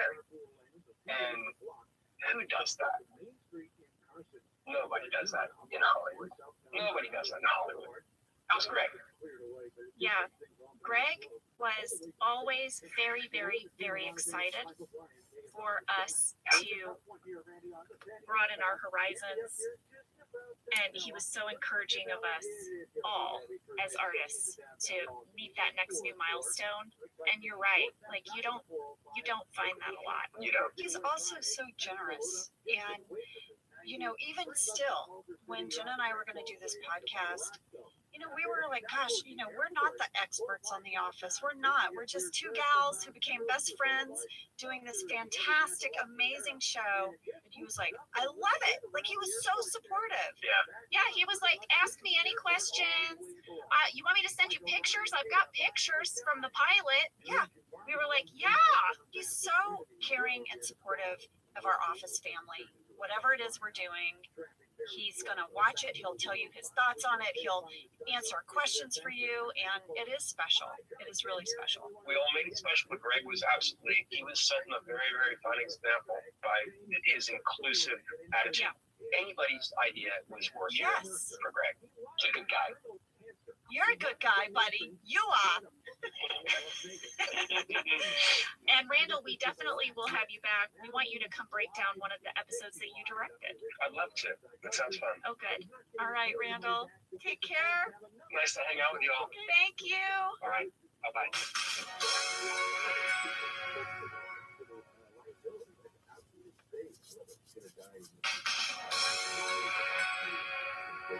Oh my gosh, Angela, so great getting to see Randall over Zoom. And guys, we'll post a picture of that on Office Ladies Pod so you can see the blue eyes we spoke so much about. Yes, and just like the cool vibe Randall always has. Oh yeah. Randall, thank you. That was fantastic. All right, well, lady, let's get started breaking down the second half of season 3, starting with Back from Vacation. We've got some spam news. Yes, we do. You guys might remember that spam featured very heavily in this episode. Michael throws a party in the warehouse, and he tells the party planning committee he wants a pig, but all they can find is spam. And we had a lot of questions about spam as we were breaking down this episode, and thankfully, we got a lot of mail. Yeah. Angela, yes, did you know that spam is a popular food in Hawaii? According to Kristen Ordodi and Viola Lee. I did know that. But yes, ladies. Andrea Richardson wrote in to say that spam was introduced to Hawaii, Guam, and the other Pacific islands during World War II because soldiers received it to eat in place of fresh meat. And it has been a staple of the Hawaiian diet ever since. She said that at one point, there was even a widespread hoarding of spam and toilet paper for fear that shipments would stop when the war ended. Toilet paper hoarding. That sounds familiar. Trigger warning. Yes. And this is maybe the biggest news, Angela. Peggy S. and Emily Childs said there is a spam museum in Austin, Hastings, Minnesota. I know that. You want to know how I know? You know there's a spam museum in Minnesota? Yes. How do you know? Okay, this is awesome. Listen to this. We got the loveliest letter from two sisters who are from Austin, Minnesota. I want to give a shout out to Laura and Amanda Instead, who said that Austin is the birthplace of spam. And in fact, the town is nicknamed Spam Town, USA. And They wrote USA. this, and I quote, in the spirit of the podcast, let's start with a couple of fast facts. How cute are these girls? I love it. They're going to give us some fast facts. I'm going to read them off. Ready? Yes. Fast fact number 1. On the days when spam is being processed, everyone in town wakes up to the smell of bacon wafting over from the factory. Sounds amazing. Oh my gosh! Michael would love that. Michael would have never burnt his foot on a George Foreman grill if he just lived in Austin, Minnesota. I know. Michael should have moved there instead of Colorado. Fast fact number 2. Apart from the lingering scent of bacon, spam plays a role in our lives in other ways, like our yearly Spam Jam Festival and the creative ways local restaurants incorporate spam into their menus. I am going to a Spam Jam Festival. You are going. We are going. We are adding the Spam Museum to our list.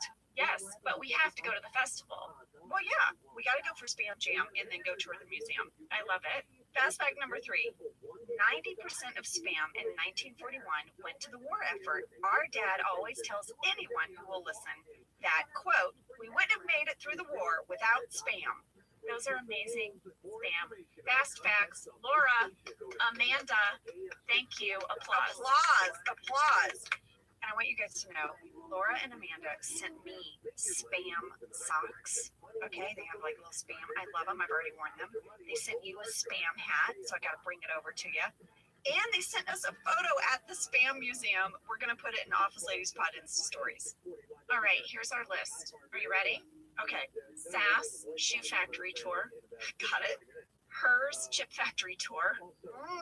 That watermark paper factory in Italy. Yes. Spam Museum. Oh, and Yacht Factory. And should we go fishing with a Bassmaster? 100%. Get me a Zara puppy on the line. Let's do it. All right. I don't even know what that is. I just remember that guy I dated in college had a Zara puppy or something when he went fishing, I think. What's a Zara puppy? I don't know. I think it was a hook that looked like a little fish that flopped around. Here's what I hear when you say that. I hear zero puppy. Zero puppy. Give me a zero puppy. I don't know. I have no idea. Well, I don't know who's in charge of these kinds of things, but somewhere out there, someone would want to finance our factory tour. Nat Geo! Nat Geo! Call us! Jenna, we could do a whole factories around the world with Jenna and Angela. Call us. We're in. We'd do it. Somebody must know someone there. Tell them. I would watch that show. Okay, lady, I think now you have some background catches for this episode. I do. I'm going to hit you up with them. All right. Christine Bird said at 12 minutes, 11 seconds, is Michael sitting in his office holding a bottle of chocolate sauce? Yes, great catch. I went back to this episode. I went right to that time code. It looks like a bottle of Hershey's chocolate sauce. Like he's got it turned around so you don't see the label. He's holding that in one hand. But then if you look, there is the cap of it on his desk. Was he going to take a big swig out of it, but then Dwight interrupted him? Oh, that's good. I screen grabbed it. I'll put it in stories. Well, Rebecca Lee has a palm tree sighting at 5 minutes 4 seconds when the group is all out in the parking lot. And Samantha Tucker saw a palm tree at 7 minutes 21 seconds. Melissa C. wrote in to say that she is obsessed with looking for palm trees now because you guys remember we did not shoot this show in Scranton. We shot it in Southern California. Yeah. And we tried to remove all our palm trees using CGI in post, but we did not always get them. So Melissa C. would like to propose a new element to our rewatch called Palm Tree Spotter. Oh, Melissa, I like it. I want to give a shout out to the_ photographer. They shared some great details with us about the steel drum that Michael is playing when he sings Feeling Hot, Hot, Hot. They said it's actually called a steel pan and is the national instrument of Trinidad and Tobago. Steel pan musicians are called panists, and it's widely regarded as the only major musical instrument to be invented in the 20th century. Wow, good fast fact there. I like that. All right, well, moving on to traveling salesmen. Lady, we got a lot of mail about laundry and betrayal. Yes, we did. We went on quite a tangent in this episode. Yeah. Shauna Z said, I have never laughed so hard at a podcast as I did last night driving home when you guys were talking about funeral poses. I spit tea all over my steering wheel and windshield. F you, Larry. I'm so sorry we made you spit out your tea, but I'm glad you enjoyed it.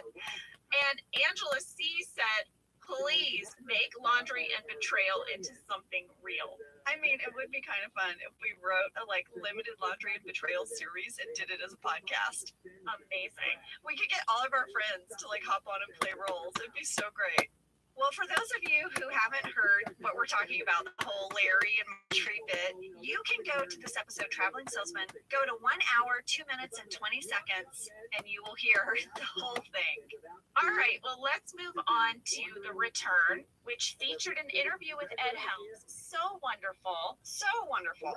A lot of people were curious why we didn't ask Ed how he came to be on The Office when we did our interview with him, because we usually lead with that. Yes. Well, that is because we covered Ed's origin story in The Merger. So if any of you missed that and you're wondering, I had interviewed Ed off air for The Merger, and Angela, you talked with Rashida, because those were the episodes where their characters first appeared, and I told his whole audition story in that episode, The Merger, so you can go back and check it out. Here's a fan favorite moment we failed to mention. Several people wrote in about the scene with Ryan and the lemonade. Brianna said, if you ladies revisited season 3, I wanted to say the moment in the episode at 16 minutes 57 seconds where Ryan draws a tilde and an accent on the lemonade, and then his face after was probably my favorite joke of the whole show. Do you remember this, Jenna? Okay, so in the return, Oscar is back from his paid vacation that he was given because of Michael's offensive behavior. And Michael is going overboard with Oscar being back. He really wants him to feel welcome, so he decides, of course, we have to throw him a party. Michael says he wants it to be, and I'm quoting, a celebration of Oscar, an Oscar night, that he wants it to be Oscar specific, and that he wants to celebrate Oscar's Mexicanity. So at 16 minutes 56 seconds, you see the party planning committee. They're trying to decorate the conference room using Michael's ridiculous instructions. They don't know what to do. Ryan is using a Sharpie and he puts a tilde over the N and an accent over the E on the big, bottle of lemonade, the soda bottle. Yes. And he looks to camera and he's like, I don't know. And he sets it down next to a sign that says Mexican lemonade. I had completely forgotten about that moment. So, Brianna, thank you for bringing it up to the top. A lot of people also wrote in to say that they wished we had discussed this Phyllis talking head from this episode. Yes. Which I love, and I'm bummed we didn't. This is the episode where Phyllis famously says, Dwight has a big personality, and I have a big personality, and sometimes when two people like that get together, it can be explosive. So good. Our writers were so good at writing our characters. So good, but I'm telling you, I actually texted Phyllis yesterday and just told her everything that comes out of her mouth is just gold. She is my favorite in this rewatch so far. She's who I gravitate towards. I just love her.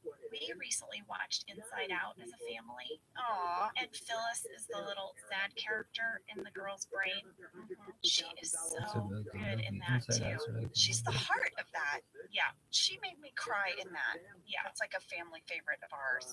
All right, well, in this episode, Dwight goes to work at Staples. And we had a fan catch from Elvira Lynn 84 that I loved. At 9 minutes 23 seconds, the woman in Staples that's talking with Dwight was played by Charlotte Stewart, who played Ms. Beadle on Little House on the Prairie. We also heard from Jessie M, who said she noticed this as well. It might be a fun fact that only an older generation can appreciate.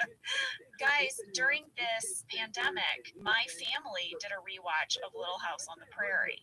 You know, I watched it growing up, and my memories of Little House on the Prairie are like the baby got a fever on Christmas Eve, and Paul had to go out in the rainstorm, and Nellie was always being mean. And did it hold up? It does hold up, Ange, and it's a really weird thing to watch during current times because, like, this family, they're just on their own in their little farmhouse, and the kids have to be friends with each other, and it's just the family unit kind of all stuck together inside. Yes. And every once in a while, Pa will venture off to town and he'll bring back some special treat, and it's all very exciting. I found that very relatable.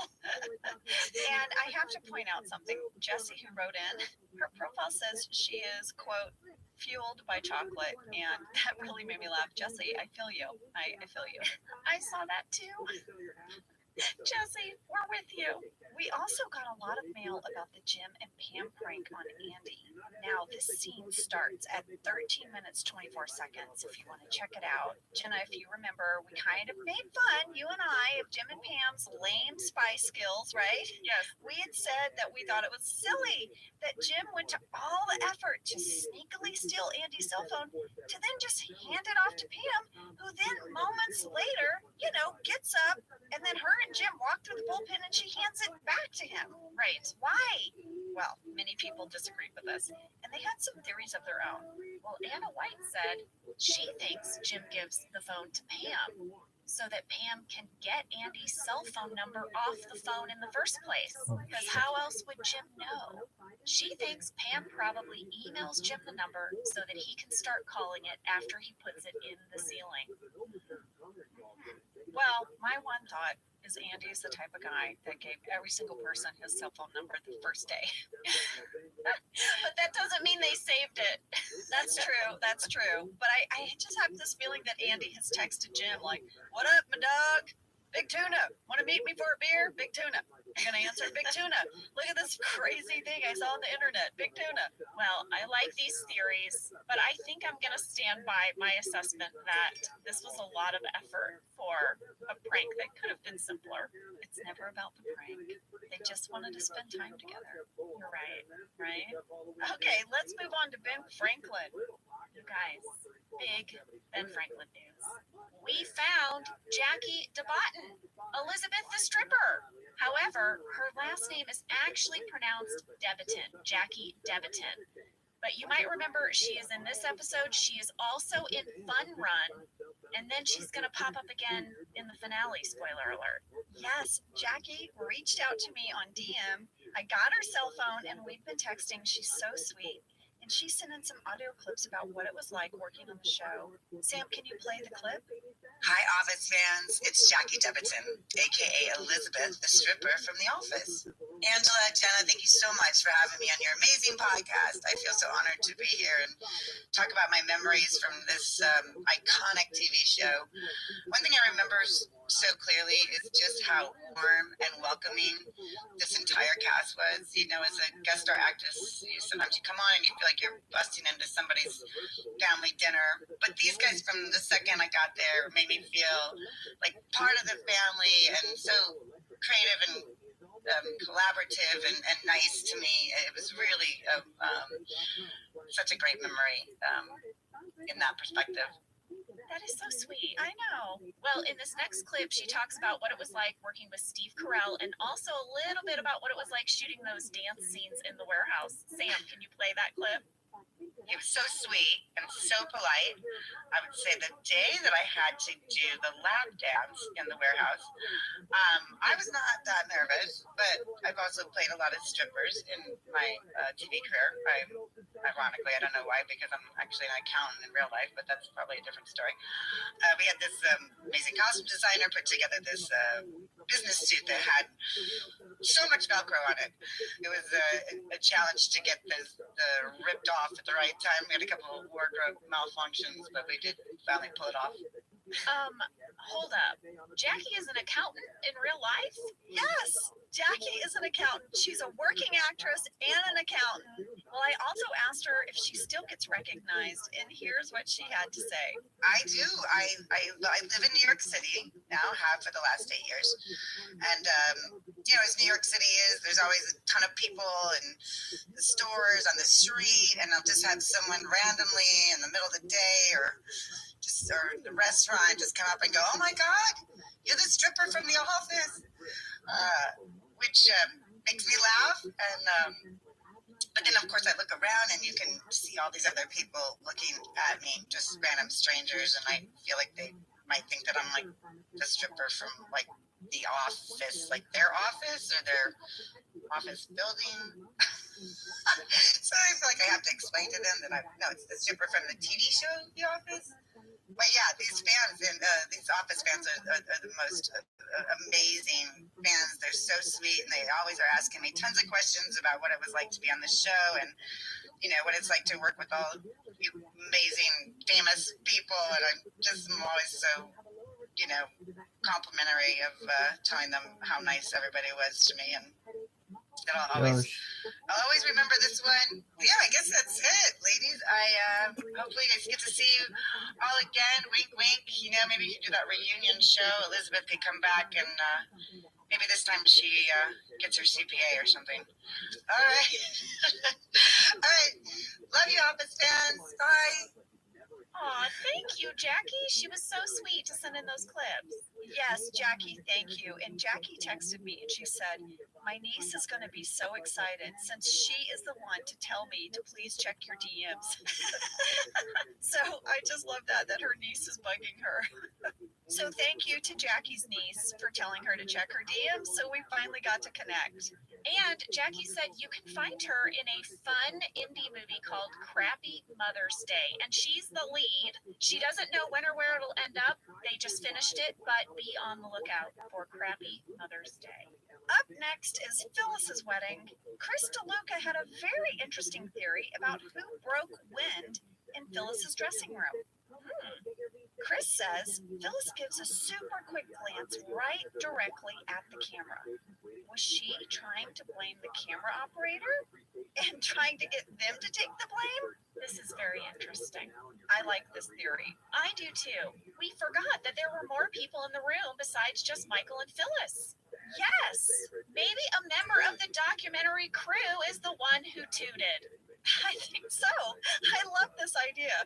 Chris, love it. Angela, we spoke a little bit in this episode about that fur handpiece. Lauren Ramirez wrote in to say it is called a muff. KK PL Watson went on to say they originally had a small zippered pouch inside where ladies could keep a handkerchief, lipstick, etc. in place of carrying a purse. Oh, I would like that. Well, dare I say we also needed this because we had no pockets? Perhaps we had to invent a muff. Oh man, just give us some pockets and all of our problems will be solved. Give us some dang pockets.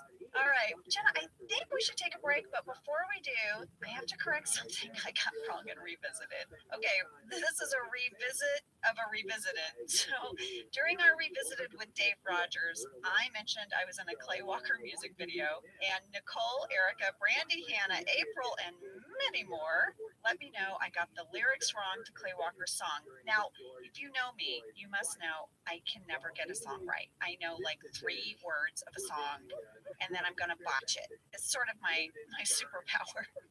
Like I will drive you crazy on a road trip because I just always get the lyrics wrong. So here it is, Clay Walker's song. If I could make a living out of loving you, not I could make $1 million out of loving you. Sam, can you play the clip? If I can make a living out of it. I like this song. Love what to do. I can make a living out of loving you. It's a cute song. To be fair, Angela, if he made $1 million out of loving you, he would also make a living out of loving you. So, right, maybe he could flip it. You know, he says if he could make a living, he'd make $1 million. If I could make a living That's how much out of money loving he you. could make loving you. Well, I went back and watched the music video for this, and I found the moment, the blurry moment where I'm in the video, and I'm going to put it in our stories.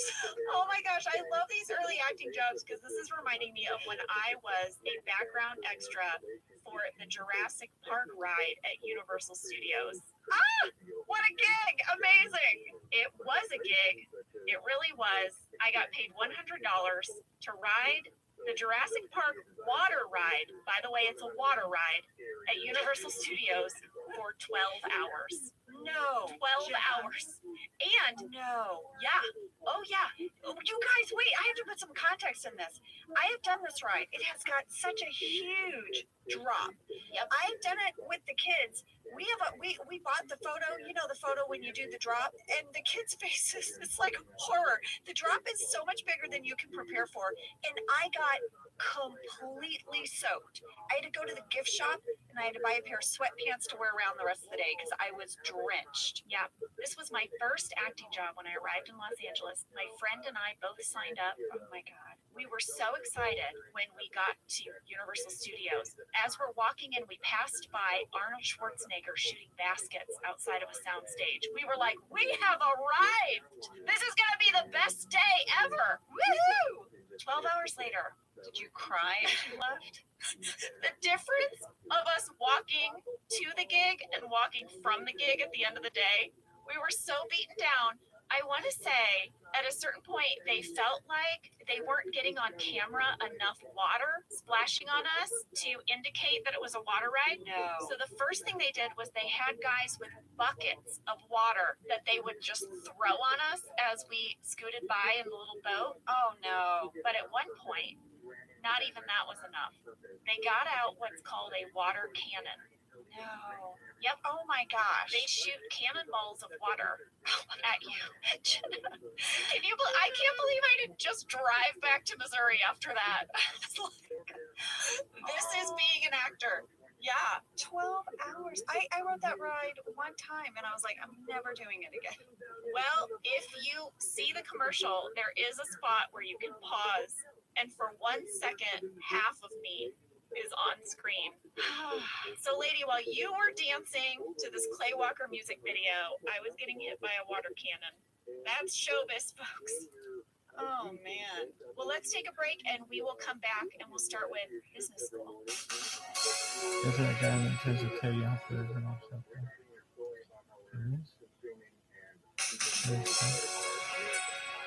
All right, we are back.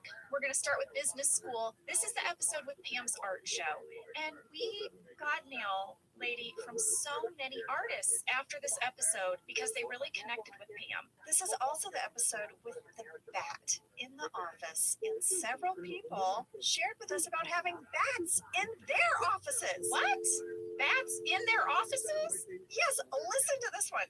Kelly Rardon said, rewatching this episode gave me flashbacks of the time I was working alone in my office late at night during a thunderstorm, and a bat started swooping at my head. I was on a tight deadline, so I had to dodge the bat for an hour while I tried to continue working. Kelly, did you get a rabies shot?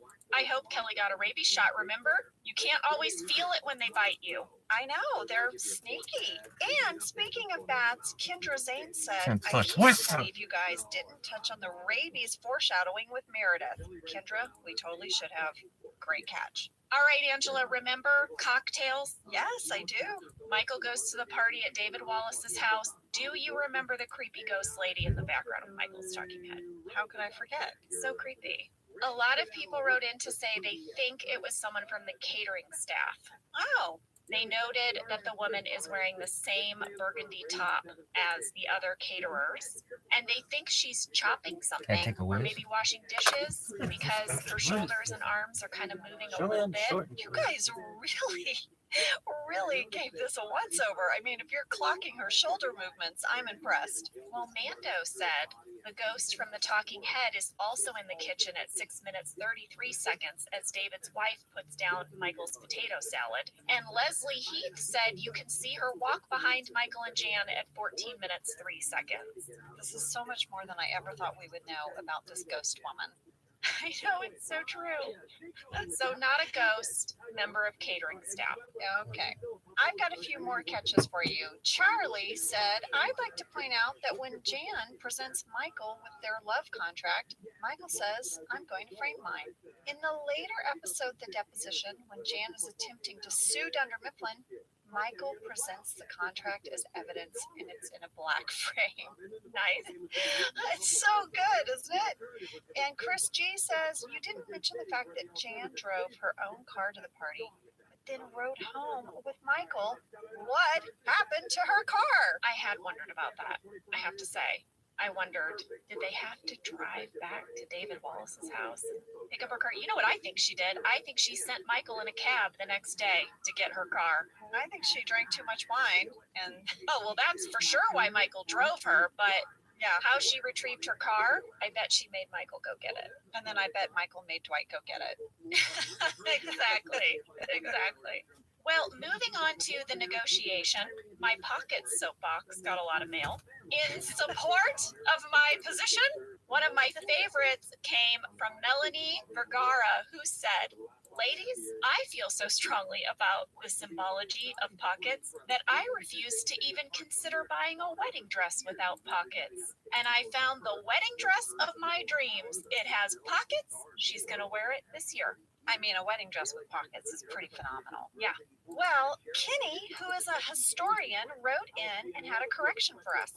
Kenny says women had pockets throughout history until the 1800s, when for various complicated and mostly sexist reasons, women lost their pockets. So yes, the lack of pockets is a sexist thing, but the 400 years ago thing is wrong. It's more like 200. Secondly, she says, corsets were not bad for you. In fact, they gave you great back support. The reason corsets hurt people today is because they either haven't broken them in, the same way you have to break in a stiff material shoe before they're comfortable, or because they are not fitted properly, because people today don't realize the absolute importance of a well-fitted corset, and that she would personally take a corset over a bra any day. Wow. It's a lot of information there. Kenny, I could not love this letter more. Thank you very much. Although I do have to say, having worn many corsets for acting projects over the year, perhaps they were ill-fitted. I'm going to go ahead and take a bra.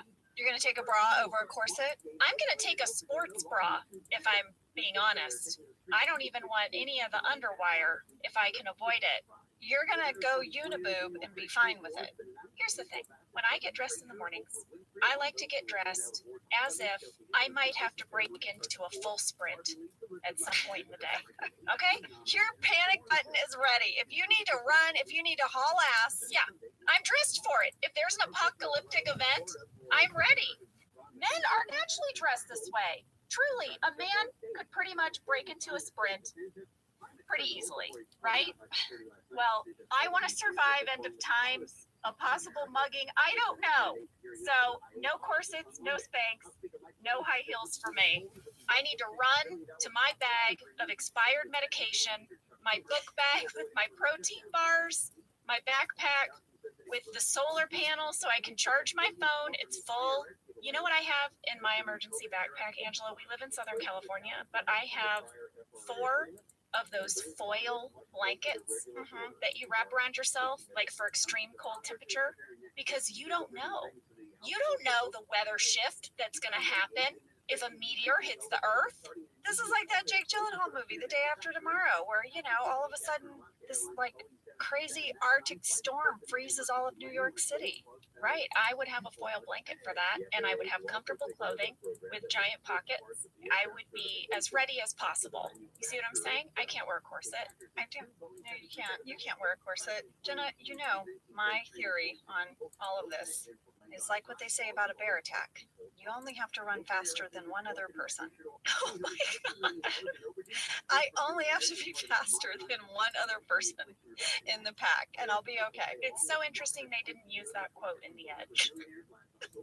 They went with what one man has done, another could do. But yours is also very inspiring. Okay. Well, Jenna, it was also during the negotiation that we discussed our love of Keanu Reeves movies. And last week we found out that you have not been watching John Wick. I'm so sorry. Well, I guess there are a few Keanu Reeves / The Office crossover connections. What? Jenna, we're like 6 degrees separation of Keanu Reeves. We almost know him. What? Ready? Wait, I could blow your mind right now. What? Have you met him? Jenna Fisher, have you met Keanu Reeves? No, but I was at a birthday party with him for a mutual friend.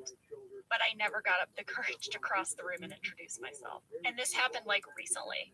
Like before coronavirus. I have no words. Did I forget to tell you that? What is wrong with you? How could you forget to tell me this? We have talked for 6 months about Keanu Reeves. I know, and you know, it's really weird because when you told me I had a Keanu Reeves Office connection, I got really excited because I think I'd forgotten that I had actually been in the same room with him once. Well, I have one Keanu Reeves story. I guess I haven't shared it with you. I don't know why we don't share with each other about our Keanu Reeves stories. What's happened to us? What have we used to be best friends? What's going on? In my early 20s, I was performing improv at IO West in Hollywood, and I was at a red light crossing the street to go to the theater with Wyatt Cenac. Some of you guys might know Wyatt. He is a very funny, talented comedian performer. And we were standing on the street corner, and like an SUV pulled up, and in the passenger seat was Keanu Reeves. And I was prime Kinsey 20s, tank top, little shorts, right? And Wyatt Cenac goes, "Oh my God, it's Keanu Reeves." And I was like, "Huh?" And he goes, "He just checked you out." Kinsey, he just checked you out. I was like, "No, Wyatt, if you're making this up, you better not be messing with me." And then the car pulled away, but he was like, "No, Ange, Keanu Reeves looked you up and down." I was like, "No!" I don't know if this is true. No, you make that true. You make that true. That's true. It's now part of my personal history. It's your personal history. and you can hold that forever. Wyatt, thank you. All right, well, what are the Keanu Reeves office connections? yes. Because I want to know. Here are our crossover connections. Allie Lincoln said, I have a correction. Speed is fantastic, but peak Keanu Reeves' hotness includes David Denman in The Replacements. If you don't get the chills when David as Brian scores a touchdown, you're broken. Wait, so David Denman knows Keanu Reeves. Why didn't we talk to David about Keanu Reeves? Why haven't we been explaining this relationship? Exactly. Okay. And a great catch by Drew Knox. They say Drew the movie Knox. Speed features the amazing Beth Grant, who later appears in a couple of episodes with you all, most notably in The Dinner Party as Dwight's date / ex-babysitter Melvina. Yes! Yes! Applause. That is fantastic. She is the woman who's very, very nervous about getting off the bus and walking across the little plank Yes. to the other speeding vehicle with the police. Oh my gosh. God, that is just really good Keanu office crossover. I'm moving us along to safety training. Angela, you told the story about how your mom gets people's names wrong. Yes. You gave an example of how your mom would call your friend Bart Mart. She called him Mart. We asked who would ever name their kid Mart. I think you asked that. I did ask that. Me just throwing you under the bus. Well, it's fine because after we recorded that day, I was curious and I Googled it.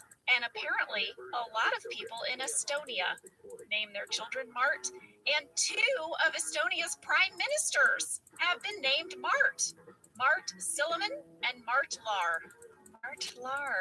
Mart Laar. He is a former prime minister of Estonia. There you go.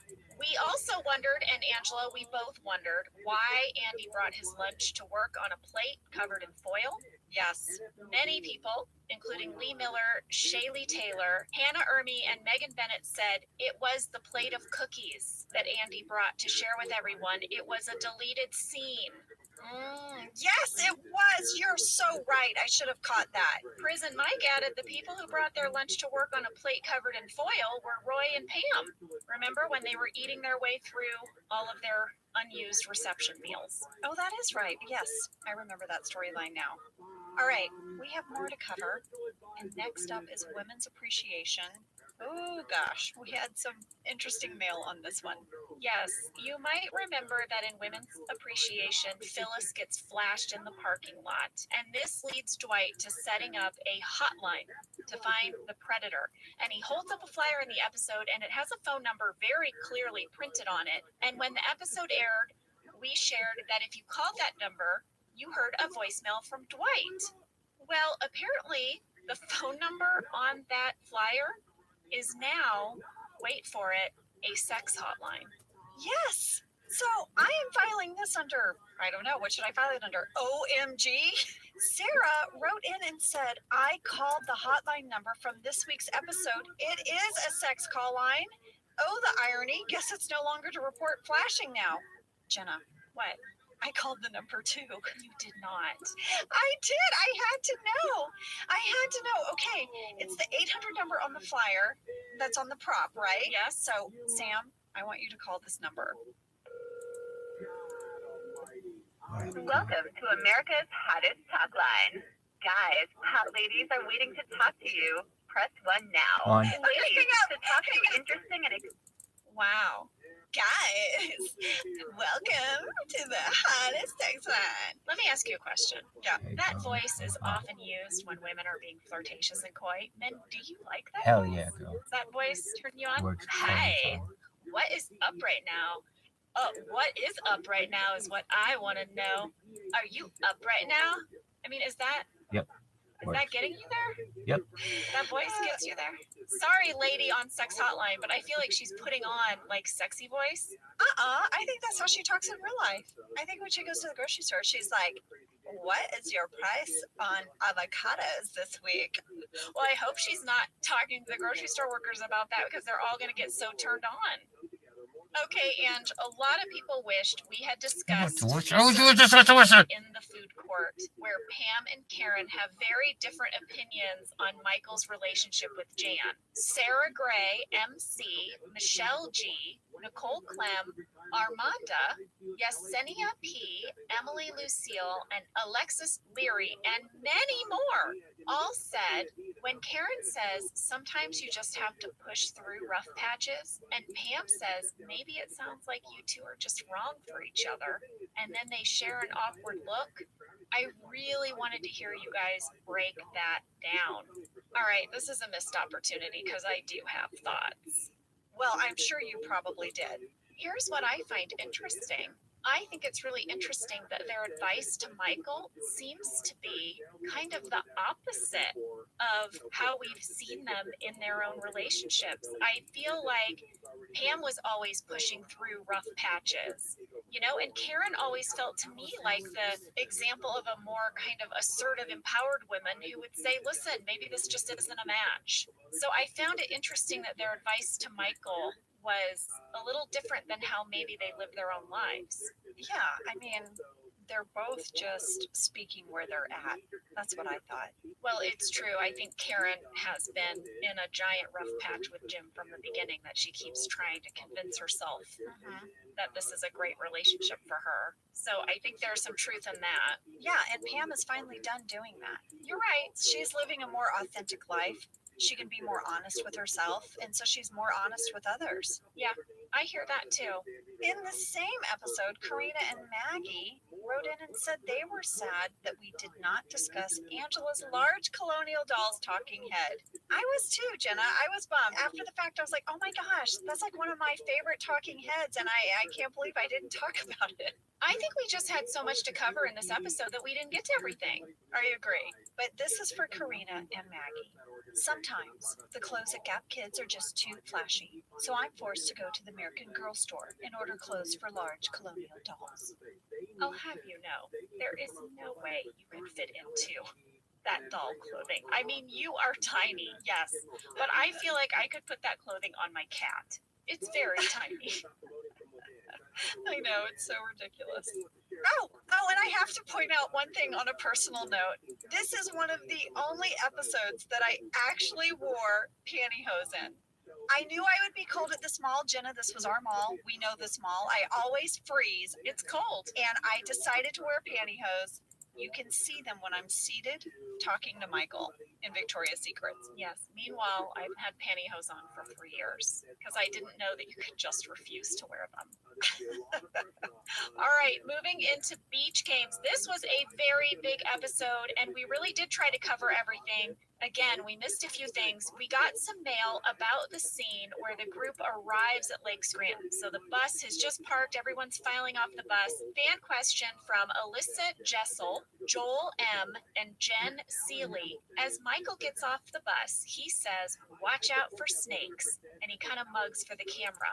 Well, this line actually comes from the movie EGAH. Let me spell that for you. It's EEGAH. This movie was featured on Mystery Science Theater 3000, and that line has become a running joke. So these guys want to know, was the line written or improvised? Do we think that Michael liked the movie EGAH? Or do we think maybe Michael is a fan of Mystery Science Theater 3000? Guys, we asked Jen Salata, writer of this episode, and she said this was 100% a coincidence. It was not intentional. When Michael says, watch out for snakes getting off the bus, that line was written because she just thought it would be really funny if the first thing Michael says to us as we arrive at the beach is something that would make the beach completely not fun, which would be snakes. Right. She also said that I guess there was a real warning to watch out for snakes, the cast and crew. Yes. I wanted to take a second and mention one of my favorite deleted Phyllis talking heads from this episode. They're all talking about if Jim would be a good boss or not, right? Yes, because he's up for this job at corporate, right? That's right. He's up for the job. And Phyllis says in a talking head to camera, I think Jim would be a good boss. Plus, he's eye candy. It's okay. Bob Vance knows he's on my list. George Clooney, Leo DiCaprio, Jim, and that British guy who got in trouble with the prostitute. I guess that would be Hugh Grant. Wow. And Bob knows. Bob knows this, and he's okay with it. Okay, so Meredith hits on Jim to sign her cast. Phyllis has Jim on her list. Yeah. Wow. Phyllis. The ladies are going after your fella. More fan mail lady from Krista K. She says, I believe it was Jenna that equated walking over lava stones to walking on Lego bricks. I wanted you guys to know that doing a Lego walk, which is walking endlessly on Lego bricks, is actually a thing that happens during Lego fan conventions. Krista said she tried it once and failed miserably, but her husband did all right one year. And during last year's Philly Brick Fest, the Guinness World Record was set at 2,737 feet. But listen to this. That record was shattered on November 20th, 2020 by someone named LA Beast, who took a video of themselves walking 12,750 feet over a bunch of Lego, and there's a video on YouTube, but she said it's like an hour long. That is crazy. Someone walked on Legos for an hour. All I could think of as a parent was, oh my God, who had to pick up all those stinking Legos when it was done? Yeah, that's a lot of Lego pickup. It really is. Moving us along now to the job. Fan catch from Erica Jane. My thought was that maybe this episode is called The Job, not because of all the people who are vying for the corporate job, but because of Jan's boob job. I saw a few people sort of had this idea, and it cracked me up. I know. It is a bit of a double entendre. Double told. Yeah. This episode also featured a really great interview with Paul Lieberstein. We got a bunch of mail from people saying how much they loved hearing from him. And lady, we also had people write in and say that they love our tangents, our soapboxes, our deep dives, because you apologized, because I think you felt a little self-conscious when you were sharing about the Limelight, the club inside of the Gothic cathedral. Yes, I went on for a long time, and then I realized, like, oh my gosh, am I talking too much about this? Well, this feeling of being self-conscious and trying not to apologize for things you don't need to apologize for really resonated with people, and I am very happy to see that we are all going to work on this together. Yes, we are. Well, guys, that pretty much wraps it up, but before we go, we did get a question for our sound engineer, Sam. Sarah Vicari would like to know, where are you from in Wisconsin? Oh, I am from Watertown, Wisconsin. It's halfway between Madison and Milwaukee, and our mascot was a gosling. It was a very intimidating baby goose in a sweater. Oh, go baby goose in your little sweater. Angela's doing some candlesticks as she cheers that cheer for your tiny goose. Jazz hands. And speaking of local treasures, I wanted to give a shout out to Christy Adventures. She sent us a walking tour guide of Scranton. It's like a whole map. It's amazing, and I've already looked at it a few times. You gave me one, and I literally love it. Yeah, we will use that when we go. Well, there you have it, guys. We have revisited the second half of season 3. Thank you to Randall Einhorn for talking with us. And thank you to Jackie Debiton for sending in those audio clips. Yes, and thank you to you all for sending in your questions and comments. There were a lot. We tried to get to as many as we could. I know we missed some, guys. I know we did. But, we'll just keep chipping away at them. If you want to send us a question or comments, head over to the Office Ladies Pod Instagram. We check all our comments there. And if you go to our website, officeladies.com, you can find little folders that correspond to each episode. That's where we pull the questions for our regular episodes and for our revisited. Yes, and on Office Ladies Pod, if you could put your question or comment to the episode it pertains to, that way it has a better chance of making it in. Wait, guys, that sounded like something I would say. Angela, am I rubbing off on you? You just directed people to an organizational technique. I've never been so excited. Well, gosh, I didn't know that would do it for you like that. I'll throw out some more of my home organization tips, okay? Please. All right, guys, we will be back next week with a regular episode. Love you. Love you guys. Take care. Thank you for listening to Office Ladies. Office Ladies is produced by Earwolf, Jenna Fisher, and Angela Kinsey. Our show is executive produced by Cody Fisher. Our producer is Cassie Jerkins. Our sound engineer is Sam Kiefer. And our associate producer is Ainsley Bubico. Our theme song is Rubber Tree by Creed Bratton. For ad-free versions of Office Ladies, go to StitcherPremium.com. For a free 1-month trial of Stitcher Premium, use code OFFICE.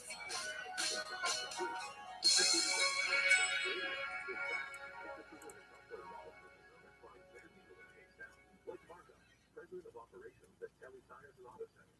Because Telly Tires has grown a lot in the last few years, Marco needed to hire everyone from a receptionist to a store manager to a head mechanic. This superior helps with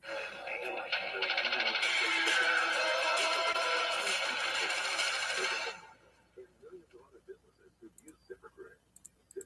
Most people give up on their resolutions by mid-January. Walmart Plus can help save yours this year by saving you time and money.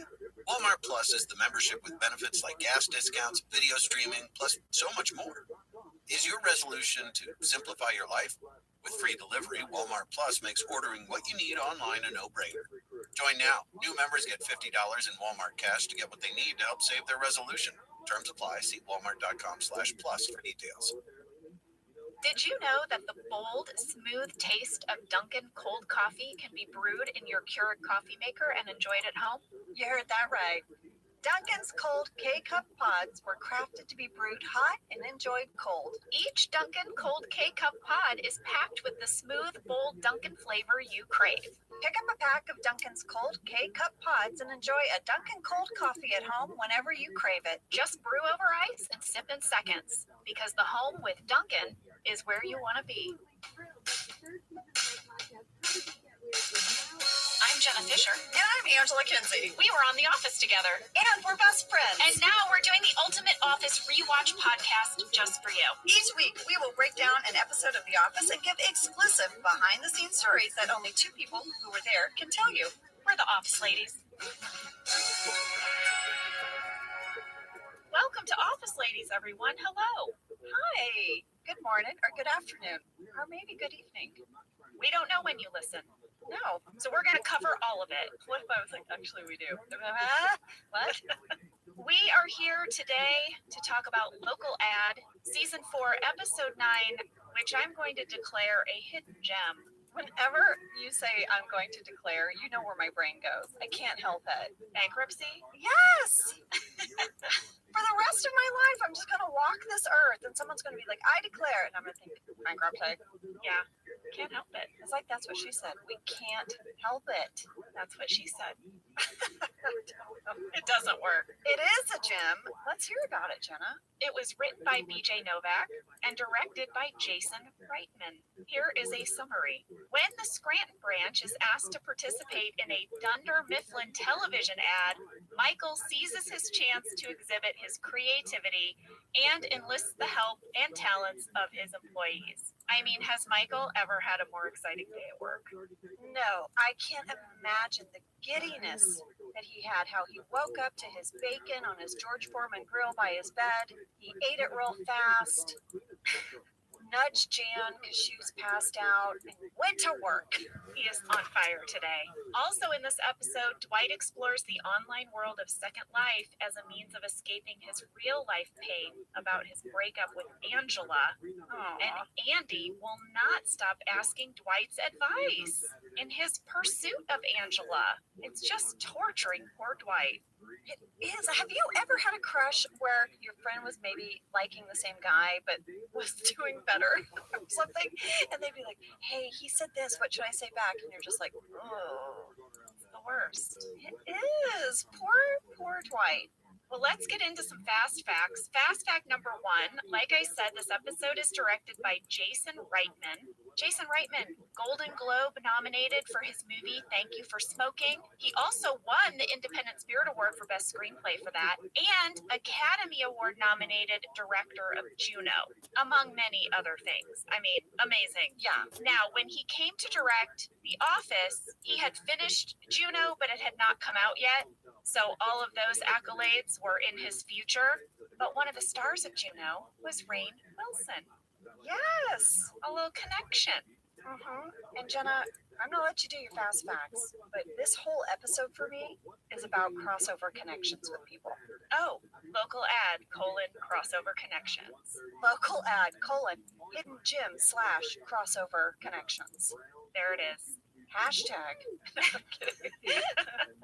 That's what she said. That's what she said. Jenna, I have been emailing with Jason over these last few months because Oscar and Brian and I were part of Jason's remake of The Princess Bride for Quibi. It was so good. It was so fun. And we all shot it, separately, like at our homes. And then Jason edited together all the dialogue. I played Vizzini, Oscar played Inigo, and Brian played Fezzik. It was so much fun. So we were trading emails, and I was like, hey, by the way, the local ad is coming up. We just send in some audio clips, and he was so generous. These are so great. I'm excited for you guys to hear them. Of course, the first thing we asked him was how he came to direct on The Office, and here is what he had to say. Like any human being who was alive at the time, I was an enormous fan of The Office. I just thought it was the greatest thing on television. It was this collection of the greatest talent, actors and writers, who were making a generation-defining comedy, which was somehow sweet but always subversive, and the storytelling was great. Feature directors that I really admired had already come and directed the show, like Harold Ramis. I think I had already directed Rain in Juno, and I had these little connections to other people on the show. I feel like I knew a fair amount of the cast and some writers on the show already. I don't even know why.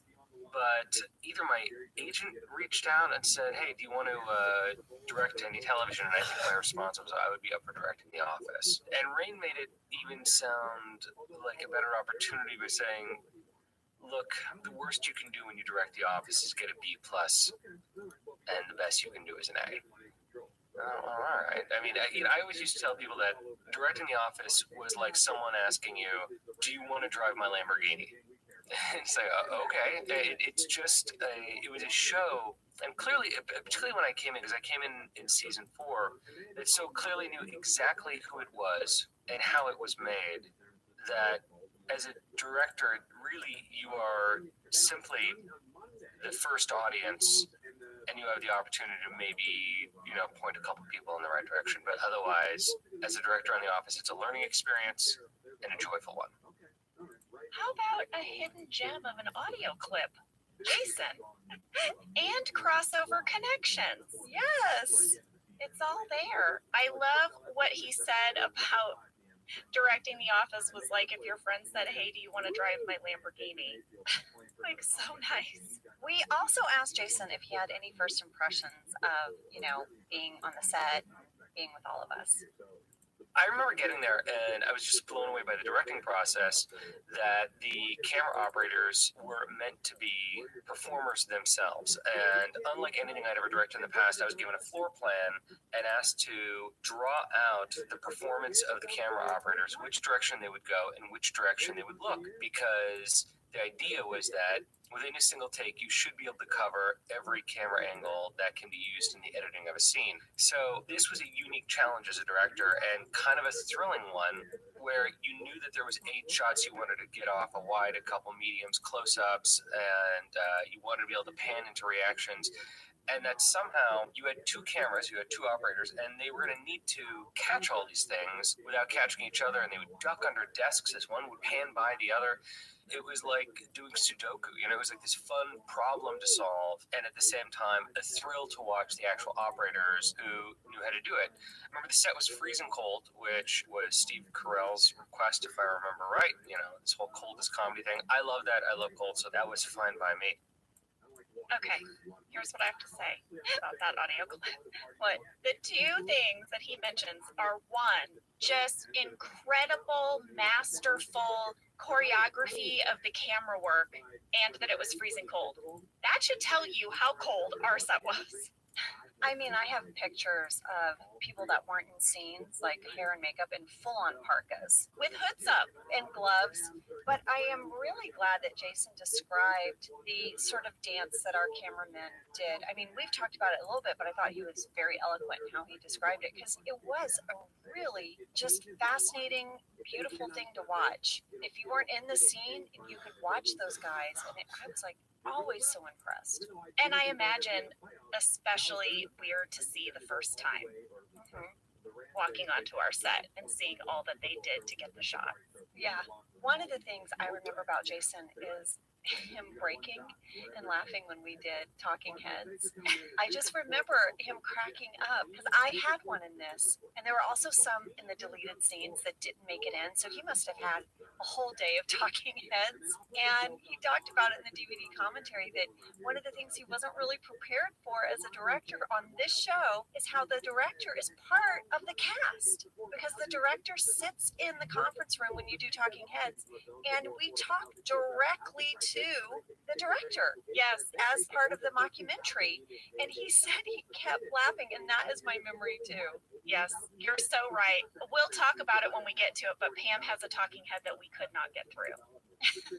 Well, we're really grateful that Jason sent in these clips, and we have even more. We'll sprinkle them throughout the episode. Yes. Next up is Fast Fact number 2, which is all about Second Life.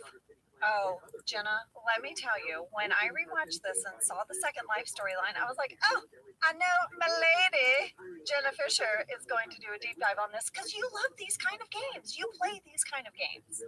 Well, I played The Sims, yes, which is very different from Second Life. Oh.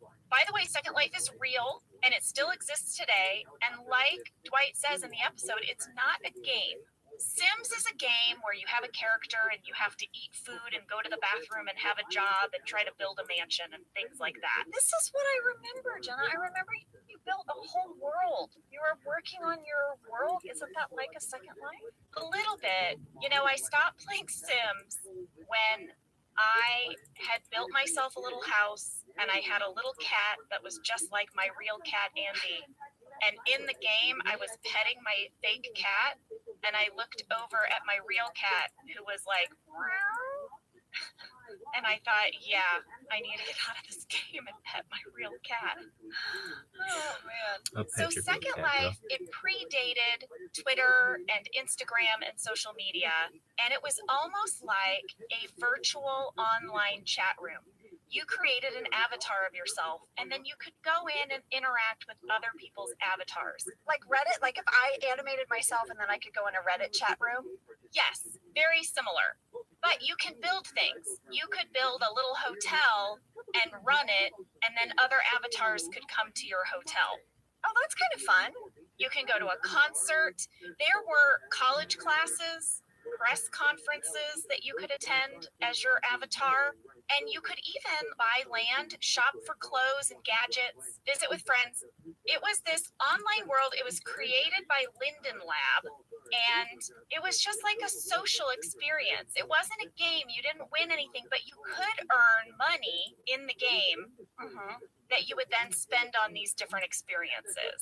I get it. I could see where that would be really fun. It kind of reminds me a little bit of this movie we just watched with the kids called Ready Player One.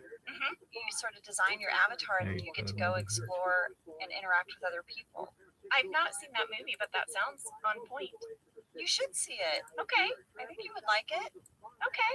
I'll watch the first 20 minutes of it. Yeah, tell me about the towel next to the coffee pot. Yeah. You got it. Is there a charming random detail I can hone in on in the first 20 minutes of the film? I'm sure you'll find it. So much shade. Okay, go on. It's good you're still not bitter about it, though.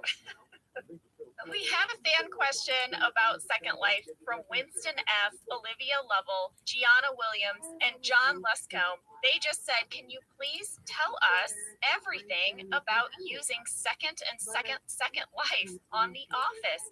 It seems like such a big undertaking to program a whole massive multiplayer online game for a single episode. Who came up with it? How did you do it? Well, you know who I had to reach out to. Kentapedia! Kentapedia! Kent reached out to the developers of Second Life, Clear Ink, and Linden Labs, and we entered into a license agreement with them. They ended up creating all of the avatars and animation for us. Kent had to send pictures of John and Rain over to those guys, and they drew out little avatars of them based on Jason and Greg's direction, and that's how they made it. So cool. And Kent is so awesome. We go to Kent every week. I know, thanks, Kent. We got a letter, Angela, from Sin Skyberg, and listen to this. I worked at Second Life when this episode came out, and we were so excited. I was the head of customer service at the time, and I got all our team together virtually to watch the episode. Second Life was and is a crazy place, and so much really nutso stuff happened in there. This was a big highlight for all of us. I bet Sin has some good stories. No, I didn't want to open up that Pandora's box because I thought, oh no, I don't want to get anyone in trouble. But how cool. I am now curious. That is so cool. Are you ready for fast fact number 3? Yeah. I'm calling this one Kit Kat Fun Facts. Oh, did you do a deep dive on Kit Kats? Lady, of course I did. As you know, in this episode, the character of Andy cannot remember the end of the famous jingle, "Give me a break, give me a break, break me off a piece of that Kit Kat bar." Yeah, so I thought y'all might like to know that the Kit Kat bar was brought to market in 1930 by Rowntree of York in the United Kingdom. It was advertised as the best companion to a cup of tea. Rowntree of York, maker of chocolate, 7th of its name, best companion, cup of tea. I don't know. I'm sorry, I just make everything a Game of Thrones title. Even though I never finished Game of Thrones, like John Wick, I love your Game of Thrones names that you make, Angela. Thank you. I feel seen somewhat. The jingle that Andy can't remember debuted in the United States in 1986, and it is still the jingle today. The words are by Ken Schuldman, and the music was written by Michael A. Levine. Versions of the original have been covered by Carrie Underwood, Sean Colvin, and countless actors who have been seen in the commercials. But here's where it gets interesting. Okay. This song, the Kit Kat jingle, was cited in a study by a researcher at the University of Cincinnati who declared it one of the top 10 earworms. An earworm is a bit of a melody or bit of a song that becomes stuck in your head. Oh, yes. The researcher's name is James Is Caleris, on and the he West studied Side. this phenomenon. Is the Why West Side do in your one? bits of Is your songs mom in get your stuck one? in Fuck our you. heads? He said that it happens to almost everyone at some point in their life, but he found that it did happen more to women and musicians. Huh. I have had by minute stuck in my head for years. Oh, okay, that was not on his list, but do you know what was on his list of wormiest songs? Let's hear it. The Chili's jingle, Baby Back Ribs. Oh, yes. Which has also been featured on The Office. The other songs that made the top 10 were We Will Rock You, Who Let the Dogs Out, the Mission Impossible theme song, Whoop, There It Is, The Lion Sleeps Tonight, It's a Small World After All, and YMCA. Those are the wormiest songs. The wormiest songs. Well, I guess By Minute isn't really a song. No, but it's a bit of melody. Yes. So you don't get the whole song trapped in your head. You just get some little bit of the melody stuck in your head. Yeah, there you go. I feel like everybody, you could probably walk down the street, stick a microphone in someone's face and say, give me a break, and they'd immediately go into it. Yeah, Everyone knows that. that's all I got, lady. I thought those were wonderful fast facts. I'm excited to get into this episode. I've got some stuff coming up. Well, I hope it's a ton of hidden gems and crossover connections. I just want to remind you that's the theme of this episode. Thank you for the reminder. Let's take a break and come back with some more hidden gems and local ads.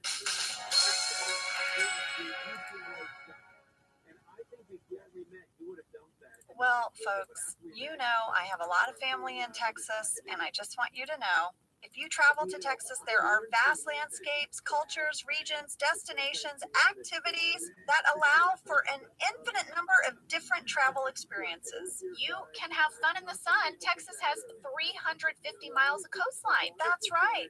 Or if you like more of a rugged vacation, there are campgrounds, hiking trails, state parks, and the food. Can we talk about the food? Tex-Mex and barbecue. There's live music, art museums, cowboy experiences. Come on.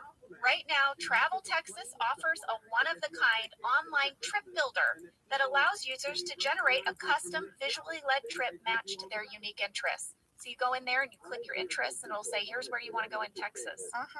Visit traveltexas.com/get-your-own to get the only trip to Texas that matters, yours. That's traveltexas.com/get-your-own.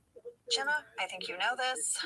I think anyone that follows me on Instagram knows this. My husband and I love a project, and it often starts at IKEA because we love to save money while we're also furnishing our home, and we get really affordable, beautiful stuff. And comfortable. And Your sectional is really comfortable. Thank you. We bought this huge sectional sofa at IKEA. Josh put it all together. It's in our sort of TV kind of game room. It's awesome. IKEA also has a great section to help you get organized. They have solutions for storage.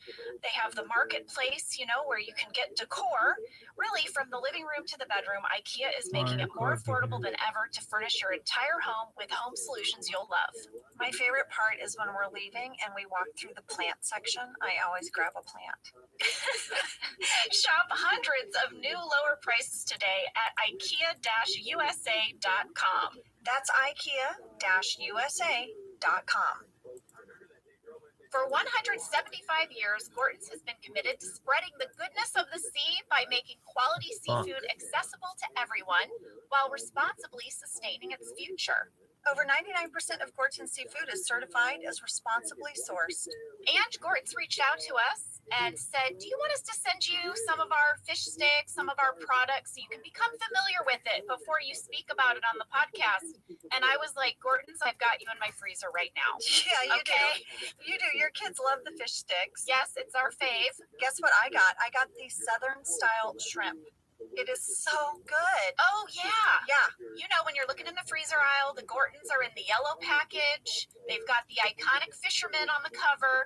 This brand has been around since I was a kid. Same. Gorton's is actually a brand that's been around for 175 years. Oh, my gosh. That's so rare. Well, we love Gorton's, and it can help you make your mealtime easy. Visit Gortons.com to learn more, find a store, and get a recipe inspiration. All right, so this episode starts with a conference room scene. Michael's getting the gang to brainstorm ideas for their upcoming commercial. He's super excited. Right at the top, Phyllis shouts out, "Dancing Baby." Jenna, you know what she's talking about, right? There were those commercials with dancing babies in them, right? It was this phenomenon. Okay, here's my little mini deep dive, guys. It's referred to as the Uka Chaka baby. It was a 3D rendered animation of a baby dancing. It became a media phenomenon. It was one of the very first viral videos in the 90s. It was this dancing baby animation. It went all over these popular web forums, websites. It got emailed to people, demo videos, commercials. Eventually, it ended up in mainstream television. It was featured on CBS, CNN, and then what I remember it from is it ended up being part of these like fantasy kind of things that Ally McBeal would have on her show. Oh, yes. Right? Yes, the dancing baby on Ally McBeal. I remember that. So this was one of the very first viral videos, and I went back and watched it. It's so creepy. It's so creepy. I have to put it in our stories. It is just the creepiest thing. America, what did we love about it? Sometimes you look back and you're like, why did we go so crazy over that thing? I think because we'd never seen anything like it. This was like sort of the beginning of what memes and GIFs or GIFs, what do you call those? This was the beginning of that. This was this 3D animated baby dancing awkwardly to this song. And people were like, Lady, also at the very beginning of this episode, we had a fan catch from Linda Kay, Sadie Kay, and Jackie Hewitt in the background of Michael's talking head. Angela, you are way out of character. What is going on there? It's at 16 seconds, everybody. 16 seconds. I know, I have it. I took a screen grab of it. I am literally laughing, and then I just start chatting away. You see my mouth going? I am so out of character. I clearly didn't realize I was in the shot. Sometimes they would have Steve do talking heads right outside the conference room, and we were in the background, but it was like a little blurry, you know? Yeah. And I didn't realize, but I looked, and it's Rain, Brian, me, you, and Ed. And I guess I'm telling a story. You are holding court. You are seated with your legs crossed and standing around you, and you are clearly telling a very fun story. I know, I caught it too. It was amazing. Also, it sets up in this scene the great runner of Andy not being able to remember the end of the Kit Kat jingle, and Jim immediately says, "Don't help him." So no one helps him. I know. That is the worst. I know. It also sets up that Pam has volunteered to make a logo for Michael's commercial. She's going to design a logo. She's very excited. Well, she says she's taking an animation class. I love that. I know. I was like, go Pam. Next, the ad guys arrive. Michael runs out of the conference room and he is immediately going to start pitching them his ideas. He says he wants this commercial to be like MTV on crack. He goes around, he introduces them to everyone in the office. There's even more in the deleted scenes. He literally goes up to like every single person and does like a horrible introduction of all of them. The way only Michael can. If you want to see some more awkward, cringy Michael introductions, go to the deleted scenes. These two ad guys were played by Kyle Bornheimer and Tim Kang. You probably recognize these guys. Kyle has been on a ton of stuff. He was on Brooklyn Nine-Nine. He's done a bunch of commercials. Tim is the same way. He went on to be a regular on The Mentalist and the reboot of Magnum PI. Yes. Are you ready for some crossover connection? Lay them on me. Tim, who plays Tim, ready for this? His daughter and my daughter were on the same soccer team in 2019, the Falcons. I was the team parent. My ex-husband Warren was the coach. We make it work, y'all. We make it work. And the Falcons made it to the finals in our AYSO division. We went on to play in the regional playoffs, you guys, and then we advanced to the area playoffs. The girls came in third, and they were the runner-up team to go to state. Lady, I will never forget your messages to me during this time of Isabel's soccer team going so far. It was the never-ending year of soccer. It was. I would text you and I would say, "What are you up to?" And you're like, "Lady, we are still in this soccer tournament." Yes. But it was so exciting. I remember how excited those girls were. And Tim is one of the other parents of another girl. I love that. Yes. So Tim and I have sat on the sidelines together and cheered our girls on. Well, I have a connection to Kyle. It's not as exciting as that, but we were both in the movie Blades of Glory. He played the rink PA announcer. Mm-hmm.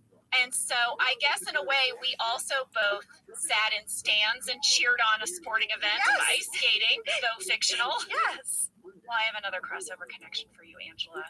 I think I know this one. This one's really weird, and it's going to be a runner through this whole episode. Like every guest star in this episode, Local Ad, has also had a guest appearance on Monk. It's so wild, isn't it? What is going on? Kyle played Uniform Cop in Mr. Monk and the Kid, and Tim played Mr. Brenneman in Mr. Monk is Up All Night. I know, it's so wild to me. We have more crossover connections coming up, but there's your first two. Now we get into this episode, and it opens with Dwight playing Second Life. And Jenna, at 3 minutes, 39 seconds, is it just me, or does Dwight fly like Mother in Raised by Wolves? I don't know Raised by Wolves. I knew This you would sounds know it. very similar to Game of Thrones. Okay, Raised by Wolves is nothing like Game of Thrones. It is just the weirdest show on HBO Max. Here's the overview of Raised by Wolves. 2 androids are tasked with raising human children on a mysterious planet as the human colony threatens to be torn apart by religious differences. The androids learn that controlling the beliefs of humans is treacherous and a difficult task. Also, the android's mother is able to have babies. It's very bizarre, Jenna. It's so bizarre. It is not a surprise to me that I'm watching Last Tango in Halifax instead of Raised by Wolves. Now listen, Last Tango in Halifax is right up my alley. You know I love any kind of like BBC programming, but I also love me some weird sci-fi. Okay, I'm going to show you. This is how Dwight flies in Simple Life, and this is how Mother flies. I see it. They both go upright with their arms out. It's very creepy. I know. Anyone else that watched Raised by Wolves, go to 3 minutes, 39 seconds. Watch how Dwight does his liftoff, and it will remind you of Mother. Angela will also put that on the pod. I'm going to put it in our stories. I looked up Dwight's profile on Second Life. You did? I did. It's still there. Here's what he has down as his interests: muscle cars, pop culture, and sci-fi buff. In parentheses, Harry Potter, The Lord of the Rings, Star Wars, 24, Alias, Smallville, The Apprentice, Lost, and Battlestar Galactica. His talents are listed as avid cornhusk doll maker, beat sculptor, and knot tying champion. He had to list a goal for his Second Life, and he wrote to calculate the exchange between Shroot bucks and Linden dollars. Linden dollars are the currency in Second Life. Okay. So there you have it. When he's not flying like Mother, he is trying to calculate the exchange between Shroot bucks and Linden dollars. I love that. Up next, Michael is going to pitch his big idea to the ad guys. I want you guys to know a deleted scene would have come before this between Jim and Michael that is so delicious and fun. Basically, Michael wants to practice pitch to Jim. He brings Jim in the office, right? He has Jim sit behind his desk so he can practice pitch. And he says, this is his pitch to Jim. We start on a blank piece of paper. We widen to reveal ancient Rome. Jim's like, can't do that. Michael's like, okay. We widen to reveal a spaceship blasting out of a woman's womb. What? Then they do this very funny role play where Jim's like, get out of my office. It's like becomes a whole thing. But for real, the pitch Michael settles on is this one. And I thought we had to hear it. Sam, can you play it? Little girl in a field holding a flower. We zoom back to find that she's in the desert. And the field is an oasis. Zoom back further, the desert is a sandbox in the world's largest resort hotel. Zoom back further, the hotel is actually the playground, the world's largest prison. But we zoom back further. I can tell that your time is valuable. Oh, well, I love what he says when the guy is like, listen, I can tell your time is valuable. And Michael's like, well, actually, I don't get paid by the hour anymore. I get paid by the year. So basically, I can waste as much time as I want. It's not a problem. Yes. But I love that this is the pitch that he led with. And knowing that he had other ideas, but this is what he went with. The ad guys are great. They're so real in how they react to Michael. They say, listen, we made something for the Nashua branch. Why don't we show that to you? And it'll give you an idea of what we can do. So he plays this commercial, and then they explain the only part of the commercial they're allowed to alter is the last 5 seconds. Yeah, Michael's like, what, we just wave at the end? He goes, you could clap, make it your own. Yeah, this is where you can really get creative. You can be inside, you could be outside. We had a fan question. Aaron Jassa, Harry Driscoll, Molly Coates, and many others, they wanted to know who directed this commercial that plays in the middle of the episode. Was it Jason Reitman? Yes, it was Jason Reitman. I texted with BJ about this commercial, and he told me that Jason Reitman had directed real commercials before this, and he remembers that it was so cool because Jason laid out this big circular track on the floor and had the camera going around in circles, and BJ was like, I had never seen anything like that before. It was so cool. Well, we asked Jason about filming this fake commercial, and here's what he had to say. The episode local ad contained 2 commercials inside it, and I'd been a commercial director. I was a bad commercial director, I should say. You know, the majority of the commercials that I directed were ones that if you saw, you would revoke my Director's Guild card. You'd say you're not allowed to direct again. And I would, you know, name clients, but that would be rude. But, you know, typical fast food and beer and just like not good work. I was not Spike Jonze, but I learned that format. There's certain things that you may not know how to do authentically, but you know how to satirize. Like, I know that I could never direct a David Fincher film, but I love him so much as a filmmaker that I could probably direct a satire of a David Fincher film. And so I don't know how to direct a great commercial, but I think I know how to direct the satire of a good commercial. And that was the kind of the great thing about doing the Dunder Mifflin ad was I felt my commercial brain trying to do the best, worst version of what Dunder Mifflin would hand Michael Scott, which was this kind of cutesy commercial. It starred Jeff Witzke, who is an actor I've worked with since I was a kid. He literally was in my first short film and has been in everything I've ever made since. And he was the star of it, and that was great. I love that Jason just uses his friend Jeff in everything. I just think that's wonderful. Jenna, I want you to be in everything I do from here on out. Great. I love it. Okay. Well, we have some crossover connections with Jeff. Are you ready? He was also in Mindy and Brenda, the TV short written by Mindy Kaling and Brenda Withers. Oh, yeah. He played the sales clerk. Well, lady, guess what? He also did a guest spot on Monk.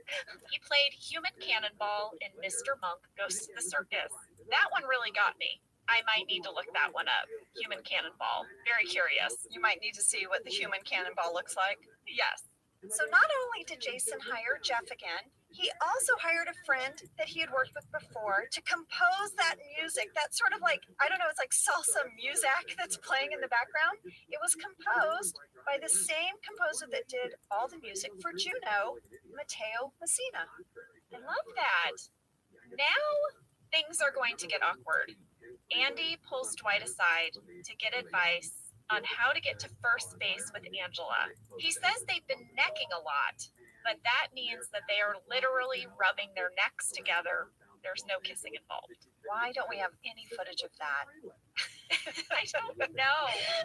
I don't know. Angela, we had a fan question from Amy Noki. She's dying to know, what is your backstory for Angela and Andy, and what is with the necking? Do you think this was standard for Angela, or is it because she can't stomach Andy and she's just trying to get back at Dwight? I love this question. I thought that Angela went out with Andy as sort of a revenge date. She was very mad at Dwight. She really thought she was done with Dwight. She was super, super angry with him. And as she started dating Andy, I think it became very clear to her that really Dwight had her heart, but she was too prideful to admit that. So she tried to date Andy, but it was a chore. And I think the necking thing is just something she was doing to put him off. Like, how can I let him touch me, but not really touch me? So, yeah, I think her heart wasn't in it from the beginning. Yeah, I was thinking about it, and you know, Angela can be very fussy and very structured, but we saw her going at it in Jim's little toy playhouse thing and email surveillance. So when she's into someone, it's not like she puts people through these weird paces of like, okay, first we just rub our necks together. I think this was exclusive to Andy. Oh, yeah. Yeah. And maybe the senator, too. Perhaps. I really think Dwight was the love of her life, and, you know, it just took them a while to get there. Poor Dwight. He's having to listen to all this, and he tries to put Andy off. He says, I don't think we should talk about this. People might overhear us. But then Andy just takes that to mean that they should come up with code names. Yeah. Dwight's like, okay, well, Angela can stay the same, but let's change Andy to Dwight. Okay. Yeah, and Andy's like, that's not how this works. Lady, this really reminded me of how you and I tried to come up with code names when we would have conversations and we were afraid other people could overhear us. Yes. And our code names were about this good. They were so obvious. It would be like a person's initials. So obvious. I know. We're not going to be spies, Jenna. We're not going to be spies, but we're going to be mom detectives solving small crimes. I would love to be a mom detective with you when the pandemic is over. Mom detectives Solving the small crimes no one cares about in your neighborhood. It's a hit! Who graffitied the construction cone at the intersection? Exactly! We'll find out. We'll tell you. We're on it.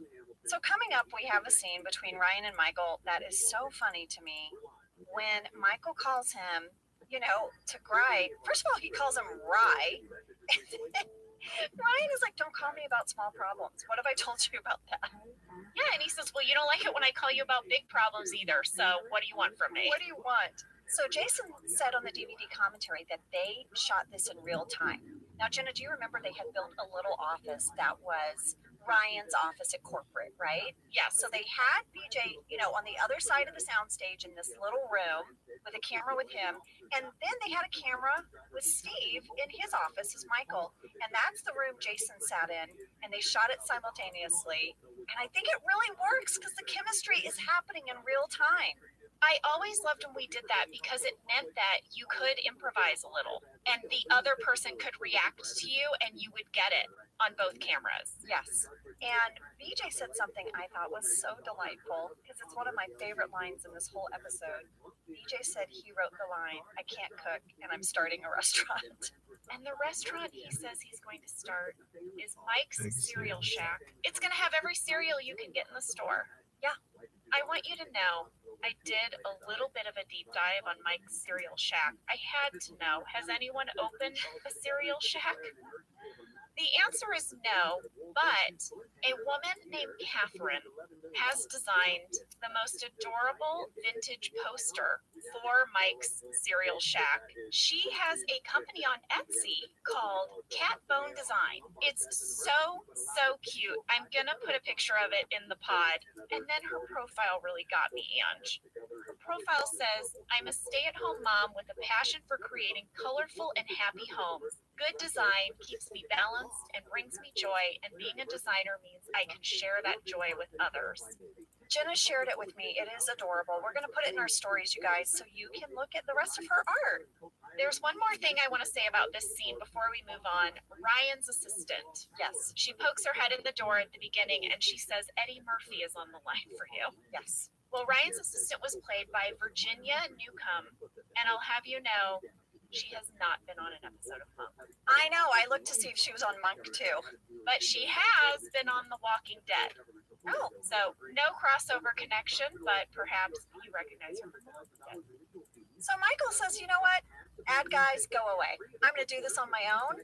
He's going to stake his whole reputation on it. Oh, yeah. Yeah. He calls David Wallace. Yeah. And he says, listen, I'm going to make it. If you don't like it, fine. I'll bring those guys back and I'll pay for it on my own dime. I need to do this.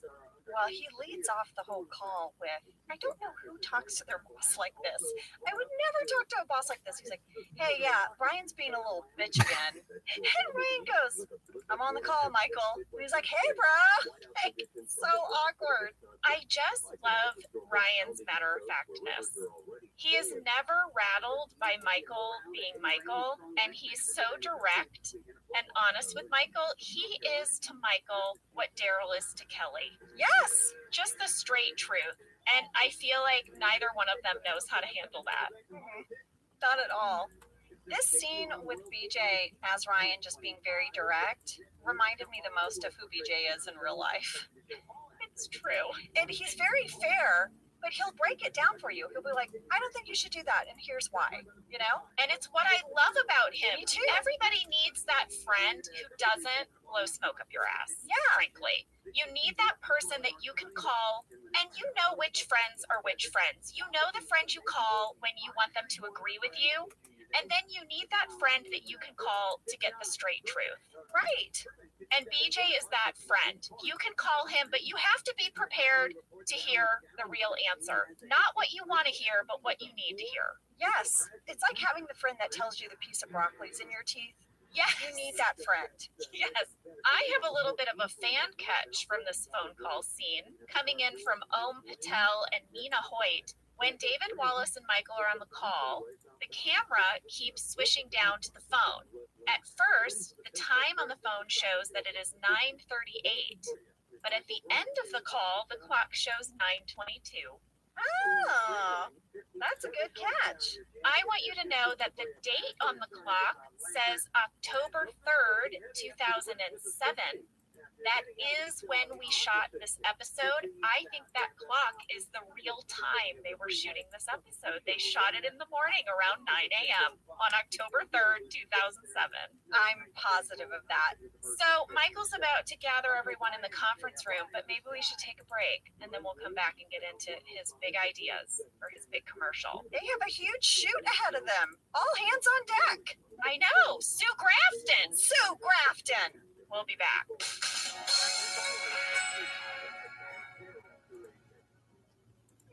Whether your resolution is to save money, eat better, or stress less, HelloFresh is here to help you do all three.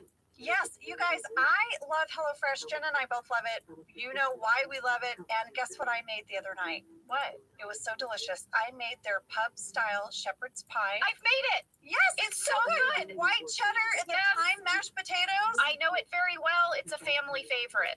Well, you know, Josh normally makes dinner, so this was my turn, and I made this, and he loved it, and I was so happy. I was like, I made a shepherd's pie. I'd never made one before. It's so good. Everyone, you can say hello to your most delicious year yet with fresh ingredients, chef-crafted recipes, all at a price you'll like, delivered right to your door.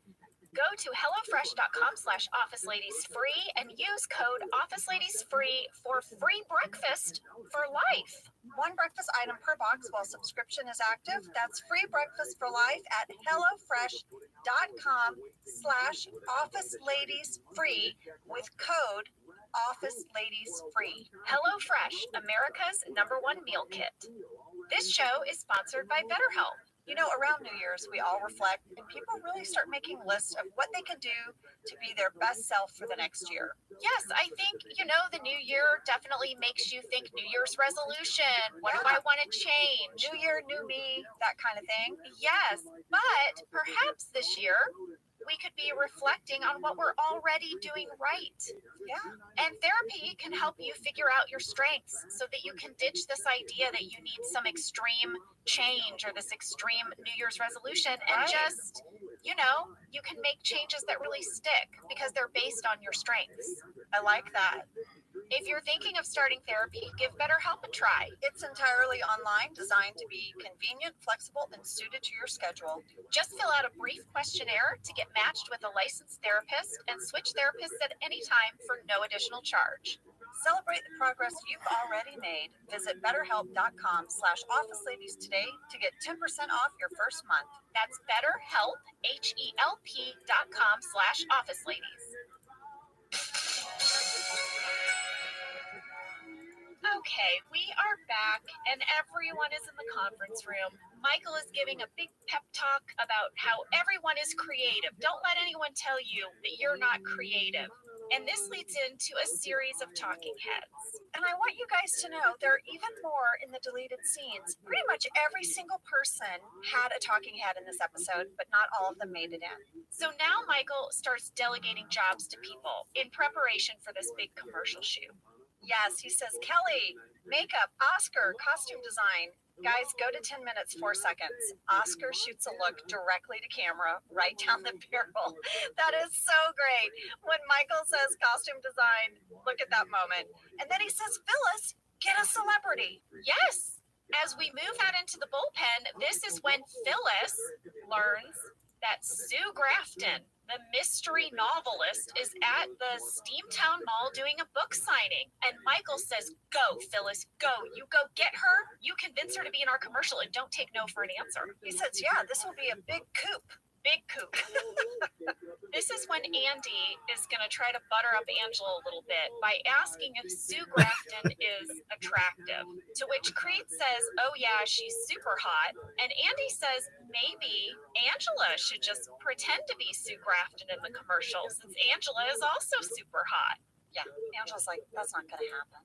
It's not going to happen because as you reveal in your talking head, you find the mystery genre disgusting and you hate being titillated. Angela, we had a fan question from Chloe M. She would like to know, how many takes did it take for you to get out the line, "I hate being titillated," without laughing? Chloe, I think they used the only one. I think I only did one where I didn't laugh. We were cracking up. Angela Martin is just wired so tight. I laughed at just saying the mystery genre was disgusting. Disgusting. Disgusting. I love every time Angela has very, very strong feelings on random subjects, such as this. I do too. Well, you know, I had an alternate talking head that didn't make it in. I guess they were deciding between which one. I definitely think they picked the best one, but I want to share with you what the alternate talking head is. It's in the deleted scenes. In this deleted talking head, Angela Martin says, "This is not my first commercial. When I was in high school, I played a 6-year-old in a electronics store ad, and it was humiliating." I mean, how small was I in high school that I could be passed for a 6-year-old? I love it. And who made her do this? Did she have a stage mom? Did Angela Martin have a stage mom? I don't know. You did the pageant. Right. I did pageants, and now I did commercials. What was her childhood? We had a fan question from Jay Tickle. Can y'all talk about any commercials you've been in? Oh, Jay. I was in so many. That's how I supported myself. I was an operator at 1-800-Dentist, and I did commercials. When I moved to Los Angeles, my one connection that I had was that my roommate had a commercial agent. And I was convinced that all I had to do was give this commercial agent my headshot, and this person would also become my commercial agent. That did not happen. It took me about 2 years to find a commercial agent, and then I never booked a single commercial in a speaking role. Ever in my whole career as an actress, I have never been in a commercial. I've been in the background of many commercials. I did a lot of background work. And then finally, about a year ago, I was approached by Smirnoff Vodka to be in a commercial with Ted Danson.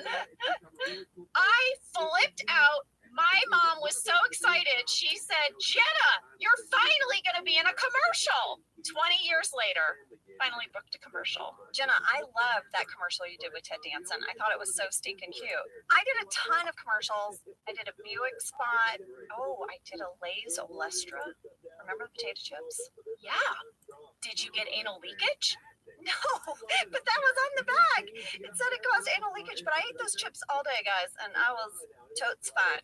Well, there you go. That's the best commercial ever. I did a Nordstrom's commercial. I actually found my old sizzle reel. You guys, when you're out here as a commercial actor, you would put all of your commercials on one video to send out to people, like a visual resume, and I found it, Jenna. That's amazing. I might have to put it in Office Ladies. We should put our early commercials in there. All I have is me blurry in the background of a telephone commercial, the Jurassic Park ride. I'll put my Lay's Olestra spot and you put your Jurassic Park ride. We'll put it in the stories. I don't even know if I can find it anymore. I'll look for it. Okay. I think they took it down off YouTube. Aw, that's too bad. Those would be 2 cute ones that we could put in. I have another fan question, Angela, from Ashley Snell, who would like to know, has Sue Grafton ever held a book signing at the Steamtown Mall?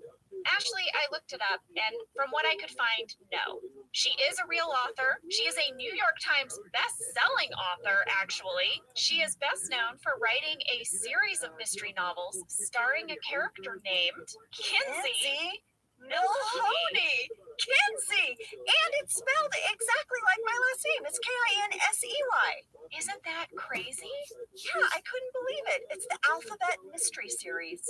Kinsey Milhoney was a former police officer turned private investigator. Jenna, should I play Kinsey Milhoney? You should definitely look into this. I have a little bit of extra trivia. This is not the first time that there is a Sue Grafton reference on The Office. Back on The Fire, which was also written by B.J. Novak, Michael confuses Stanley Kaplan, who is the founder of a company that makes test prep materials, with Sue Grafton. Now, I texted BJ about this because I was thinking, does BJ have a connection to Sue Grafton? I mean, BJ's father was a famous writer. I thought maybe his family knew Sue Grafton, but BJ said no. He just thought it was a really funny reference. There you go. All right, we have got to talk about this fantastic jingle that Daryl has written for the commercial. Yes, back by the break room, we have Daryl on keyboard, surrounded by Andy, Kevin, Creed, and Kelly, all singing this song that's meant to be in Michael's commercial. Michael comes up, he doesn't care for it. He was really hoping they were going to write a rap. Yeah. Daryl's like, what's a rap? And Michael's like, oh, Daryl, I'm going to make you a mix. And Daryl's like, yeah, I am Looking forward. Yeah. We had a fan question from Kaylee Adkins, Winston F., Rob Holland, Alyssa Patterson, and Matthew Krul, and many others who wanted to know who wrote this jingle. Ooh, we have some good trivia about that, don't we? Yes. The jingle in this scene was written by BJ Novak's brother, Jesse Novak, who is a professional composer. He's also done compositions for BoJack Horseman and the Mindy Project. He wrote this jingle. How fun is that? They kept it in the family. It's so great. Well, Jenna, now Jim overhears Andy telling Dwight he has an update for him for Operation Fallen Angel. And Jim is worried about Dwight and goes over to Pam, going to share with her about his second life. Dude. Yes, Jim has created his own Second Life avatar because he's worried about Dwight. Yes. And he shows Pam, look at how bad it is. I'm going to take you into Second Life. Dwight has created Second Life so that he can disconnect even more from reality. And this is when we find out a lot of things about Jim. About Philly Jim. Yes, Jim's avatar has a guitar slung on his back. Remember, the only indication we've ever seen of Jim and guitar is that lone guitar in his room during email surveillance, but we never see him play guitar. Clearly, Jim wishes he had learned to play that guitar. It's part of his Second Life avatar. Yeah, I guess it just sits in the corner of his room and is collecting dust. And even Pam is like, what? I didn't know you played guitar. Yeah, we had a lot of fan questions about this, Angela. Maria Sosa, Kiana Raver, Autumn Baker, Natalie H., and Delissa Alanis, who said, we find out that Jim's Second Life avatar is a sports writer in Philly. Was his avatar's job the inspiration for Jim's season 9 job? Was this planned? I mean, no, right, Jenna? Is it just by chance? Here's what I think. I think this moment happened in this episode, and it went into the show Bible. This little bit of business, right? Yeah. And then later, when it came time to write season 9, that's when I got my copy of the show Bible, and so did John. That's right, because you guys were producers, and now I remember you were part of pitching story ideas and stuff. Yes, and John pitched the idea that Jim would go off to Philly and have this sports job. So I didn't check with him, but I have to imagine that maybe, I'm speculating, there was that little moment in the show Bible and he ran with it. But that was his pitch. It was not connected in this moment when we shot it, but that's how I think it might have happened. Yeah, I think the seed had been planted for Philly Jim. Philly Jim. And here's something crazy. We'll get to it, but I'll bring it up here. When he does move to Philly, there's an electric guitar in his apartment. I don't know if he ever learns to play the guitar, but Philly Jim and his guitar, they do show up again. I mean, it was all connected, you guys. I'm convinced. Now at 12 minutes, 52 seconds, you guys, Daryl and his team are continuing to rehearse. They've got a new theme song because, Michael gave them notes, right? So now they've written a new song. And guess who wrote this version? Tell us, Anne. Craig Robinson. Yes. And of course, we knew that Craig was an amazing musician. Oh, yeah. Craig is fantastic. He tours and everything. He's great. In the DVD commentary, they shared that there was a heated debate in the writer's room about which jingle they should use. And they ultimately were like, wait, the room was divided. They loved them both. So they found a way to have them both in the episode, which I thought was great. So fun. Yeah, BJ told me it was cool because it set up this idea that Michael was really obsessive and he kept making them write new versions of the song. Mm-hmm. There's a line from this scene that I love from Michael. He says, I hate it. I don't hate it. I just don't like it at all. It's terrible. I love that line so much. One other thing I want to share with you that Craig talks about on the commentary is that he only had an hour to rehearse with those guys. And he said they got it right away, just fell into place. Except for maybe one moment, we had a fan catch. Rachel and Jeremy wrote in to say at 13 minutes, 15 seconds, Ed starts to sing at the wrong time and then he almost breaks. It's the best. Lady, let's move to the parking lot. Michael is really losing his patience with people. Yeah, well, he says, this is a pivotal scene. If they don't get it, the whole thing will fall apart. Yeah, Andy is dressed in some sort of running gear. They don't get very far because Phyllis comes back from the mall. She is sobbing. She is so gutted. She is gutted. She got kicked out of the mall in front of her friends. All of her friends, I guess, love Sue Grafton. They were all there for autographs. And Phyllis just wouldn't take no for an answer because Michael told her, don't take no for an answer. Get Sue Grafton here. And she kept bugging her and they kicked her out. At the very end of the scene, there is a great little tag where Kevin offers Phyllis a piece of tape in lieu of a tissue. We got some mail about it. Angela, Winston F., and Delina Delano. They wanted to know if this bit was improvised or scripted. I texted Brian about it because I don't have the scripts for season 4. I'm going to guess it was improvised. That seems very much like something Brian would improvise. You are correct. He told me that originally the scene had ended with the camera just lingering on Phyllis crying, and he was actually placed a little further in the background with Kate. They were still kind of working on the little running scene. But he had the idea at the end to walk up and offer her a piece of tape as a tissue. Well, they loved it. So the next time they did the scene, they actually pulled him a little bit more into the foreground and they gave Steve the line, someone give her a tissue. And then he tore off the piece of tape and that became the button of the scene. It's so great. It's perfect. That's such a great example of how our improvisations would work into a scene. We would do them, and then if they liked them, they would say, okay, well, let's draw you into this in a way that creates a fun button or creates a fun moment. I also want to point out, I think I can see Phyllis about to break. She looks like she is literally about to laugh. I don't know how to say this without it sounding weird, but I love every time the character of Phyllis is crying. Why is it so funny? She's just so good at playing those like emotional beats, and I just love her. I love it too. I really love it. Jenna Pam is working so hard at her desk. 14 minutes, 49 seconds. This Thunder Mifflin logo, she is just really putting her heart and